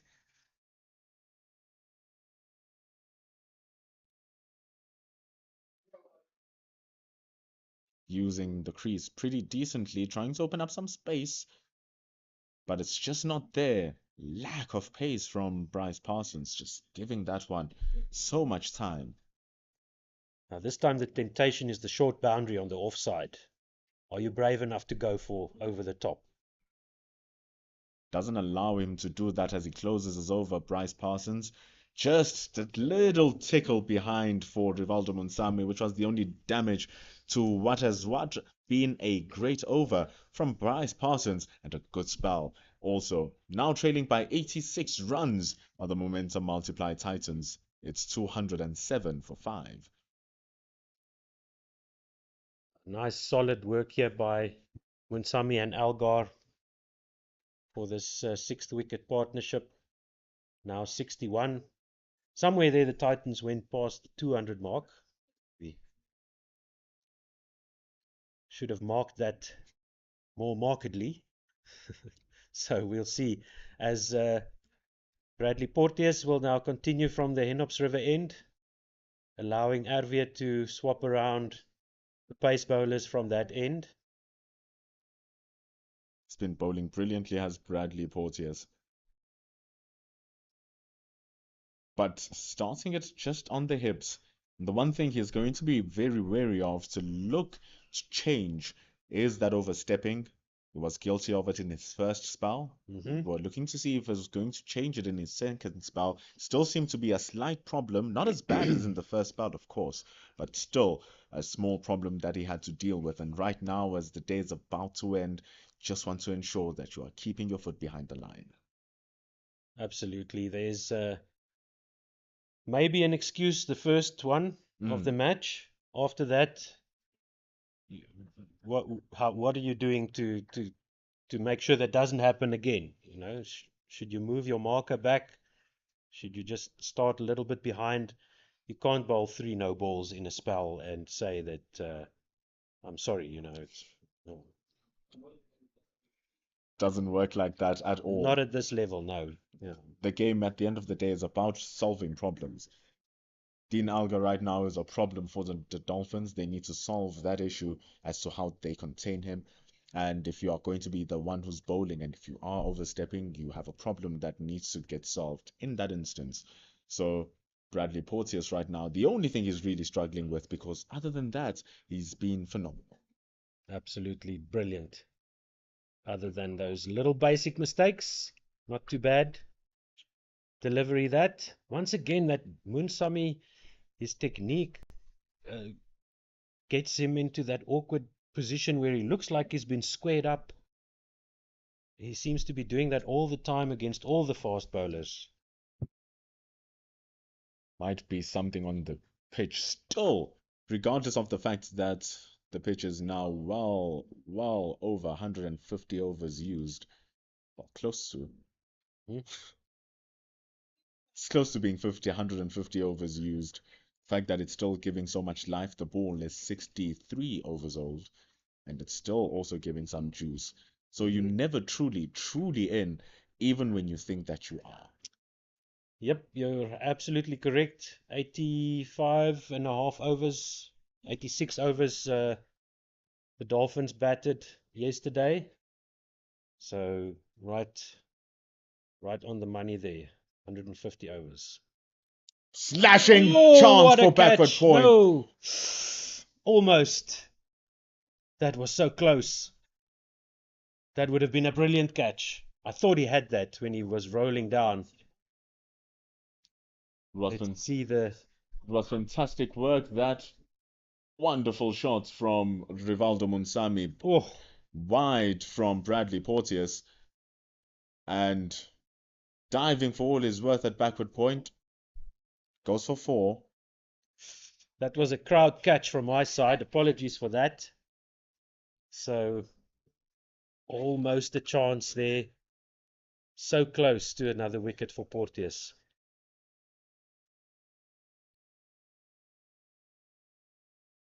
Nice and full to close off the over now from Bradley Porteous. 212 for 5.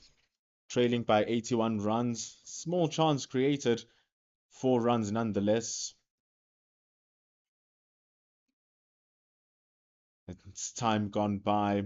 It's 3 o'clock here at Super Sports Park as we see the players move out. And what a psychological boost it would have been if that catch had been taken for Rivaldo Munsami. Not sure how close it was there to the man standing at a backward point, was it? Just diving to his left, unable to catch that. Would have been a screamer, though. Would have been fantastic, but we so and go into tea right now with the score at 202 for 5, 63 overs gone. Dean Algar really holding the crew together for the Momentum Multiply Titans on 101. Munsami coming in to support the anchor at the top for the 66-run partnership as the Momentum Multiply Titans give a huge cheer to the century for Dean Algar.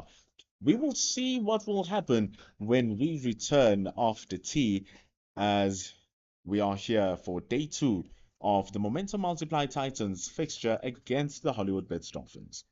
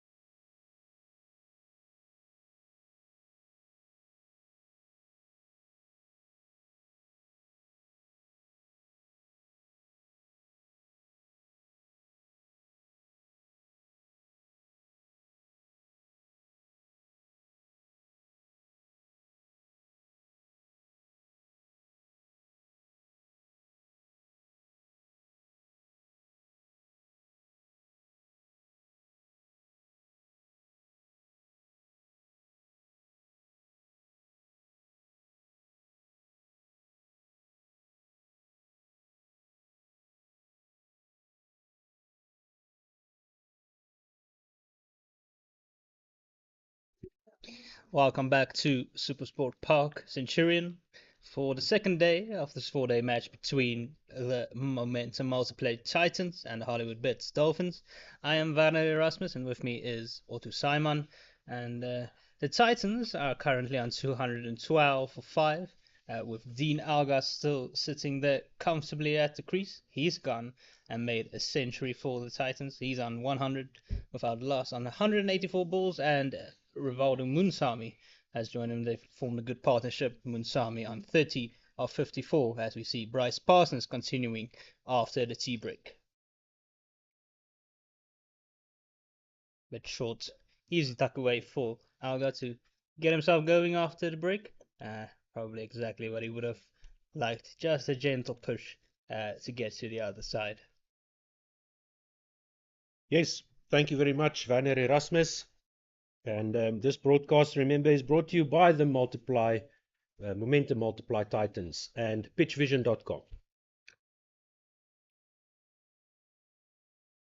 Oh, quick scamper single is a tight one, but Dean Algar does manage to get to the crease. Ended up being a good call from Munsami, and Algar needs to make his way back on strike. Almost a risky run there. Got to say it was a good call, exactly right, Werner. That fielder at extra cover, just a little bit behind. Oh, yeah, it was extra cover for the right-hander. Yeah, Just far enough away. The ball just taking enough time to let them get through for a single. Bit of a field change as we see a swap man at mid-wicket swapping with the slip fielder, swapping places as Parson keeps coming in over the wickets.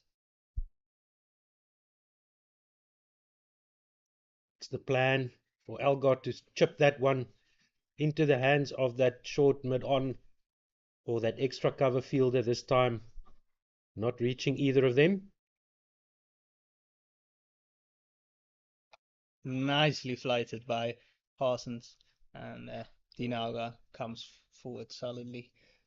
Parsons been good in his short spell so far. First spinner for the Dolphins to bowl today. Ooh, gives a bit of width. Algar enjoys any sort of width, and they will jog back for a second run as the man at deep point fields it easily. Now Deep Point had to run all the way to third man, almost there to gather that ball. So good placement by Algar. 70-run partnership now, and the deficit 77. This could be a first innings lead that the Titans would be okay with if they can get another 20 or 30 here.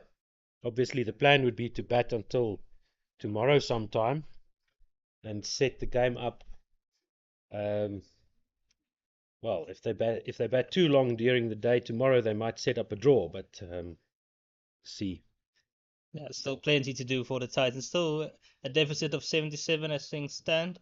The Dolphins will feel they're still in the game if they take a couple of wickets here. 5 down now for 216 runs. Munsami has done well. He's been scratchy at times, but he's also been able to find the boundaries to keep things moving along. He's on 35 of 60 balls. The partnership that Dean Algar has been hoping for the entire day.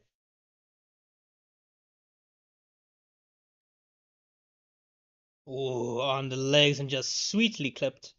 But there is a man positioned for that on the boundary. That's it.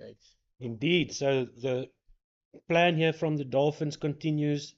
They can rotate their strike bowlers from the Enops River end, as Bartman is now in that role, to try and get the wicket that they desperately need to stop the Titans from passing their score, their first innings score. Maybe securing a lead for themselves here. That'll be very, very handy, because it still doesn't look easy to bat on this wicket.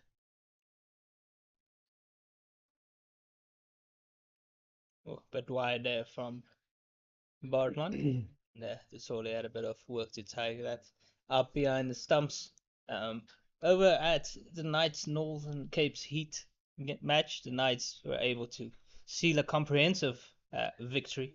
361 runs, and the Knights have been dominating Division 2 this season after moving down, being relegated last season.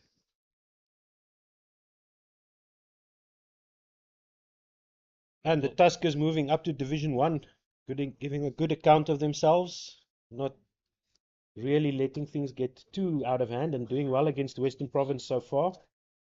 Yes, the Tuskers made a good score, 402 against Western Province on what looks to be a pretty flat pitch. There at Pietermaritzburg. Western Province themselves on 86 without loss, with David Bedingham opening the batting today, and he's on 36, and his partner Eddie Moore on 44.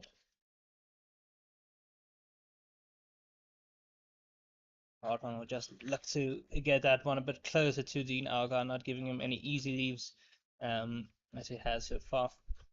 The Warriors themselves gave away a bit of a lead against the Paul Rocks, but they do have the Rocks in early trouble in their second innings. The Rocks are 21 for 2. Bayer Swanepoel 2 for 4 in 4 overs. Of course, the leading wicket taker last year in the 4-day series. It's an easy one to work out to the man on the boundary for Dean Algar. And shot he's been very known for. Made some good runs down to the third man boundary in his career.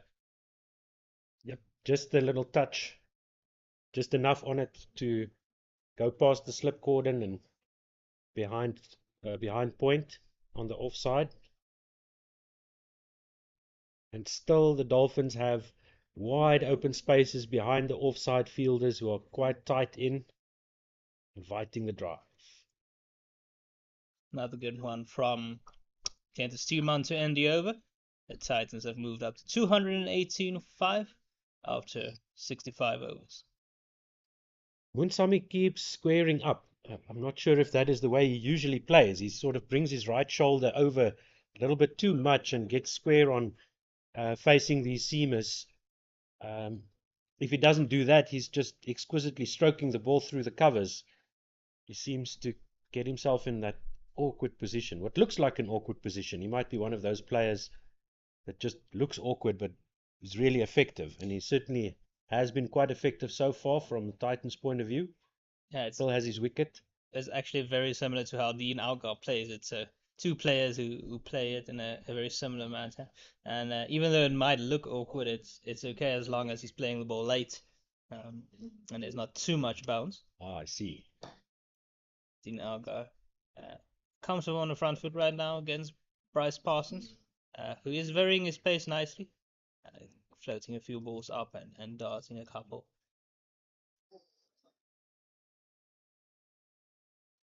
He'll be hoping to repeat that delivery that missed the stumps just before tea. To everybody's surprise, just bounced over the top of the wickets, beat Ditole behind the stumps as well. Ooh, patted away by Algar. Interesting approach. Of course, if that ball turns quite a bit, he can still be given out RBW even if he struck outside the line. If he leaves the ball, but that one was clearly way too wide outside the off stump to trouble him.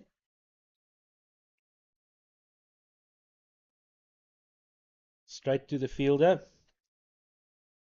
Parsons bowling well to his field. That's why his figures look so good. Only 10 runs conceded so far, and almost got the wicket of Algar.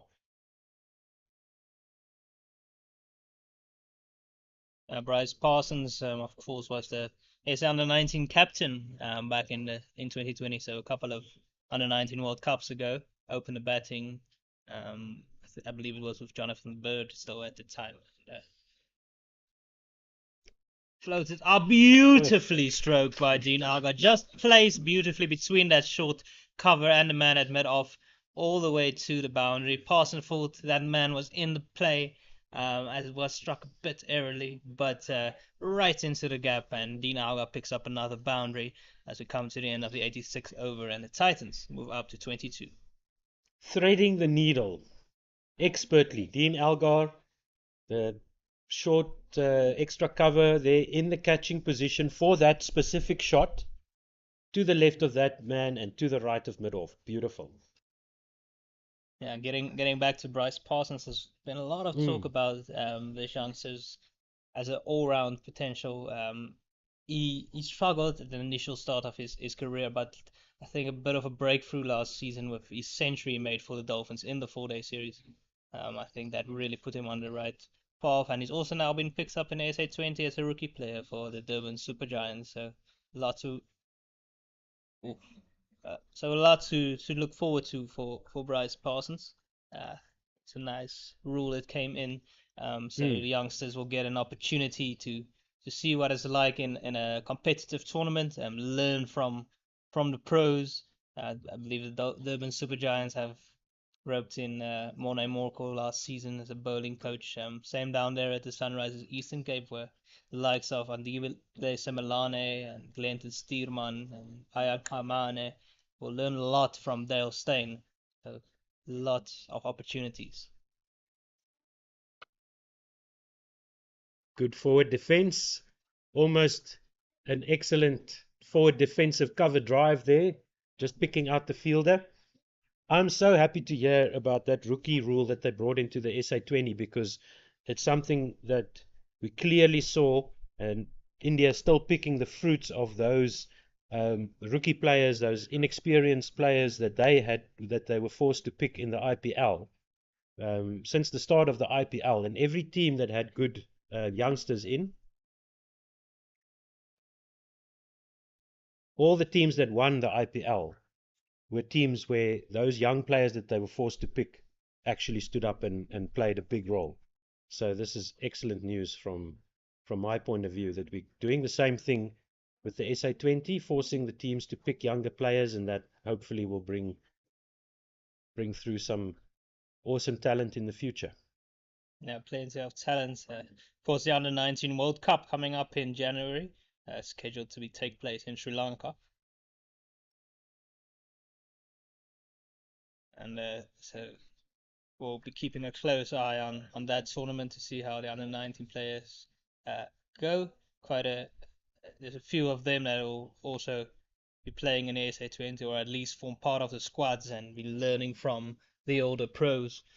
So wonderful opportunity for them to go represent the nation and then even come back and learn even more at the back end of the SA20.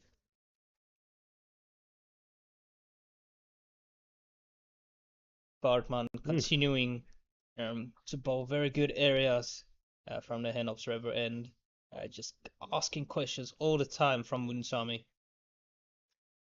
Yeah, and Munsami looking a lot more solid than he did sort of at the start of his innings, facing the seamers, facing the pace attack of the Dolphins, getting in behind the ball, making the Titans fans a little bit calmer.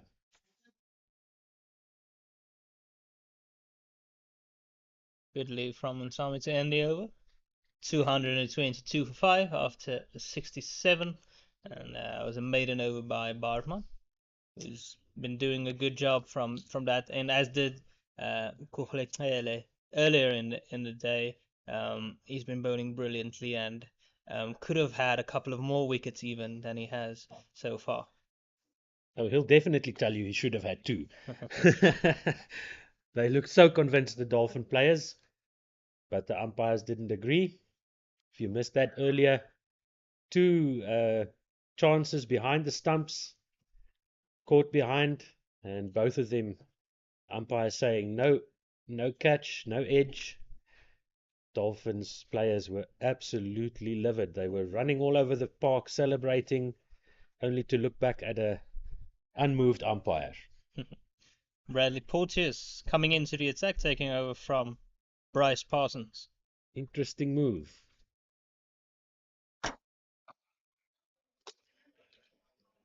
Yeah, Couldn't have been just that one shot that Algar played off Parsons that got him out of the attack. Maybe this was the plan all along, just to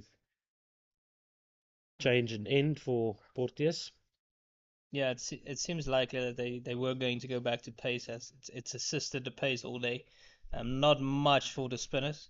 For Bryce Parsons, it hasn't turned much this pitch.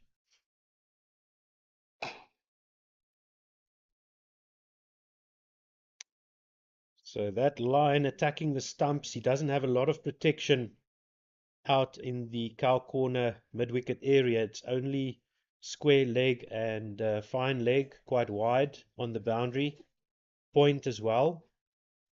So lots of space to access for Dean Algar on the onside.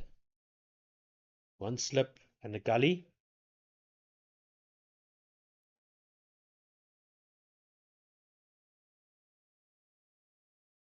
Not quite timing that so sweetly. And Dolphins fielder at point has to go back and field for the game that's happening on the grass bank. Got their ball onto the field. Luckily, there's no hold up in the 4-day match. It looks like a nice competitive game out on the grass embankments. Mm-hmm.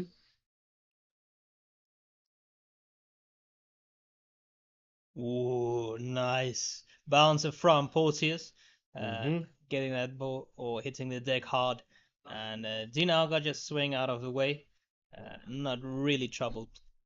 Now we saw him spoon one off the toe end of the bat to mid-on.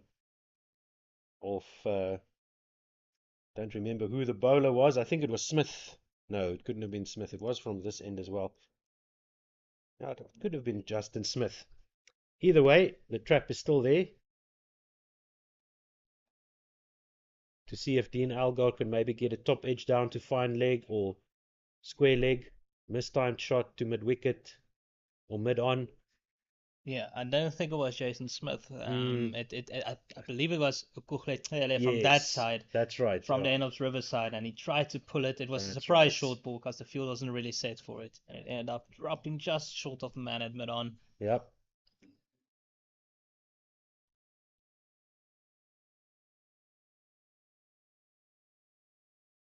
Good leave.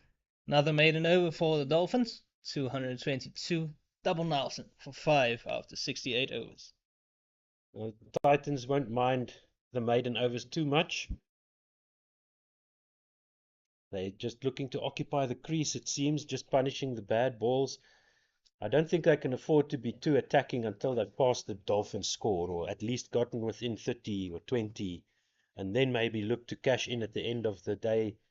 The day's play today is scheduled to be another 35 overs. I don't think we'll get anywhere near that. Maybe another 20 or 25 if we're lucky. Yeah, we'll see until when we can push the day's play. It's usually 5:30, but might be able to push it to 6 depending on the light. So we'll see how far they do go.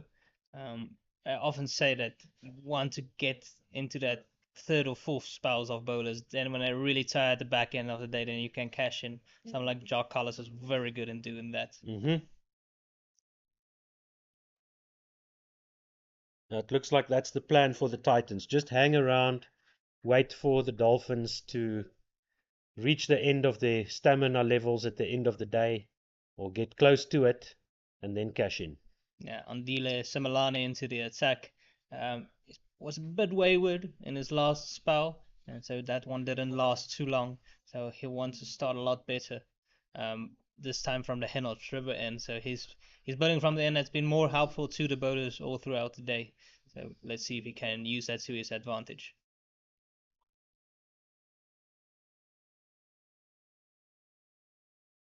Nicely worked around, but there is a protection there. So short spells for Ervia's bowlers. Couple of overs for Bartman after lunch, after tea, excuse me. And now Similane with Porteous operating from the other end. Just 1 over of spin after tea. So maybe he's looking to just try out all of his bowlers, give each one a chance, and then see who's going to give him a 4 or 5 over spell.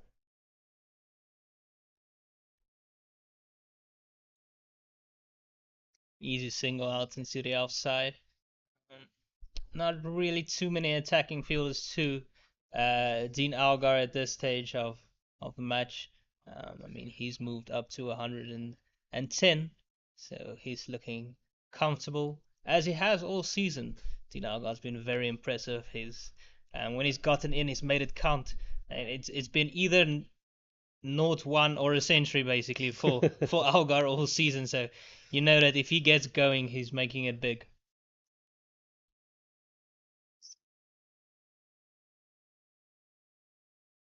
Oh, just flicks to that short side, Oh, and it hits gracious. the pavilion on the full, all the way for 6. Lovely flick by Munsami, out of nowhere, really.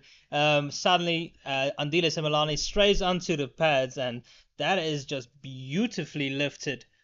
Yeah, pick up 6, and now the Dolphins have to climb into the stands to go and fetch that ball. No spectators close by, because if you're sitting there, you're sitting right in the afternoon sun. So that looks like Jason Smith, excuse me. Jason Smith looking for the ball. Yeah, he needs to go row by row now. So we'll have a short break with the players. They'll have a bit of a drinks break. Munsami almost working a drinks break here for the batters. Now, hopefully somebody's giving him some direction as to where he needs to look. He needs to go up a few flights of stairs. Now Detole coming to his aid. Sometimes what happens is the ball goes in deep and then it rolls down between the stairs, so you might not know where it ends up unless it went over the chairs on the ground level, and then it becomes difficult to find. Indeed. So it looks like they have located the ball. Hopefully that is the match ball and not somebody else's. As I said, there's nobody on that eastern side of the main stand to the left of where we are sitting, and that's full sun area at the moment, so everybody's avoiding that. So well done to the Dolphins for locating that ball. They should have sent Semilani in to fetch it. Almost. Munsami has moved up to 36. Let's just see, he's moved up to 42. 43, sorry. 43 of 71 balls, so he's scored 7 fours and a 6 now. And Dean Algar on the other side is 110 of 207 balls with 19 fours. This is a ground well known for hitting boundaries. It's not the largest boundaries in the world, especially that leg side where Munsami flicked that 6 is extra small today with the pitch to the one side. Yep. Nice effort ball from Semilani there. Some extra venom after being clipped for 6. Yeah, it was just an error in line from Semilani in that previous ball. A field is set for offside bowling, just outside the off stump. So it was a bit of a misguided ball, but could get back on the horse right after that. Now he doesn't have a lot of protection on the onside. He needs to keep it on the off stump or outside. Oh, beautifully struck. Munsami really hitting in straps now. Finds the fielder this time, but at the end of the 69th over, the Titans have moved on to 230 for 5. Partnership is moving along nicely. Indeed, 84 runs between Algar and Munsami. And Munsami doing a very good job, good contribution, just about half the runs in that partnership, helping Dean Algar get to the milestone, getting rid of a slip. We saw the second slip disappear just before tea, and still just the one slip in for the Dolphins now. Porteous, same field as his previous over.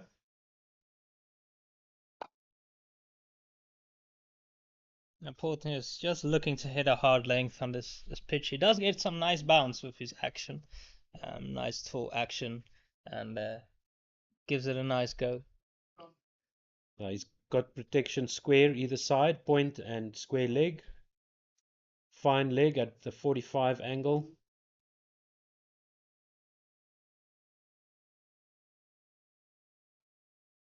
Too full that time, but Algar not timing it and straight to that extra cover.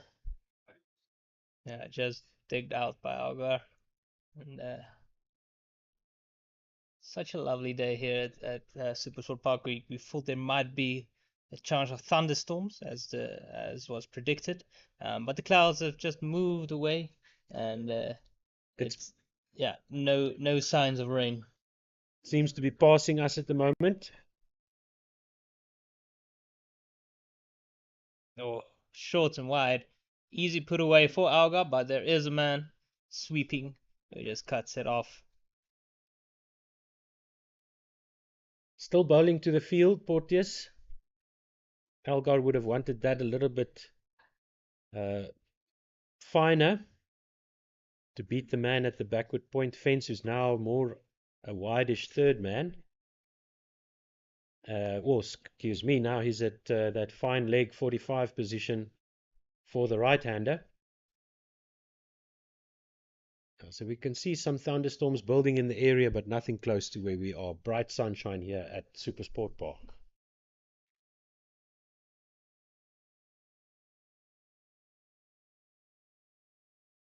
Second slip is back.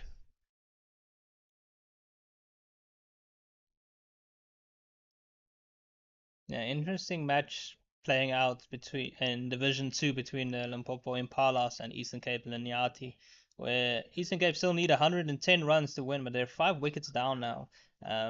Limpopo really punching above their weight so far this season, doing well, but they got the important wicket of Jason Niemand, who they run out for 82.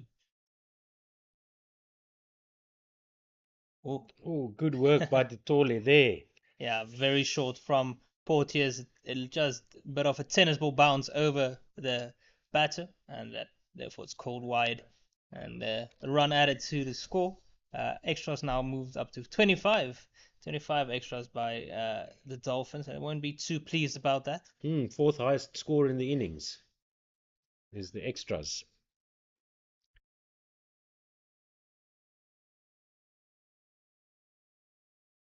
Oh, nicely Flawless done. shot. And a good stop at mid-off as well. Yeah, wonderful work to cover the ground and get down in time. And so good all around. And a bit of stretching. Got a man at mid-off. Now that is Smith, the man who was called on to walk all the way up into the stands to go and fetch the ball. Did some excellent stopping work there for Porteous. That was a superb drive by Munsami. Yeah, Munsami really getting into his work now. He's moved up to 44, looking increasingly comfortable at the crease. Oh, wow. Lucky break for Dean Algar, who tries to smash it through the offside, but inside it's just missing the off stump. Yeah, it's a tricky wicket. This bounce is not consistent from this West Lane end, from the pavilion end. And that under edge just demonstrating that. Dean Algar expecting the ball to jump up into the path of his bat. Lucky for him, it missed everything. After 70 overs, Titans on 234 for 5, still trailing by 59 runs at the moment, feeling a lot more comfortable after this partnership that's moved up to 88 between Dean Algar and Rivaldo Munsami, and Andina Semelani will continue.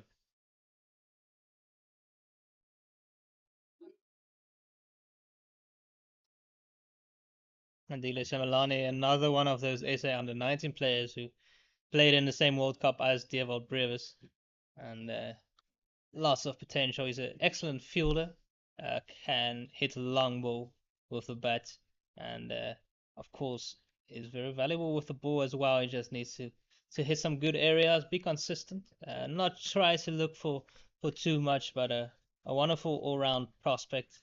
Another one who was picked up as a rookie in the SA20 and will learn a lot from Dale staying down there at Eastern Cape.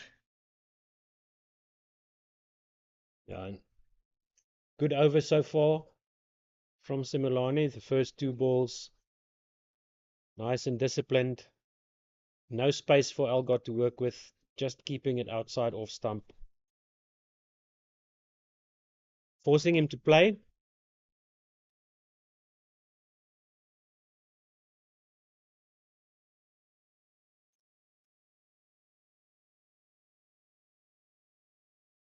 Inside edge, thick inside half of the bat this time.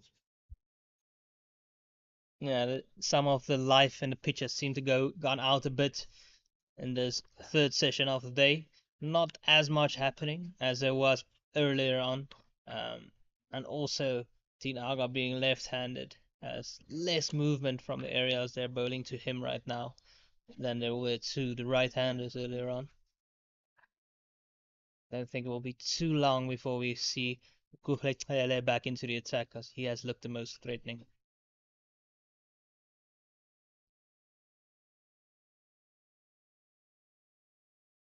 Yeah, that is going to be interesting to see when Kele will come back.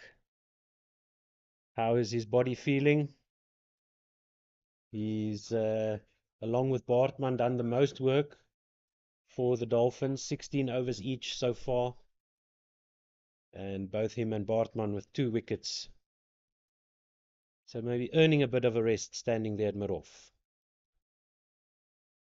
Ooh, just back to the bowler, bump ball. Yeah, solid punch by Dean Alga, and he seemed fairly untroubled in the last couple of sessions as Dean Alga, just going about his work quietly, as he always does. Not the most flashy type of player, or aesthetically pleasing, if you like, but very effective is Dean Alga.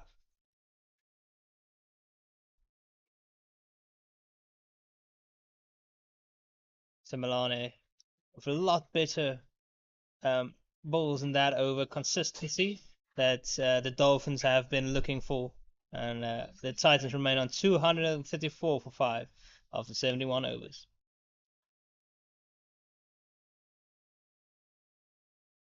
Right, so Parsons seems to be back into the attack.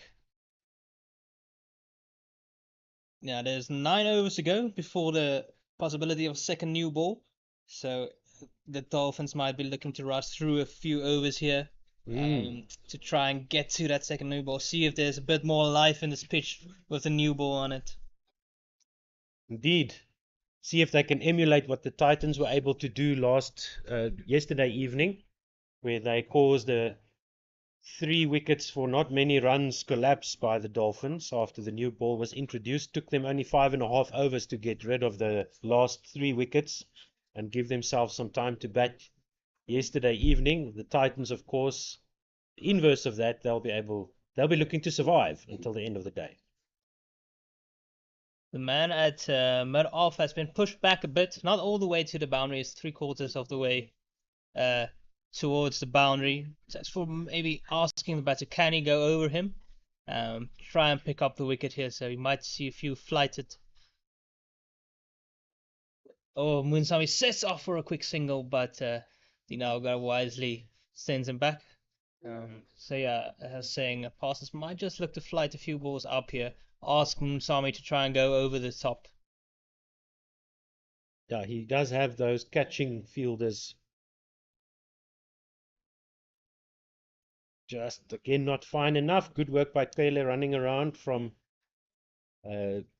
backward, well, the fine leg close to the batter, what we would call inside the circle in the one-day games.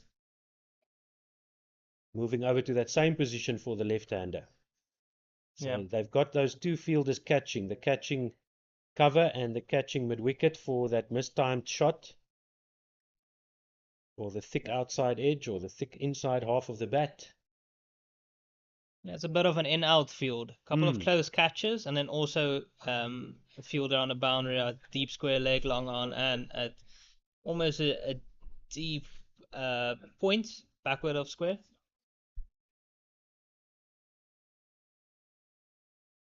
Strongly whipped by Dean Alga.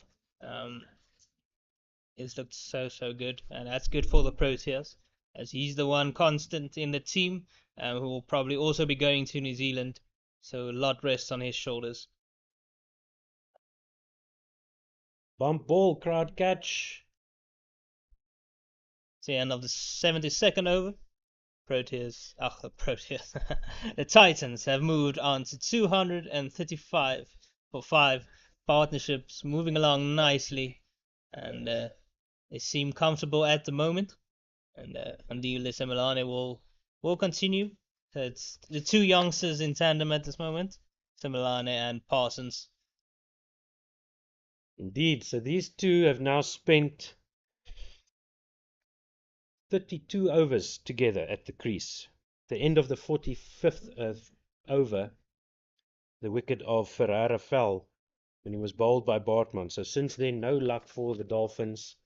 Nothing since. Oh, edge, and the Tole is not able to grab a hold of it. He parries it just past the man at slip, and there goes the opportunity that the Dolphins have been waiting for. Andile Semilane invoking a false stroke from Munsami, who's looking to be attacking, but the Tole is unable to hold on to it. Certainly his catch, but it goes down.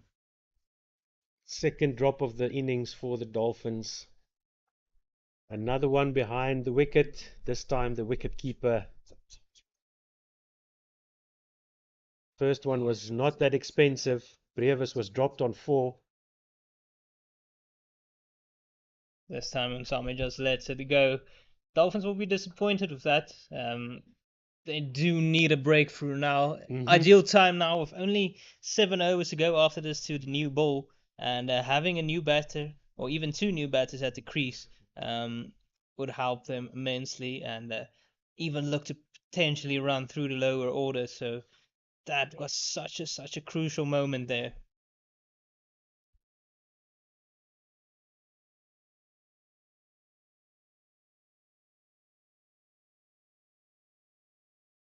Semilane bowling much better in this spell, hitting good areas, asking questions of batters, making sure that he's making them play as well.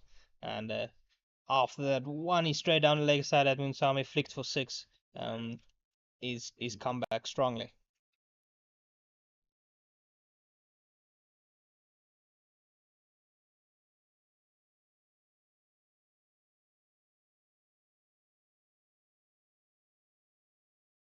In the air and just short of the man at mid-off. Again, Munsami living dangerously here. He's looking to be attacking, putting pressure back on the bowlers, but he is offering up opportunities. This last one, not quite an opportunity, but it looked like it for a moment. But it just didn't carry. A bit early through the stroke there. Popping it up almost into the hands of mid-off. Munsami needs to calm down. The Dolphins smelling blood.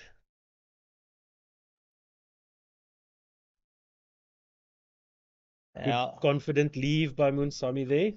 See, the fielders are really up for it right now. They've seen a couple of close calls, so energy levels are back up. Dolphins know this is an important time in this game. Yes, indeed. 1 ball to go in the Semilane over.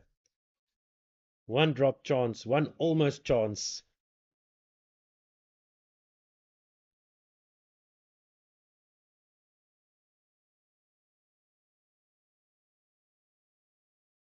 Good leave to end the over.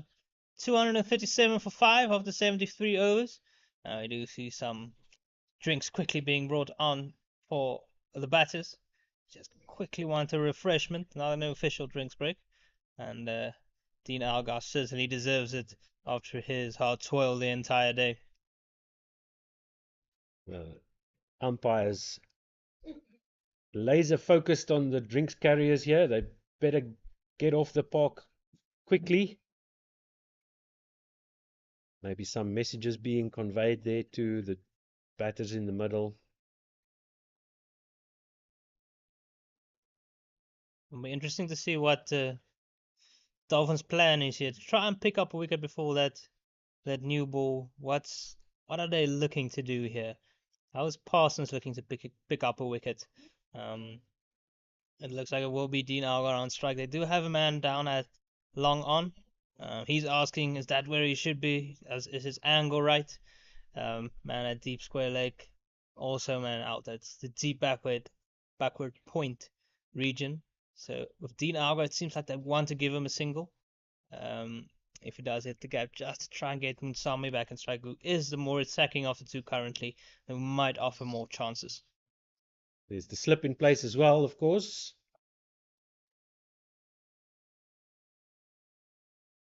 And Parsons has been right on it today.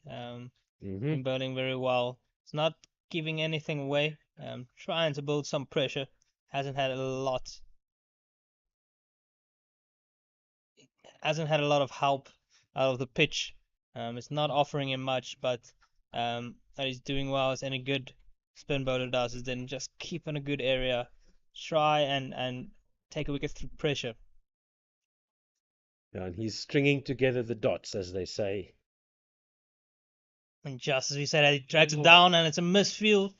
The man at mid-wicket was just able to rope it back in, and they scamper back for a second. But that's disappointing, and Parsons shows his frustration. Was hit right to the man at mid-wicket, and letting it slip.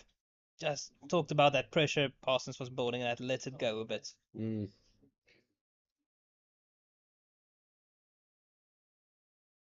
Oh, that one struck Dean Algar outside the line, I would suggest. yeah, also Not enough turn, or not enough indication of turn, as Algar got quite well forward there. Yeah, also close to an inside edge as well, bad pads sort of situation.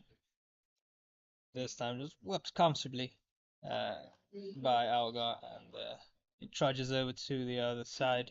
Munsami, nearing a half century, he's on 47.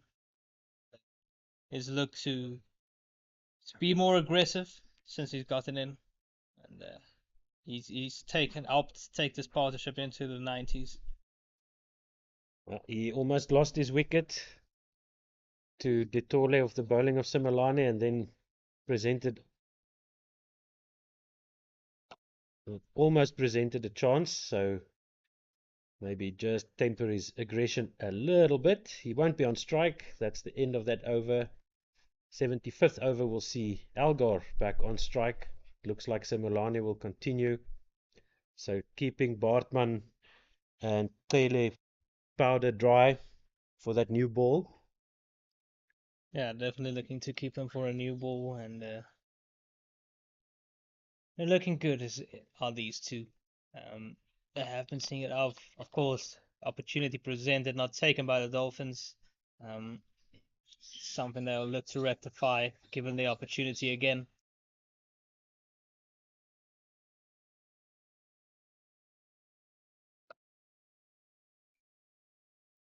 Better line from Simelane, forcing Algar to play.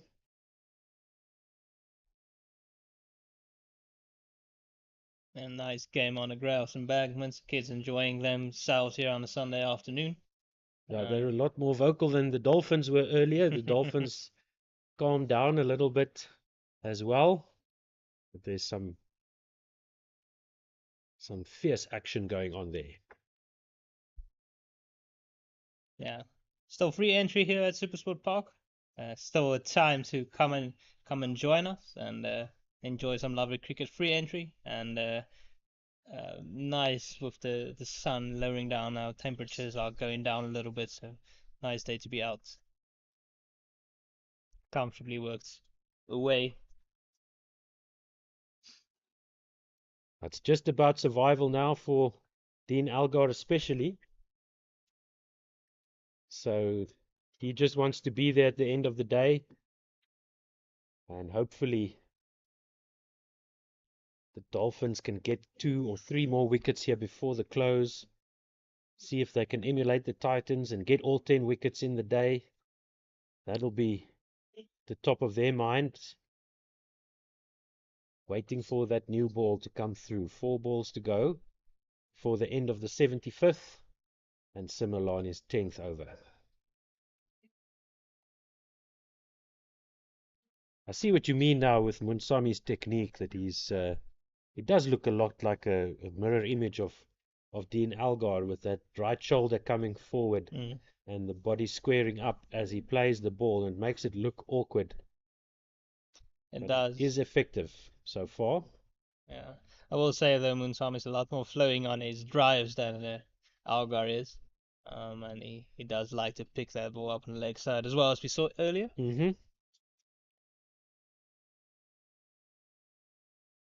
Nicely placed. Oh, nicely It's through. going towards the boundary. Looking, will they come back for a third? They do. There they go. And that will be the 54. Rivaldo Moonsami done a brilliant job bringing up his 18th first class half century. An important partnership between him and Dean Algar, and much appreciated by his teammates in the dressing room. 87 balls, but most importantly, just over 2 hours. 2 hours and 7 minutes at the crease with Dean Algar, helping Dean Algar to get to his milestone. Moonsami now reaching his own, and the Titans reaching another milestone. As a team, they only trail now by 49. Short, wide, and Dean Algar throws his hands at it. It just rolls out to the man on the boundary. 99-run partnership as well. This is exactly what the Titans would want at this stage of the game. Dolphins really needed that wicket of Munsami. Dropped on 45, excuse me. Simelane doing all the hard work, getting through all the worst parts of the cricket match. Work through the mid-wicket region and will go to the boundary for forward. Also brings up the 100 partnership between Dean Algar and Rivaldo Moonsami. It's been a wonderful partnership and so dearly needed by the Titans. We come to the end of the 75th over. The Titans have moved up to 249 for 5. And we say goodbye to Otto Saima, who will be swapped out by Mpendulo. Thank you very much, Werner. And I'll be back a little bit later to enjoy the wonderful commentary of Mpendulo Magubane along with Werner Erasmus.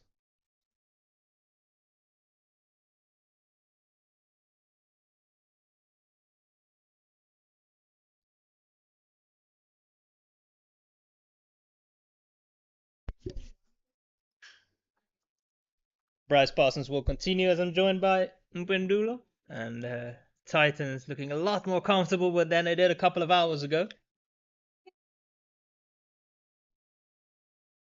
That's that value of those partnerships. Like you are going up, being merry in the last over, bringing up that 100-run partnership between Monsami and Dean Algar, really bringing it back for the momentum multiply Titans. Bryce Parsons getting Dean Algar to come forward. He's the only bowler who's really been giving Dean Algar some questionable deliveries. Yeah, despite not a lot of turn in the pitch, he's been very consistent as Parsons, and he's been getting some bounce, which is good strength for the bowlers that they enjoy. Just worked into the leg side, comfortable enough for Dean Algar. Brings up 250 runs here for the momentum multiply Titans. Make that 3 bonus batting points in the bag. Big thanks to this beautiful partnership between Munsami and Dean Algar. Like we said, couldn't do it in the last innings to get to our triple figure partnership. But this time really consolidating well. Rivaldo Munsami now looks a touch more comfortable in his work, but also that has to do with the fact that the bowlers are getting tired. It has been a long day and it has been hot as well.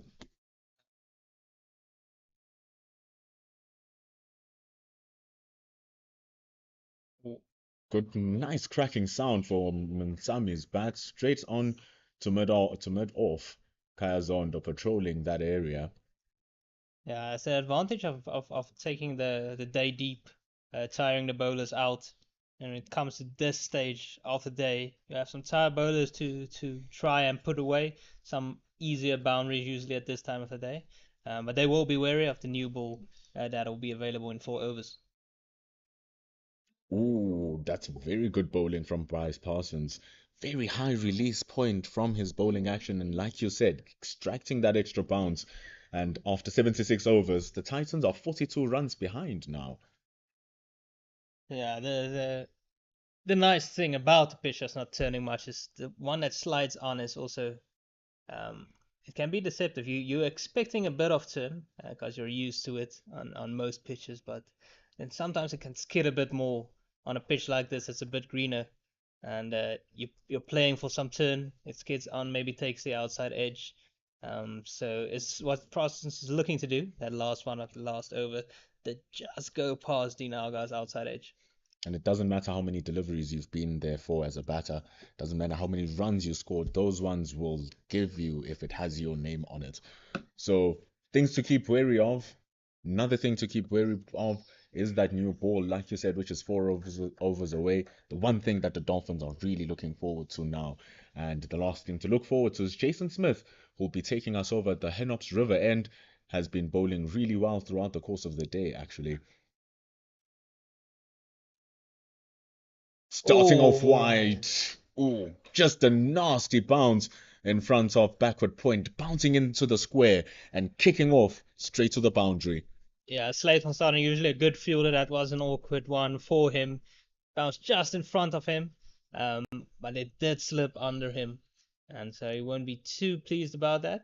But yeah, it's good to see Jason Smith bowling. He didn't bowl a lot last season. It's just the amount of options that the Dolphins had meant that he didn't really get many opportunities to bowl in. So good to see him getting an extended run today with the ball. And he's been taking full use of that. Even that boundary that he just conceded was rather unfortunate. Wouldn't say that it was wouldn't say that it was bad. Well, you can say it was bad, but the protection was there for it. So the fielding Yeah, rather. it wasn't the greatest ball. It was a bit short and wide, but he would have hoped that the fielder would stop it. That's why they, at the end of the day, just like that at cover, being able to stop a very good looking shot. And Rivaldo Munsami has been very confident on that drive throughout his innings. Yeah, Moonsami is a very attacking batter, and I will try to look up some stats from last season because I remember his strike rate being quite high, playing in Division Two for Northern Cape Heat, and he's looking to continue on in the same way here. Has a wonderful partnership with Dean Algar. Just their style of cricket complementing each other well, like both were speaking. Almost similar styles, almost mirror images. So that means also they see the gaps that need to be taken and they understand when to run, when to call. Wouldn't say there's been like, ooh, that was almost a run out. So everything has just been running smoothly. Yeah, Moonsami last season, by far the top scorer in Division Two, made 591 runs, but the big thing to notice there was strike rate was 89.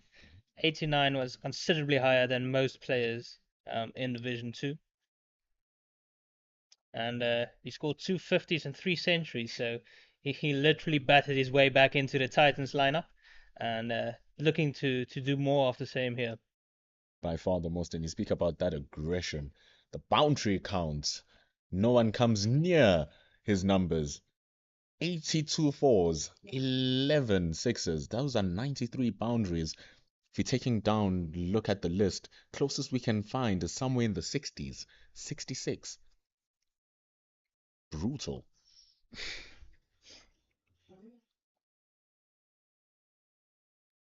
And it goes to show those cover drives have been immaculate. Those glance in front of the pads as well when the bowler just drifts onto the leg side, showing that he's not just a one-dimensional player too.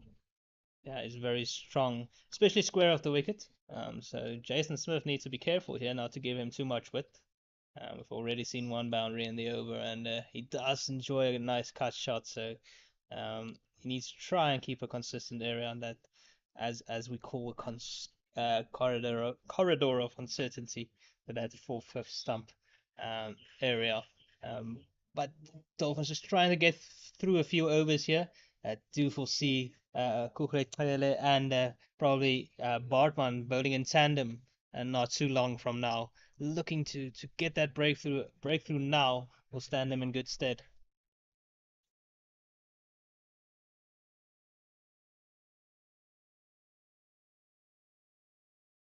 Well closed off by Jason Smith, just going for an unfortunate boundary as we take a drinks break just before that new ball is available. The momentum multiplier Titans are trailing by 38 runs now, still halfway through their innings, with Dean Alga on 118 from 232 and Rivaldo Munsami on 59 from 95.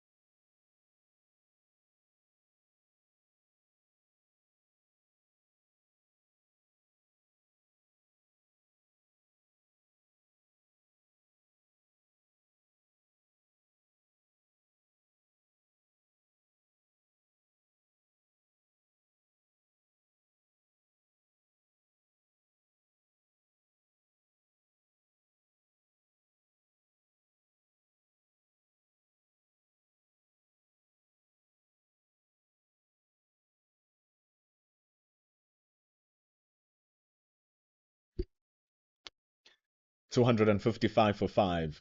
That's the momentum multiplied Titans' efforts as we are here in the final session of day 2 of the CSA 4-day domestic series in what has been quite a balanced game here as Bryce Parsons bowls to Dean Algar, who is on 118 runs.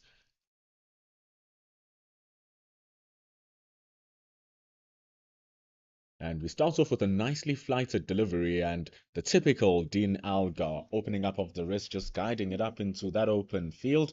Started off well for the Centurion. Yeah, nice round 120 for the national captain. He's been enjoying himself this season, century after century, and very good signs for the Proteas, who haven't had a lot of red ball cricket, and he's one of those that's very important. And well, actually crying over the fact that there might not be enough Test cricket coming over the past next couple of seasons for the Proteas. Being able to attain a couple of tours, which was really good, but still, for a team of South Africa's caliber,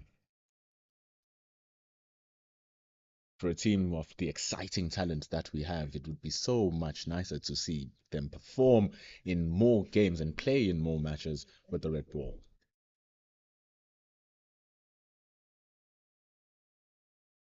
Yeah, I think the frustrating thing is that even if we do get series, it's only 2-match series, and so I mean, Cricket South Africa right now don't necessarily have all the finances for a for 3-match series,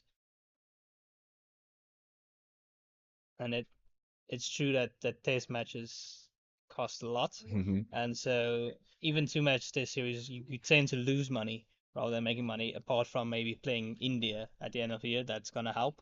A full series against them is definitely gonna help the situation along with the SA 20, and the hope is that in the long run the finances will turn around and we'll be able to host more Test matches again. Good news is we are playing more Test matches next season. I believe it's 9 Test matches. Oof. Good bowling by Parsons. Continuing to ask questions on a pitch that doesn't necessarily suit him. He's bowled very well here, and it's not just filler overs until the new ball. It's been proper testing overs from him. It's been the only one, as we've said, just really troubling this partnership a little bit because he's bowling well to both the left-hander and the right-hander. You'd think that left-arm finger spinner really threatening against Rivaldo Munsami, who would be the right-hander, but surprisingly threatening even the man who's been there for over 230 deliveries, who's the left-hander, who would have thought he's much more happier receiving the ball spinning towards him. Yeah, Parsons doing the role that John Smuts would do for the Dolphins and doing it very well. So that's good for them. I mean, having a youngster like that who has many years ahead of him, it's wonderful to see him doing that well and contributing with the bats as well. Jason Smith, also one of those contributing in dual man of the game. Whoa! Getting one full and it's smacked by Dean Algar, almost taking out Rivaldo Munsami on its path to the long off a boundary. Yeah, beautifully played from Algar.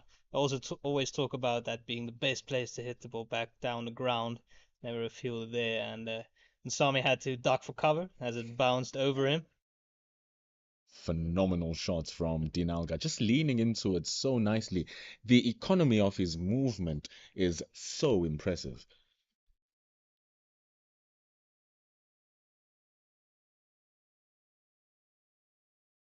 And the thing is, he's looking so focused. It's not like he's playing any rash shots. He's the epitome of concentration right now. He's been looking so good and comfortable at the crease. Munsami a bit more attacking, but he's still out there. Partnerships moved up to 116, and the Titans looking comfortable. Only 31 runs now behind the Dolphins, and they'll be looking to push into a good lead here.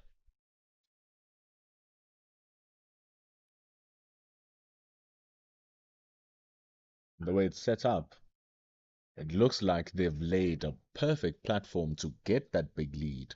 I mean, right now, just making sure that they level the playing field by getting to that score. And once they do, especially if they still have these 5 wickets in hand, it's definitely going to swing the momentum fully, because now the Dolphins will be playing for every single run in the most literal of senses. Yes, and here at the back end of the day, we still have a few overs to go, so they can push into the lead today. Easy single out into the offside, and so it's 8 balls remaining before a potential second new ball for the Dolphins. I'm sure in the next over we'll see some warm-ups from the likes of Hele and Bartman, and come back and try and just break this partnership to start off with, and then look to pick up a few more wickets and not concede too big of a lead, because we do know this pitch gets harder and harder to bat on as the days go on.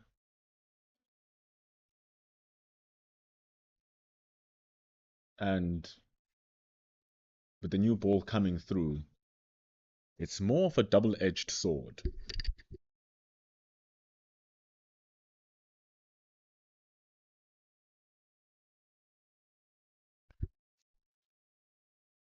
The new ball is a double-edged sword in the sense that if the Dolphins' bowlers don't land it in the areas that it's supposed to be where it can be effective, they will fly for the runs. The batters are in, the ball will be flying because it's brand new, and the outfield is very helpful too.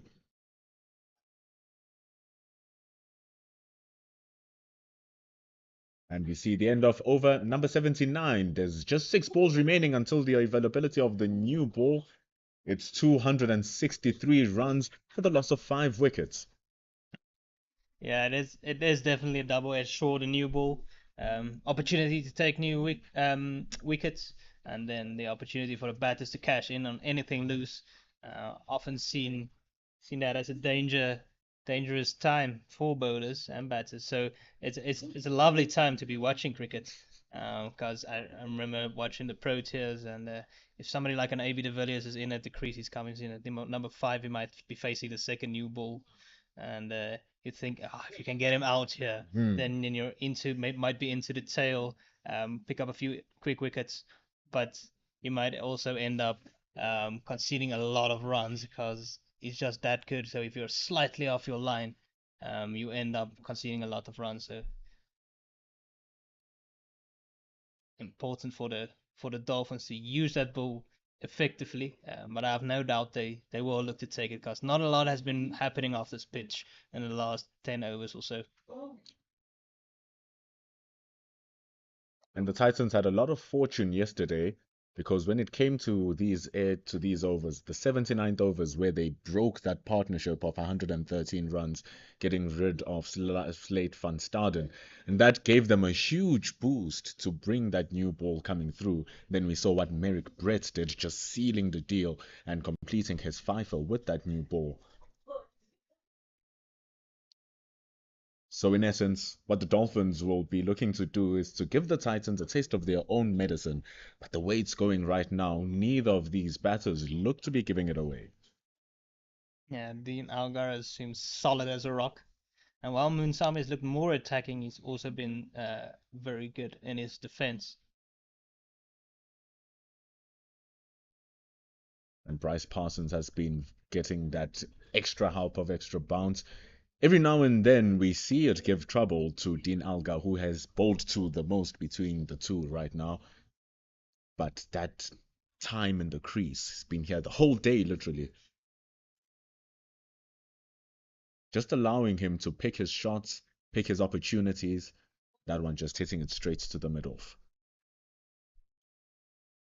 Yeah, Bryce Parsons giving nothing away, trying to eke out the wicket here with the last ball for the 80th over ends.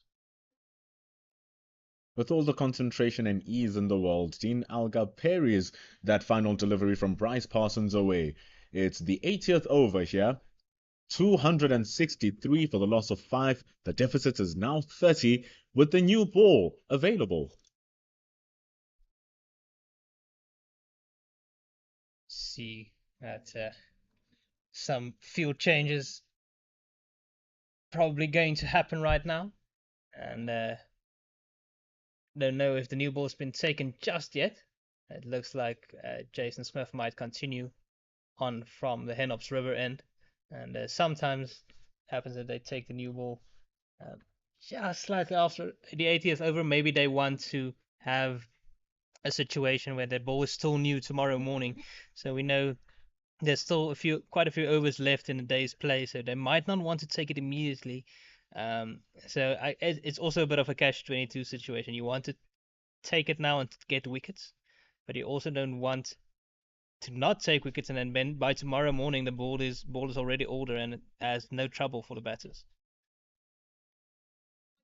And on top of that, the added advantage of taking it slightly later and having it fresher for the morning after is that your bowlers will be fresher. The Dolphins have been out here for the whole day because they started bowling yesterday. So they've been bowling the whole day. Yes, it's important, you're professional, you'll keep landing in your areas, but there's that sharpness that just won't be there anymore that they'll have come in the morning.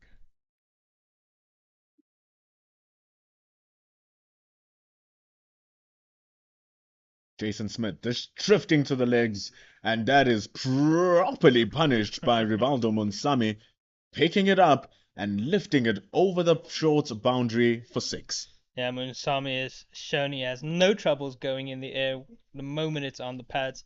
That's a second 6 he's flicked to the leg side. It's also a much shorter boundary today with the pitch a lot more to the scoreboard side of the square.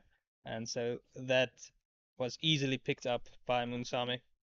Just drifting to the legs, Jason Smith. He has been on that full length rather consistently. But the moment you go to the legs of Rivaldo Munsami, you said it yourself, Vernon, very strong square of the wickets, either side, they're showing his worth again. That Yeah. The captain is probably pondering, should he be taking the renewable now, should he not? Difficult decision for him. Jess Smith runs in, but Munsami was not quite ready to face him just yet.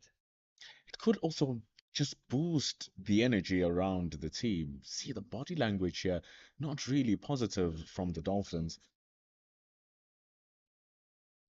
Just getting a slight edge. It runs in between the slip fielder and the gully. Doesn't have enough legs as the hands from Munsami were rather soft. Deficit now going down to 22 runs. Yeah, very nicely played from Munsami. He's moved up to 67, or is it? Yeah, 67 is. But it's looked very solid as Munsami, and he's enjoying his partnership with Dean Alga. Like we said, they bat together very well. It's been shown. Dean Alga's batting well with everyone in the Titans lineup, actually. Flicked Ooh, again on the pads. You are asking for it, Jason Smith, if you send it to the pads. And Rivaldo Munsami showing it again that if you stray straight to where I am, I'm going to punish you. yeah, the moment he goes onto their pads and that ball was going to the boundary. Not that wide of the man at mid wicket, but he stood no chance. It flew past him. So much power generated on the shot as well. So much timing too. Yeah, Munsami has lovely wrists. It's a lot like how the players in India play it. They love to flick those wrists through the ball. Going on to the front foot as well, presenting the full face of the bat. It's very, very a dominating presence, that type of defensive shot, especially after showing that you can smash it away anytime you get it wrong. Yeah, and again, that strike rate of Munsami coming to the fore, striking at about 70 runs today, which is very high, and then is helping the Titans' cause here. And that is also big compliments to Dean Algar, who's just been there with him the whole time. Both of them absorbing the pressure very well because it was a shaky situation when they started their partnership. The score was on 136 when they walked in.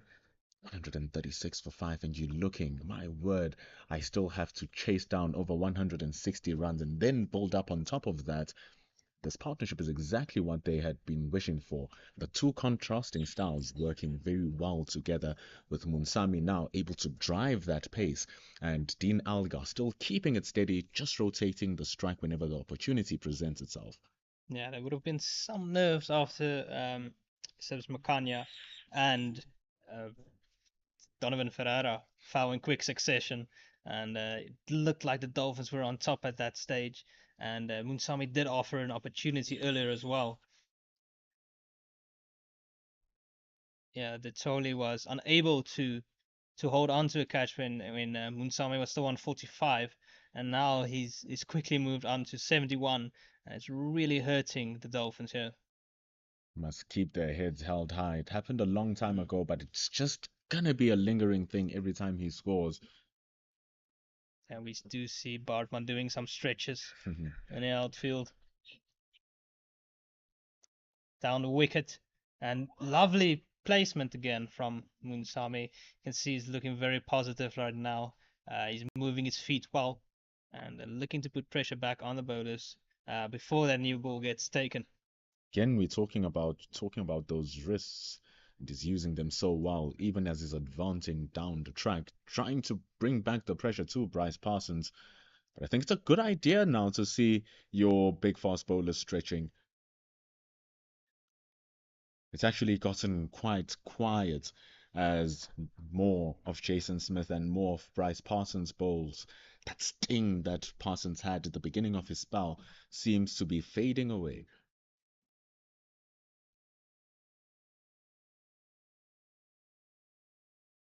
Just able to deal with it so leisurely is Dean Algar. A sweet sound off the bat, right in the middle. You see Dean seeing that ball big. He's feeling very comfortable at the crease. Pitch not doing as much as it did earlier in the day as well.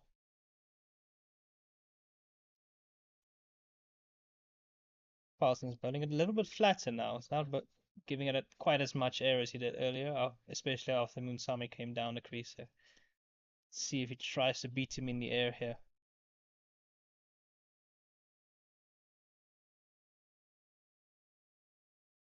Goes again for a quick one, slight appeal. And as you were saying, Werner, not much on the pitch, so Bryce Parsons having to go to his variations of pace, his variations of length as well. As we see the end of over number 82, just a slight appeal to Munsami. But it's 278 for 5 with the deficit now on 15. Yeah, as we see Ukuhle coming into attack, and the new ball is being shown by the umpire. So the Dolphins have decided now is the right time. They need a breakthrough right now. Can't let this partnership just go on and on. It has moved up to 132, and they'll look to Hele and Bartman to make the incision and try to restrict the Titans here, because if they can't, this game might just run away from them. Indeed, Okuhlecele has been lively running down the Henops River end. He is a true danger because his spell in the morning was fire. His spell during the second session was also fire. He's rarely made a mistake for his bowling. As you can see, he's going at less than 3 runs to the over. 2 wickets could have been more, but he comes in now to break this very crucial partnership. Or at least try to.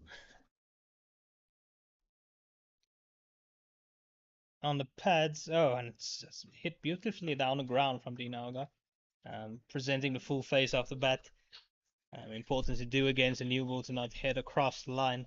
Interesting to see what the field is looking like here for Waldo Moonsami. For Algar, it was 2 slips and a gully, and only the one fielder out on the boundary. And it seems like they will be going for the same type of field to Moonsami as well. Trying to get him onto that drive. Dean Algar able to place it onto that open area. Okuhlecele just want to pull it slightly back.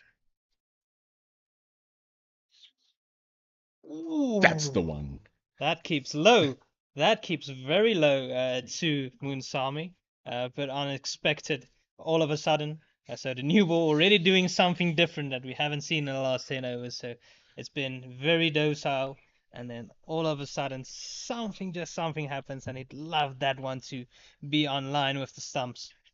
That is exactly what the new ball brings. Exactly what it brings. It's a good length there from Ogutlekele, and he got fortuitous with the assistance from the pitch. Ooh. Pops it up into the air. Just not straight to the mid-on or mid-off or straight to Ogutlekele. Survives Munsami. Yeah, living a bit of a charmed life here is Moonsami. You can see Dean Algar is coming down to have a bit of a word with him. Say, no need to be over attacking. If the ball's there to hit, hit it, but don't try and manufacture anything here against a new ball, as there is added risk. But if the opportunity presents itself, then go for it.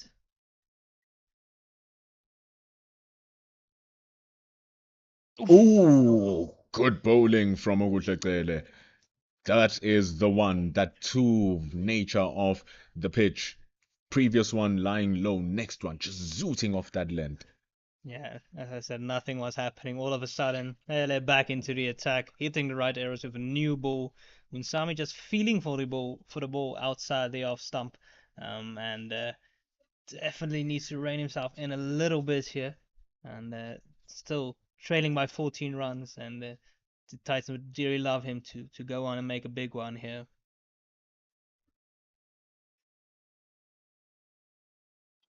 He himself too will want to cement his bringing up and coming back to the Titans team, Rivaldo Munsami. And how beautiful would it be doing it against the defending champions who had you onto the back foot and then working it so well with a veteran of the game as well on the other side with you.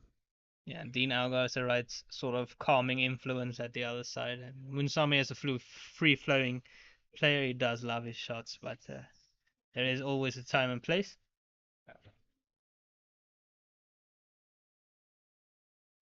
Driven, beautiful. Give him a code 14 license as he shows what he can do behind the wheel with the bat on his hand. Glorious drive, another trademark shot from Munsami as he's been doing the whole day for 4 runs. Yeah, that was the right ball to go after. That one was overpitched. Nice long half volley by Hele, and Same just laying into it. And he moves up to 76. Dean Algar himself is on 128. That deficit down to 10, almost into single figures. Oh, now it's really becoming happy place here for the Titans. Wide delivery from Ogutlekele. Just a bit too full. Nothing for him to do there. Valdo Sami happy enough to take it. But now we have Othniel Budman, who will be coming from the West Lane end. He was very successful from the Henops River end. Totally dangerous. Now we want to see what this end of the ground will bring us. Yeah, I think it's all or nothing type of approach now from the Dolphins. The two main threats with the new ball, and this is what they're looking for, trying to put that pressure on, get a wicket.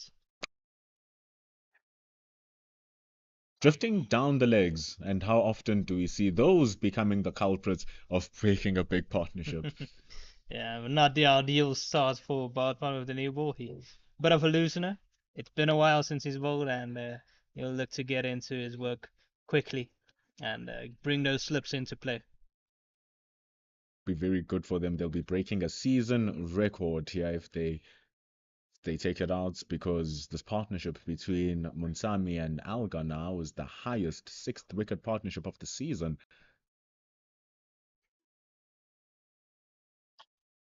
They breaking the 130 runs which was scored by Wandile Makwetu and Mitchell van Buren in the Lions' victory versus the West Province down in Cape Town. So indeed, these two are taking it on and are taking it on well for the Momentum Multiply Titans. Bartman looking to get into his spell here. They need something to the Dolphins.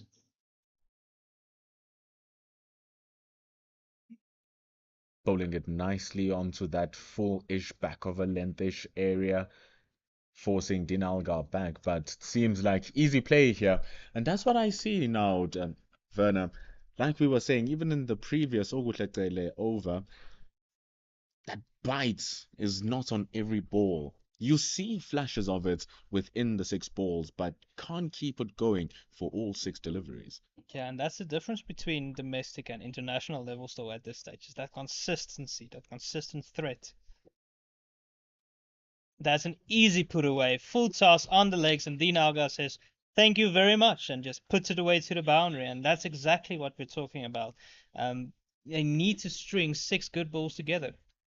There's no sense in bowling 3 good balls, 4 good balls, and then letting that pressure off later in the over. So important that Bartman backs up what Hele did in the previous over.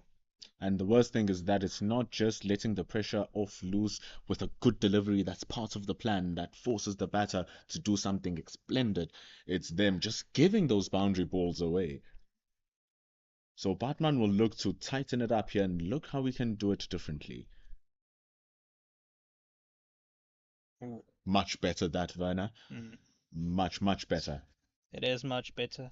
Thing that boundaries do at this stage as well is just get a bit of that shine off the new ball. So if they're giving easy boundaries, that's gonna cause the new ball to go get older a lot quicker than they would want. So it's a double meaning of bowling well here. It's not only trying to get a wicket, trying to bowl good areas, keep pressure, it's also keep that ball new for as long as possible. And of course, the players who are still going to come, Ayabulela Kamane, he can smash one as well. He's had his pads on for quite a while, waiting for this partnership to not break. He wouldn't want to come in now, right at the tail end of the game. The sun will be setting, shadows will be coming in. As we see the end of over number 84, the deficit is now 5. He wants to come in having the license to just play his shots, not of the pressure of having to keep the ship stable still. Yeah, Amane has had that nice term, that pad rash. Pad rash in the dressing room, sitting there and waiting. There's been partnerships where the batters just wait and wait. There was this one partnership in international cricket between Jawardena and Sangakkara where they made like 600 runs, and the next batter just had to sit there through it all. Uh, as we see, Hele back. I'll never forget. That was the first time I heard a radio broadcast of South Africa of any cricket game because I think it was in 2006. The partnership was worth 620 runs. Mahela Jawardena scoring 374 runs, which was his highest international score back at the SSG. Very infamous for its run scoring and run getting that Sri Lankan ground. That was a tough few years for the Proteas. They had to face that. They had to face Virendra Sehwag getting a triple century and just staying out in that sun all day long. Trying to paddle that around that fine leg area, misconnecting it, but also Ogutlekele just not getting it to utilize those 2 slip fielders who are just waiting there, Cyril Irvie and Marcus Ackerman. It feels like they're a touch too short so far here. The batters are both just sitting on a back foot, waiting for it, playing it off the deck. They're getting it a bit fuller. They won't have as much time to react off the pitch. So important to get it a touch fuller here with the new ball. Oh, that's the Oh, one, Werner, but not reaching the hands of Cyril Irvie, just bouncing in front of him. Very good to put hands onto it to stop it to going for a boundary, though. yeah, once again, it looks very awkward from Dean Algar, but again, technically played well with soft hands. Not giving it that pace it wants to get. So if he fended at it, it would have carried to the slip. But because he plays it late, he plays it bottom hand comes off the bat. That means the ball doesn't carry to the slip. Must be so frustrating for the bowler as well. You are hitting your area as well. It's as if a boxer gives you a nice hook and you swing with the punch as well to lighten the blow.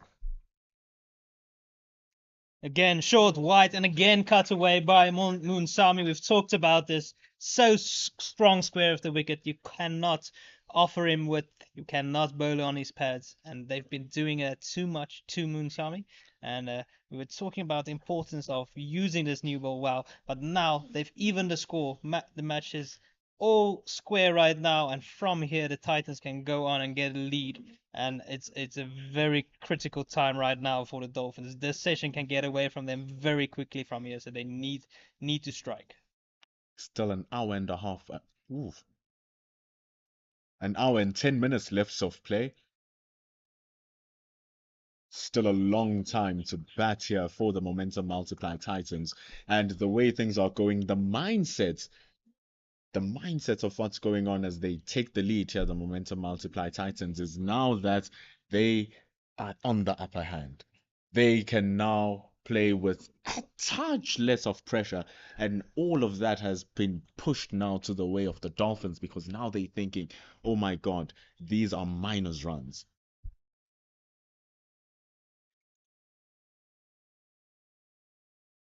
Yeah, the Titans can play on the front foot now. Not only are they in the lead, but they're in the lead with two set batters who've been together for 40 overs and are really settled in. I mean, they're closing on 300 runs. Quick drinks break, just refueling before they get going again. Dean Algar on 135. Munsami has raced into the 80s. And Dolphins, they need something from their bowling pair of Taylor and Bartman. See, these are the moments here, Werner, where yes, there's experience. Bartman, the most experienced of the bowlers, 37 matches in his bag. It's where you want the vastly experienced player who's been around, equivalent to what Dean Algar is as a batter, to just shepherd the bowling lineup in this very precarious area of the match.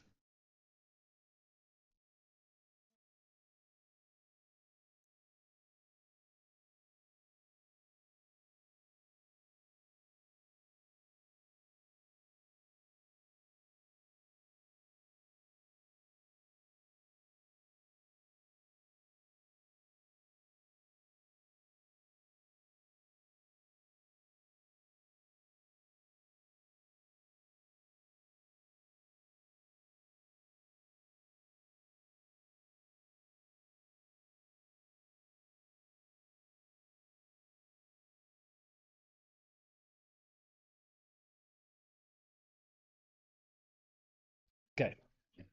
The return of Otto Simon on the commentary gantry at 85 overs with the lead at 1. Very critical period, as you mentioned. Ooh, swinging for a wide one there was Rivaldo Munsami. Not happy with his efforts because it was definitely there to be hit, but nearly could have gotten an edge, and Ditole would have been in the game. Yes, indeed. So is this a sign of what the Titans are going to do now? Are they going to cut loose? Are they going to relax and take it through to the end of play, or are they going to try and pile on the runs? Have to try and do both because these guys have been out here for 148 runs. Oddneil Batman bowls it full and wide, and it has been smashed away. Rivaldo Munsami, do not give him drivables because he will do just that to bring up the 150-run partnership. Wonderful stuff here from these two. And Munsami, what a beautiful swing. Almost an Ernie Els-like swing, as if he's on the tee box and on a par 5 with the driver in his hand. Just smoke that through cover. Beautiful. When he gets that bat swing going, it's a very nice thing to watch. What do golfers say when they're about to hit? 4. Again! Another one, but stopped well. Fantastic fielding efforts there. Really on it was Rivaldo Munsami, now on 85 runs, but the fielding right on par. Now, 4 is what you shout when you mishit the ball and it's going to hit someone else. So then you shout 4 so that they cover up and look out for your ball to land. So that will be for the people in the crowd, if there were any. Munsami. It's for the people in the crowd because that one was definitely going through the boundary, through the advertising board, into the person standing in the banks. Indeed. 298 on the board for the Titans. Another one, but getting a little bit of excited because they all look so good here from Rivaldo Munsami. There's a sweeper just stationed there at the deep. Not too much damage. Not straight to that fielder. And now the field moving around. The man who was at the point cover going to fine leg. Man who was at fine leg for the right-hander moving to that backward point on the boundary. That's that value as well of that left-right combination that the Dolphins have had to deal with for over 40 overs. So frustrating. Dean Algar, 135. Ooh, going down the leg side. Seems like every time the ball goes down the leg side, you hear a little phantom edge. But Ditole having a good collection behind the wickets. Slow to get up there. Ditole has had a tough day in the field. It's been tough all around for the Dolphins since the 45th over when Bartman took that double strike.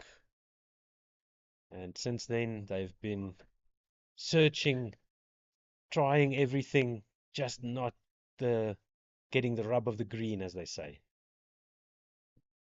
Ooh, squaring him up just a little bit there is Batman. He's going down on a knee as we see the end of over number 86. He's been on it for a while as Batman has bowled 18 overs, given away 51 runs for his 2 wickets, which he got in that 45th over. He was on fire during that spell. The Dolphins attacking bowler here, stretching his calves out. He's going to be looking towards all the hours in the gym, hopefully that he's been putting in the off season. Here at the start of the 4-day season, this is when it counts. Indeed. This is when all those hours in the gym start to work in your favor. If you've been doing the hard work off the field in the off season, this is where it shows. This is where the difference comes in. You would never say that Dean Algar batted since yesterday. He looks so fresh, he looks so focused. Even his running doesn't look like a man who's firstly in his mid-30s and secondly who's been batting for over 250 deliveries. Ooh, good efforts there from Ogutlekele. That's what you want for all 6 deliveries. Now just keep it on that off stump, force the batter to play. If there's any movement, the ball will do the rest. The ball will find the edge. Don't overpitch it. Don't give too much width, as you said to Munsami. He's well set now. Any small mistake and he's going to bounce all over it. Scores 299 runs for the Momentum Multiply Titans. Still have 14 overs to accumulate as many runs as possible for those batting bonus points. Keeping low there from Ogutlekele, but loving the fights that he's putting in now in this particular over. And you can see as Munsami rehearsed the shot there, trying to keep his bat a little bit straighter to compensate for the variable bounce. Make sure that you play with a straight bat. Perpendicular bat will get you into trouble if the ball is misbehaving off the pitch height-wise. That is how he edged the ball to Ditole through the bowling of Andile Simelane. Just unfortunate for the Dolphins that that one was not cusped. Good, authoritative defensive push. But it's an offensive push from Rivaldo Munsami, and that's how the Momentum Multiply Titans reach their 300 runs in their first innings. Wonderful stuff here for the home side. 6 hours and 21 minutes at the crease. So a full day, more than a full day. They're really putting in a real shift. Such a call to 9 to 5, but today we're having it 10 to 6. The men really working for their bread. Ogutlekele just slipping it down to the pads again of Dean Algar. Easy pickings as they go yet for another single with another 50 runs that they've added to the score. Now they have themselves 4 bonus batting points for this match. That could be crucial at the end of the season.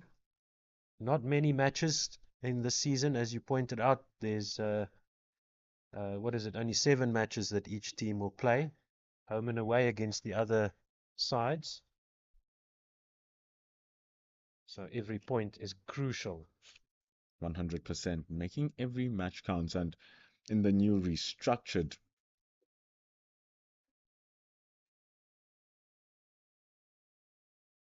the restructured shots from Yeah.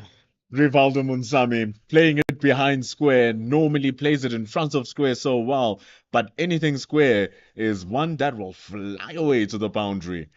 Dismissive, absolutely brutal, and just merciless. And Smoked that through point. That was beautiful. you're whipping out your entire vocabulary for this one also. Has to be. He's been on the money now, Rivaldo Munzami, into the 90s. 91 run, and very much his new highest score. His previous one, 76. Got that versus the Knights 2 seasons ago. Now he stands on a path of new heights. And he smokes that!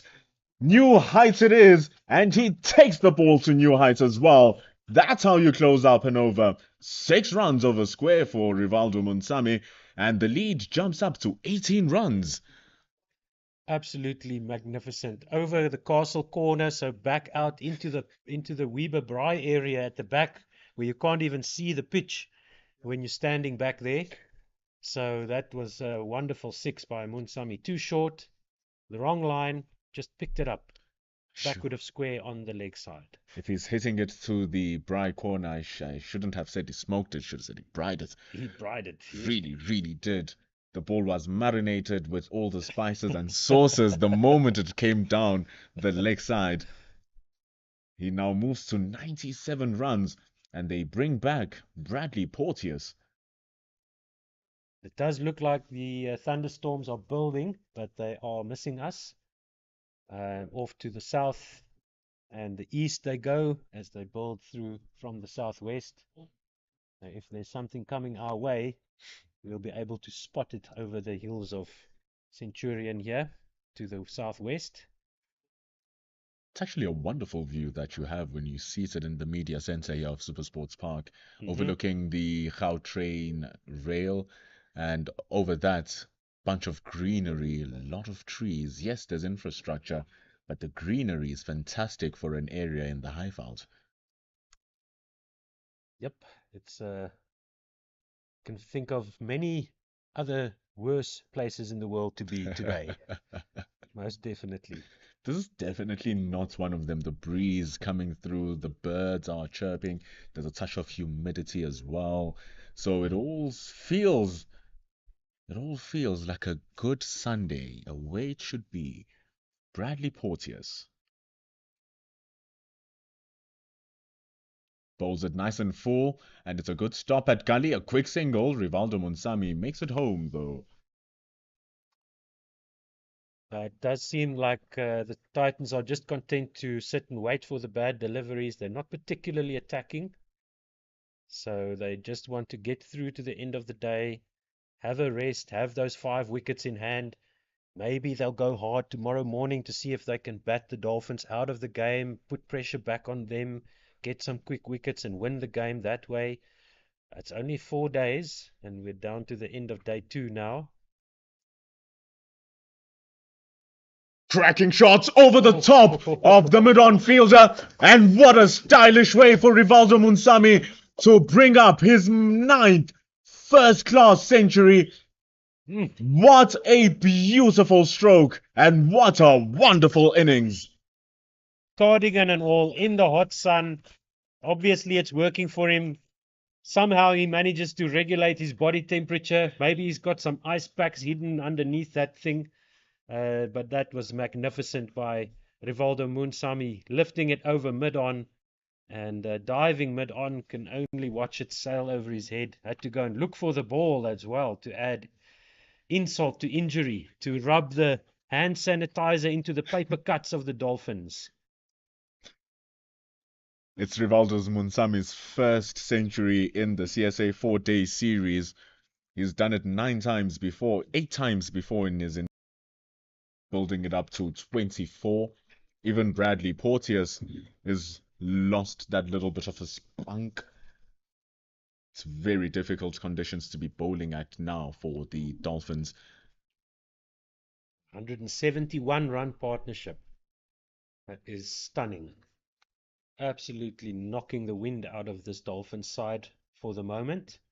They've gone really quiet. The only noise being the Titans change room. Cracking shots from Rivaldo Munsami.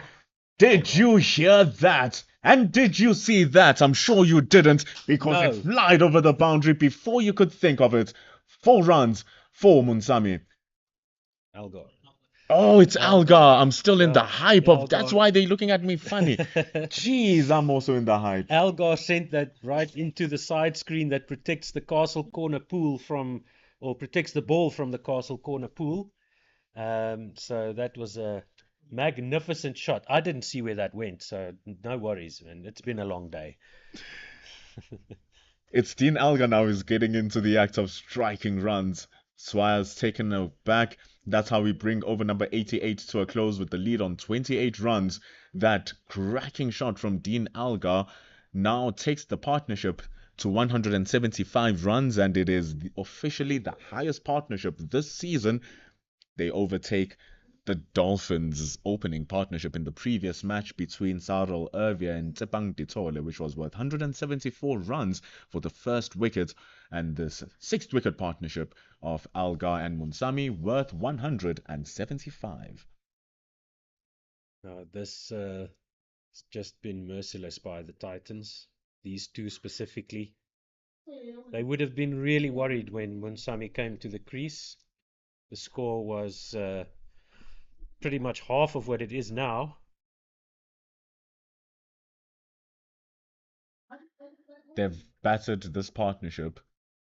It is now worth more than half of the runs in the score. Yep. Very much safely so.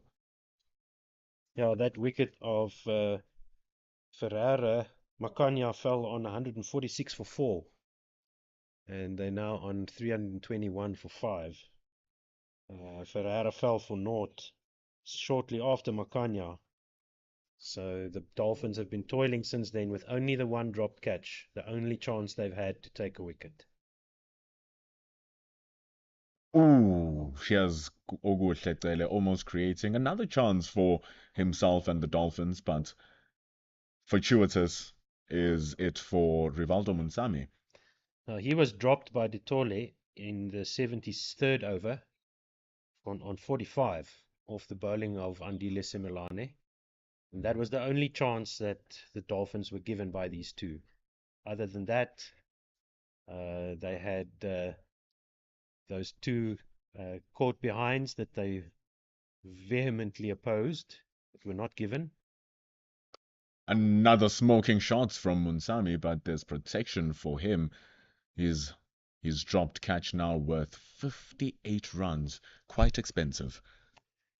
Yes, indeed. So Macania and Algar faced two deliveries that the Dolphins were absolutely convinced were caught behind. Umpire said no, and so Macania not so much, but they would have loved to have had Algar at that point. And both deliveries off the bowling of Oguhletele. It was menacing in the morning, menacing in the second session as well. I brought this point up as we were speaking with Werner, and it's important that it be emphasized again of how well he was bowling and how the numbers don't reflect that. But that one just drifting down to the pads, it should be signaled as just runs from umpire Achenbach. Now the Dolphins, especially Kele, just need to stick to their guns, just need to stick to their disciplines. Don't show, even if you are tired, don't show it. Just keep on keeping on, fight through this, and maybe there'll be something in it for them, some reward.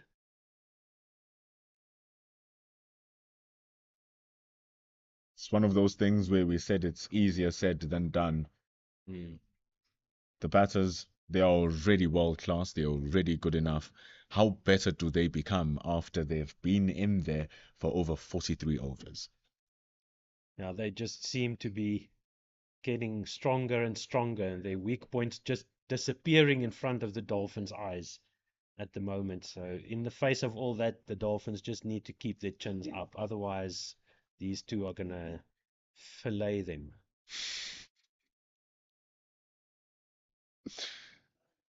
Oh, that's an edge. It's beautiful bowling. There's a big appeal, and it's not given again.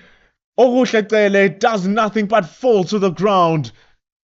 They were all convinced. That is quite bizarre. That must have been off some kind of thigh guard or something, according to umpire Achenbach.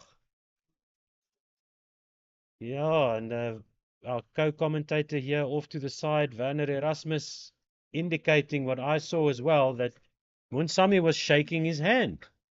He definitely had been struck on his hand or somewhere close to it. He would, of course, now say it was his forearm, nowhere near the glove, umpire. Oh, Let's that have a look. is so unfortunate. Let's have a look at the replay. Oh, that Oh, is it went through. definitely Through. looking shaky. Oh my God. That was definitely off the glove. He immediately shook his hand. It's too far away from the body. It was an inside edge, so it came off the inside hand, well, the inside part of his bat, between his bat and his body, struck him on the glove, went through to the keeper, caught behind, and umpire Achenbach said, that's not how I saw it, gents. It's not out. Okuhle will feel incredibly hard done. It is the third time now where he has been convinced that he's captured a wicket. And it's not just because it's the third time, it's the third different batter as well that he has fallen victim of the same trap of. That's super unfortunate. Such a pity that we don't have the replays and the review system here, because this is the kind of thing that the review system is supposed to get rid of. Well, from what I've seen in that replay, that must have come off his glove. Must have been his glove. There was nothing else in the way. And he shook his hand. He was shaking his hand as if somebody had hit him on his fist with a hammer. Controversy. What you expect? Bad controversy here. It's what you expect in a competitive game. Okuhle still can't believe as he makes his way to the team huddle. But it's a drinks break here for the teams. So much hard work, so much toiling, all falling to dust just momentarily for the momentum or for the Hollywoodbets Dolphins. They lead by 30 to the Titans. This partnership on 177, and we'll be back after the players return.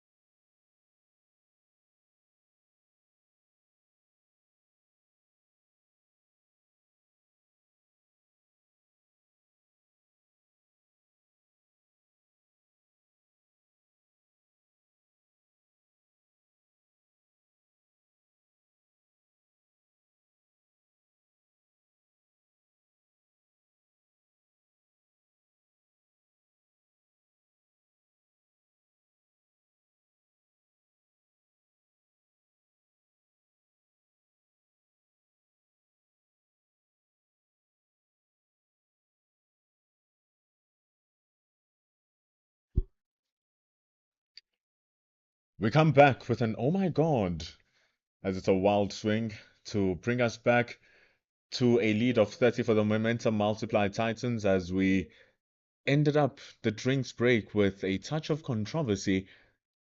What looked to be an edge snipping the gloves off Munsami, taken by Ditole, but umpire Lauren Achenbach not raising that finger. Quite bizarre. Not sure what umpire Achenbach saw, but the decision stands, of course. The letter is law. The decision is law. The run might be dangerous. He would have not made it home, Dinalga. He would have been in deep trouble should that have shied the stumps. Indeed, direct hit would have seen Dean Algar walking back to the pavilion, as indeed Munsami should have been sent in that direction. So that's another lucky escape for a Titans batsman, for a momentum multiply Titans batsman. Called for that single himself, Din Algar, Mm. almost getting himself in trouble. But he's on 143, holding it strong. Full and wide, crunched away from Rivaldo Munsami, but it's a good stop that is not completed in the deep. It seeps through the fielder, and it's more runs coming the way of the momentum multiply Titans. Everything is coming up Titans at the moment. Everything is going the Titans' way. The Hollywoodbets Dolphins would be thinking, where have our luck gone? What is happening? What are the odds that you would have 3 decisions not go in your favor that could have gone either way, and one at least that should have gone? And now they're getting a little bit of a peppering. The ball was new. We were speaking with Werner that it's a double-edged sword. If you're not going to get the ball to work in the areas that you need the ball to be in, you are inviting the batters to be able to score in their free willing manner. Yeah, getting the ball crashing into the advertising boards will help them tomorrow morning as well, the Titans. Just what the Dolphins don't want. Loose shots from Dean Algar. He's been there the whole day. Not happy with his efforts. Spang Ditole with the collection. So now, with the lead on 36 runs, Bradley Porteous is about to complete his 17th over. All the bowlers have toiled here for the momentum multiply, or rather for the Hollywoodbets Dolphins. Your big men in Gele with 20 in the bag. Yeah, he should have had 3 at least. Nice and full, nice and wide. And that's how he brings the end to over number 90 here for the momentum multiply Titans on 329 runs. Every single run now hurting the Dolphins and setting them behind the more the Titans score. The lead is 36. What a cruel game cricket can be. What a cruel game. So, the Titans now firmly in control. They will dictate the rest of this game. It's up to them now.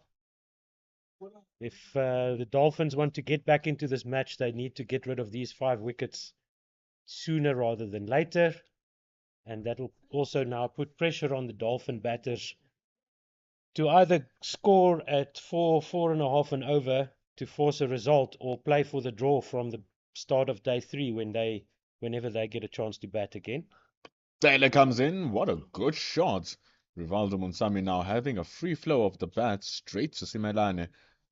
And to add on to your point here, Otto, the idea of batting the Dolphins out of the game now is true possibility if these two continue batting, just keep on piling the runs. Come on tomorrow, they bat at a blistering rate.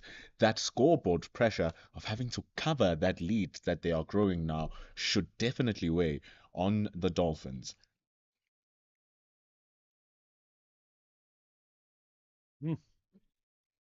Another one keeping low. This is probably why the Titans would prefer to spend a bit more time at the crease right now, pile on the runs while they can at the moment, because you don't really want to be chasing, what, 200, maybe 180 to win the game if you're the Titans, with the pitch doing what it's doing right now. And we know that this wicket usually doesn't hold up all too well through the 4 days, so that might be in the minds of the Titans as well. Slashing shots from Rivaldo Munsami, slashing the boundary, almost taking the head off of the 12th man as well. Such was the power from that slash. 4 runs as we go to triple Nelson. Now that man has to go for a concussion test, most definitely. That ball jumped up off the rope and struck him right above the left eye, it looked like. Oof. Feisty shots from Munsami. Really has his eye in. And the Titans have their feet up at triple Nelson.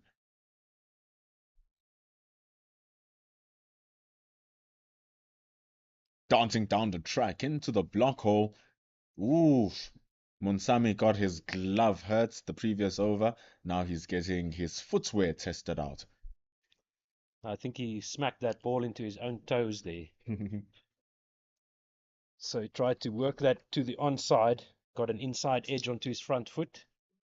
Seems to be okay. Combining football with cricket. He's been combining cricket with golf.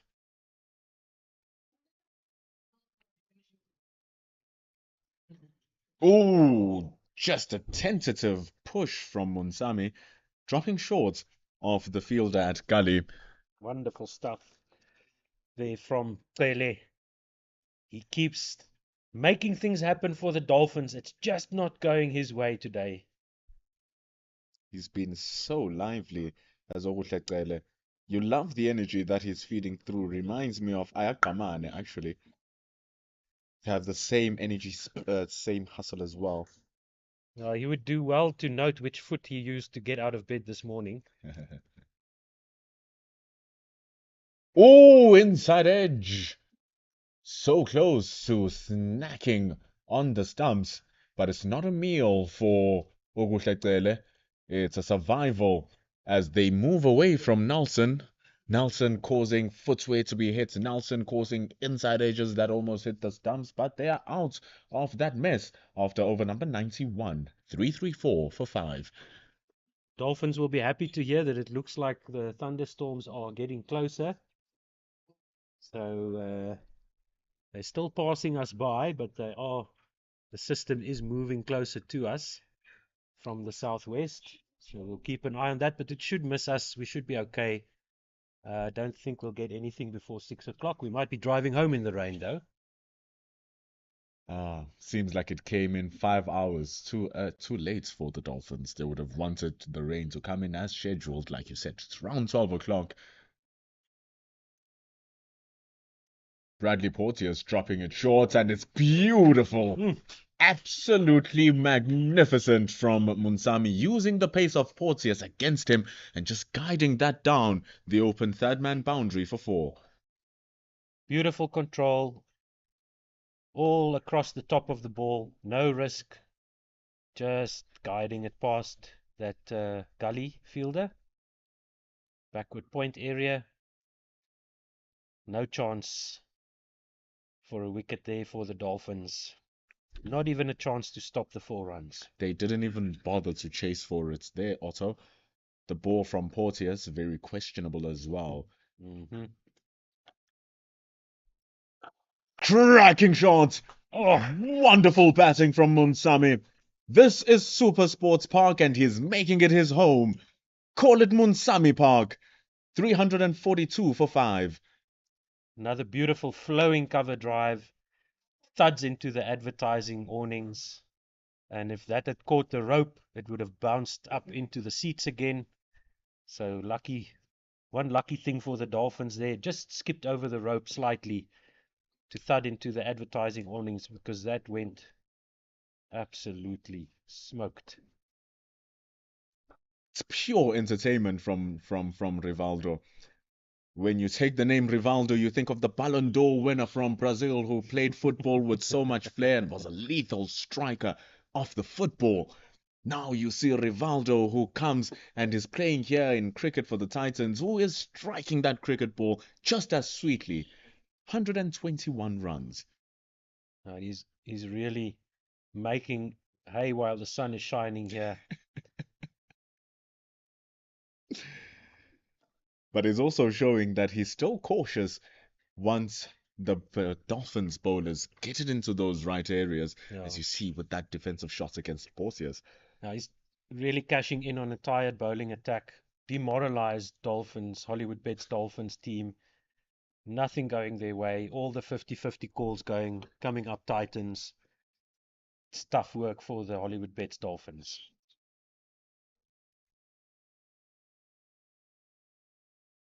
Very well defended. It's partnership now, kissing 200 runs.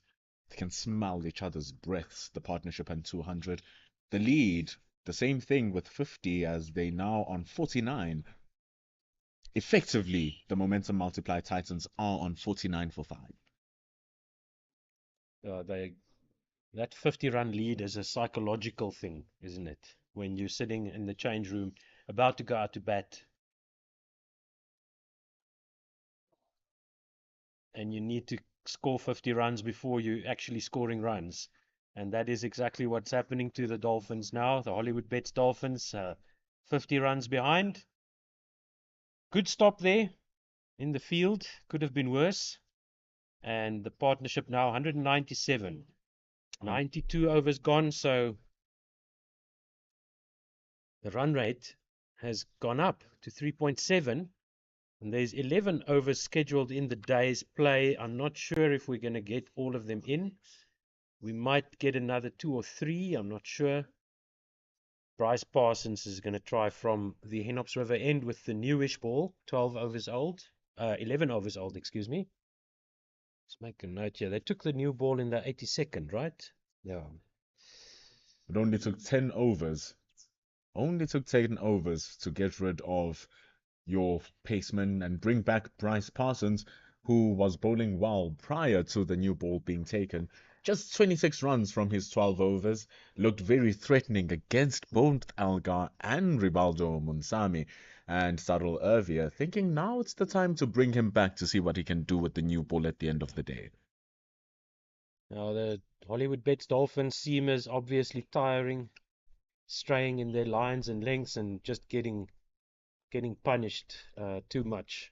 Ervia deciding to try something else, which is good to see as well. Don't let your seamers get hammered too much. Try something new, try something different. Hopefully it works for the Dolphins. Have to keep them on their toes as much as you possibly can. Nice flighted delivery from Bryce Parsons. Not much turn you're going to expect from him, but you are going to see a lot of well-controlled bowling. Just like that, and it's good feet from Rivaldo Munsami. Indeed. So let's see if Parsons can exploit the new ball. As a spinner, you want to get that seam involved. The pronounced seam can do something for you as a spinner, even if it's not taking turn. Just rotating that ball perfectly around the seam, or even with the cross seam. Because the seam is still pronounced, it can do something off the wicket that would imitate spin. 100%, and that's the top spinner, which might also just bounce and jab up into the air, zip through. And because of Bryce Parsons' height as well, we were talking about this and his high release point and the pitch also giving that extra bounce, it will really, really exaggerate that pronounced seam if he's able to get it working, like you say. Yes, indeed. As the great Shane Warne used to say, if there's something in it for the seamers, there will be some bounce in it for the spinners. And they're trying to utilize that by having Marcus Ackerman standing at the slip area. Dancing down the track is Rivaldo Munsami, but there's the long off fielder who's been pushed up to the boundary, and that single notches up the 200-run partnership between Rivaldo Munsami and Dean Algar. 3.5 hours, 287 balls. And that is excellent work by Algar and Munsami. Just what the Titans needed. When they came together at 146 for 5 in the 45th over, it really looked like the Dolphins were about to stick the knife in and twist it. But now the shoe's on the other foot here for the Titans. And with every single run, it's a small little twist of the knife. Like you said, they ripped out that knife from their thigh and they stabbed the Dolphins back. And now every run that they're scoring is just a small little twist. It was that brutal, yes. And Monsami really happy to use their feet. This is something that they didn't do whilst the ball was old when Parsons was bowling. They were allowing Parsons to do what he wanted to do. But right now, taking him out of his comfort area, that's what he's going to expect from batters who are both on over 100 runs. Now the shoulders are sagging and for the Hollywoodbets Dolphins. The body language is not great from all the players on the field. Somebody needs to get some energy back into this team. It is tough. That's why you get paid the big bucks, as they say. Indeed, indeed. Championship mentality is what is needed here from the Hollywoodbets Dolphins. It's nearing the end of the day and a complete overhaul of the pace situation, really getting rid of all pace, comes Marcus Ackerman running from the West Lane end. Experienced cricketer, but only 8 wickets in his career so far, 63 matches. He's bowled 105 overs. So let's see what he can do here. Maybe he's the golden arm that they've been waiting for. Anything, try anything. If what you're doing isn't working, try something else. So that's good to see from the Dolphins, that they're not hammering away at the same failed tactics. They are trying something else. They really are in need of something now. Every now and then, the man who comes in as a part-timer, especially with those batters set and looking to score, that's how they are able to just get that breakthrough.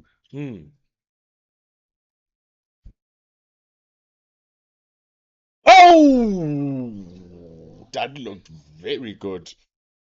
Full and outside off and completely missed by Munsami. Played all over that. Collected by the keeper. Yeah, it's that... let's see this next one. Wonderful lengths from Marcus Ackerman. Action extremely reminiscent of Rashid Khan.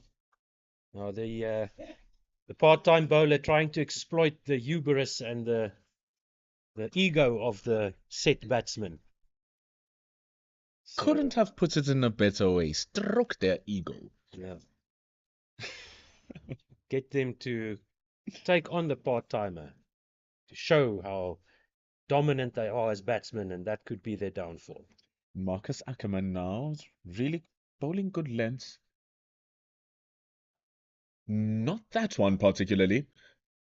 Short and wide, played into the open space by Dean Algar, now on 147 runs. 350 comes onto the scoreboard as well for the Titans with that brace. Almost 7 hours in the field for the Dolphins, 569 balls and 51 fours for the 351 posted by the Titans in their first innings so far.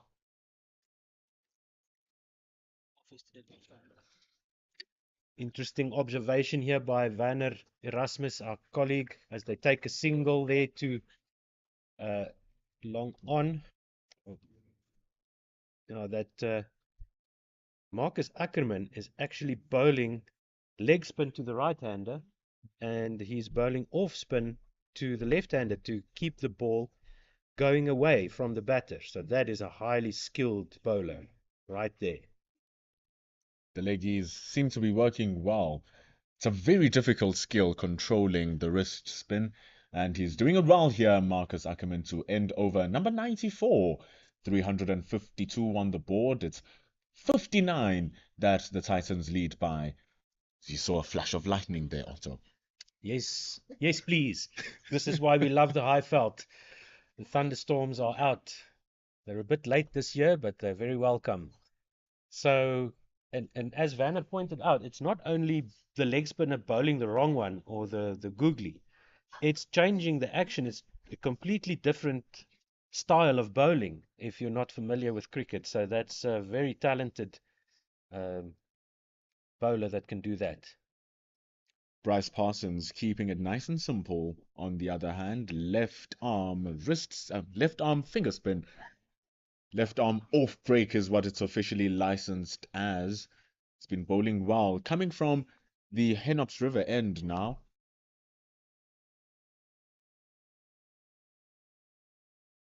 His operation has been coming from the West Lane end where we are as the commentary team. It'll be interesting to see what dividends he's able to reap from the other end. Yes, he's swapped over to that end. That's been the preferred end for the pacemen of the Hollywoodbets Dolphins.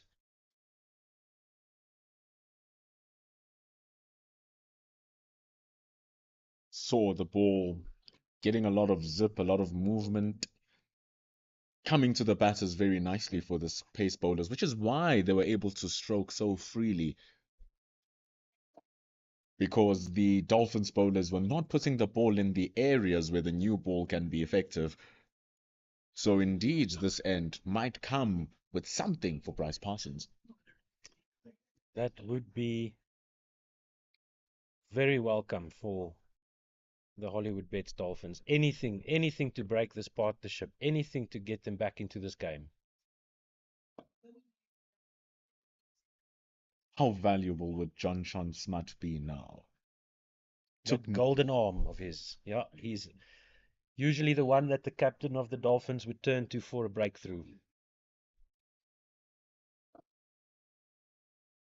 Took 9 wickets in their previous match, 6 and 3 in each respective innings.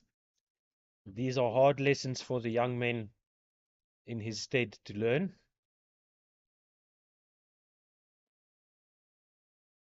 This can either build or break your character. Could not agree more. And as we see the end of over number 95, the momentum multiply Titans on 354 for the loss of 5 wickets. The lead is 61 as we see a change in commentary. Oh, must I keep this? That's fine. You can.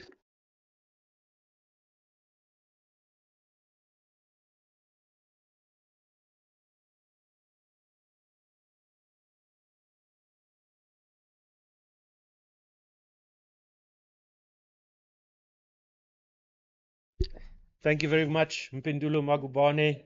That was an exciting stint of 10 overs there, where the Titans achieved a few milestones. You see Marcus Ackerman continuing now, and Vanner, just take us through. Vanner Erasmus is joining me. I'm Otto Simon, and we are here at Supersport Park in Centurion. Oh, Mansami strikes that one beautifully, and good adjustment at the last minute there from Andile Semelane, grabbing it in his left hand. And that does bring Dean Algar on strike, who is on 149 runs. He is one away from 150, and everybody is looking expectingly at him. So let's see.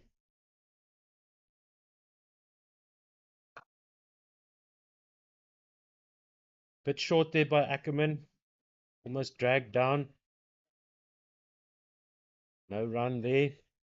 Will you take us through, Vanner, what you observed there with Ackerman bowling a completely different style to the left-hander as opposed to the right-hander?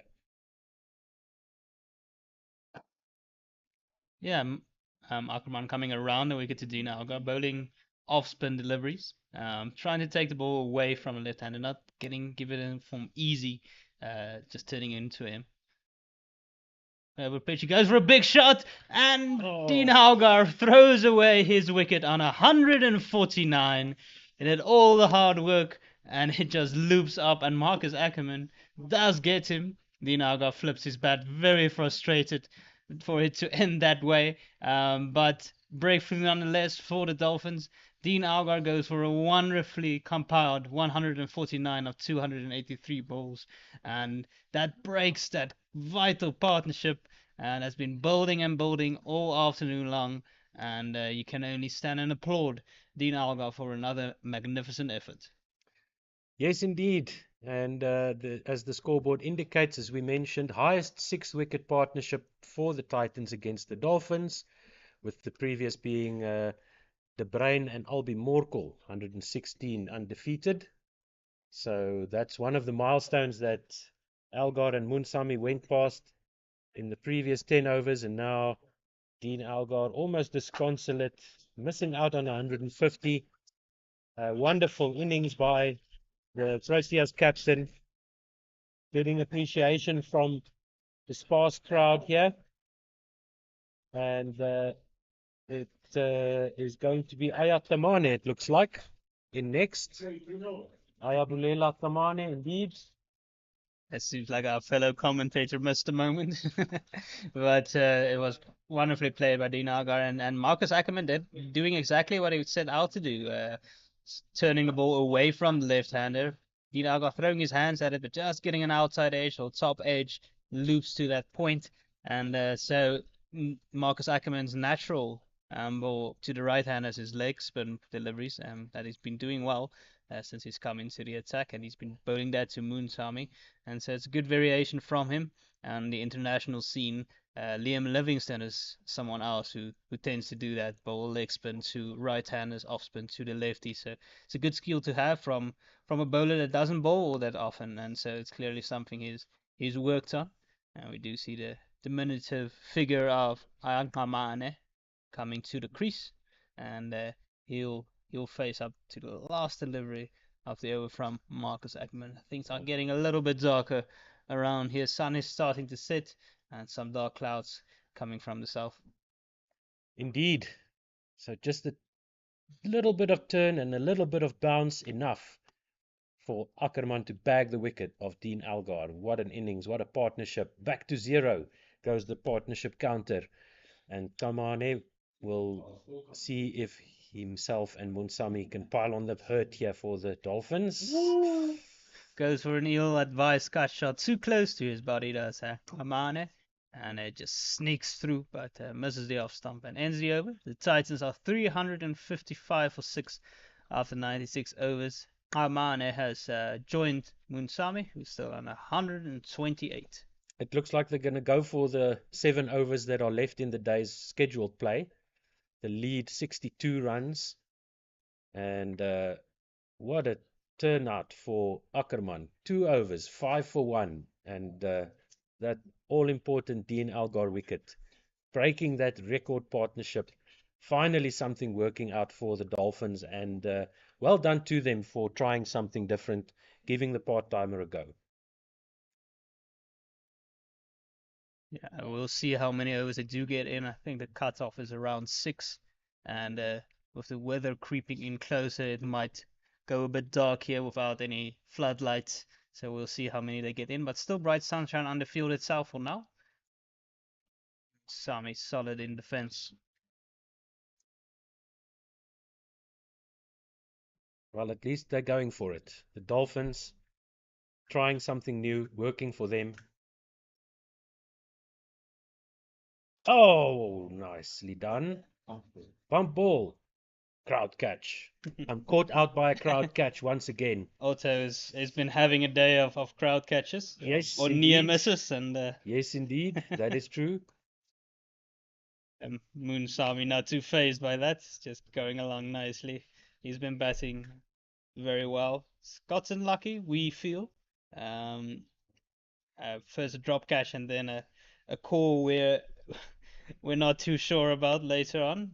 But yeah, let's say that. Let's say we're not too sure about it. We are here for courtesy of. So we will stay with that statement. We will stick by that statement. I hope their lightning detectors are working here at Supersport Park because the dark clouds are getting closer. Yes, quick discussion between Parsons and Saro Arve and the short Shakawa fielder. But the field remains unchanged.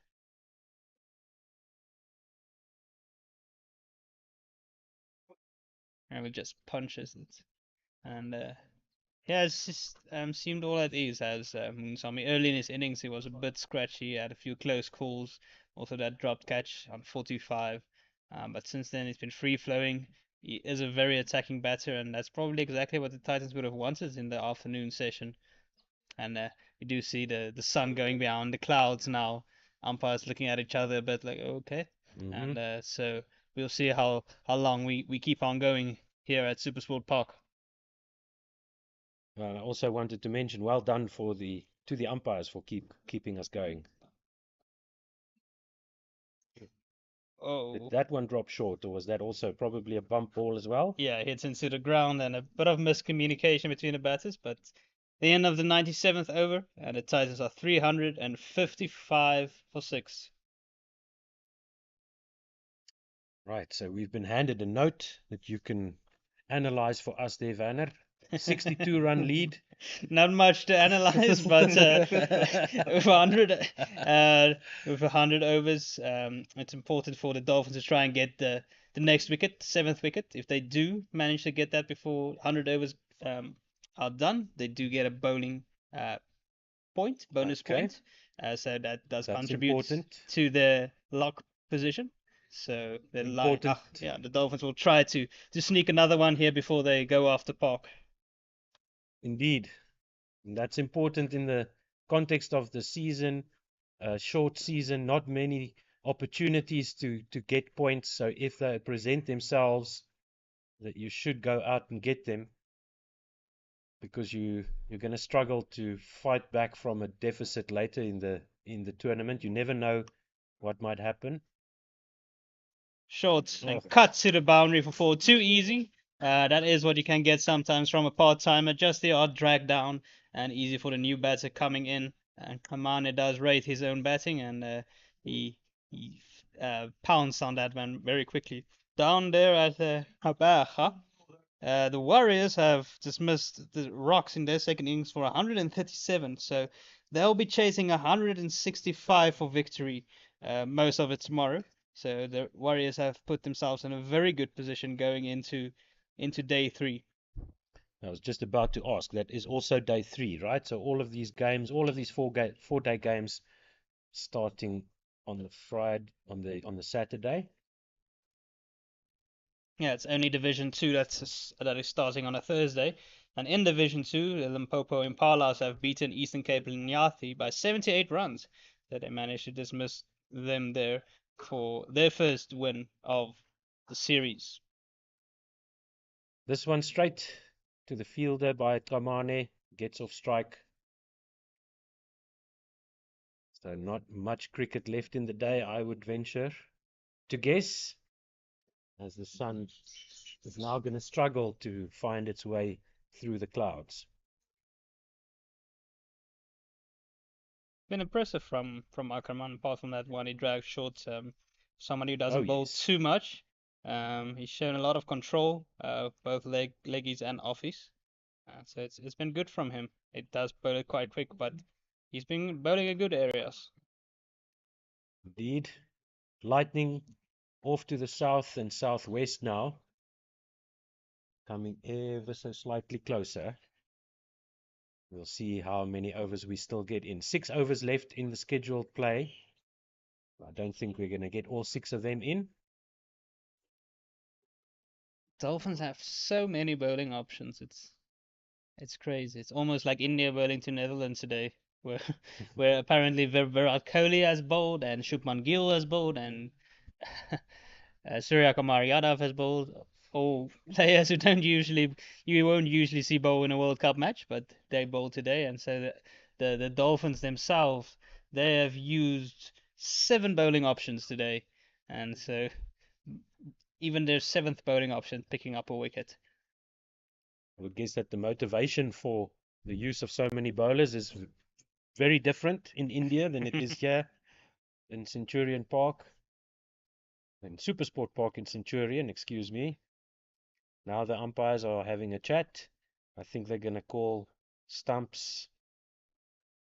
Yeah, so that is the end of the day. The Yeah. Titans go off the happier of the two sides. They're on 360 for 6 at the end of 98 overs at the end of the day. So we will have to wait until tomorrow to find out whether the Dolphins can secure a bonus point with the ball if they do pick up a wicket in the 2 overs tomorrow. So the Titans, after struggling initially and being 5 down for 140 odd, end the day 360, a wonderful century from Dean Algar, who made 149 of 283 balls. Rivaldo Moonsamy, he remains unbeaten on 128 of 167 balls. Their partnership record breaking for the season, and the Titans will be very happy with their day's work. The Dolphins will feel a bit perplexed by some of the decisions against them today. Bowled very well in patches, tired against towards the end of the day, and both Algar and Munsami made sure that they capitalized on it. Great sportsmanship by the Hollywoodbets Dolphins as they applaud Munsami, who was one of the batsmen in question in the last, or he was the batsman in question in the last decision that they felt hard done by. So well done to them for keeping to the spirit of the game. That's commendable. That's nice to see. Yeah, Kuhle was the pick of the bowlers today. He's only picked up 2 for 76, but his figures could have looked so much better. 3 calls went against him that could have potentially been wickets of 3 different batters, of Dean Algar and Sibs Makanya, and also Rivaldo Moonsami. So he toiled away all day for not much result, but they'll be back tomorrow, and they'll try to dismiss the Titans before their lead crosses 100. That'll be their hope. The Titans will look to push it as much as possible. And from us here at Pitch Vision, and from Cricket South Africa, and from the Titans, we bid you adieu. From me, Vane Erasmus, from Otto Simon, and Mpendolo Mukbane. And we will see you guys again tomorrow. And our production team over there, thank you very much. Great job, guys. Thank you. And do check in with us tomorrow.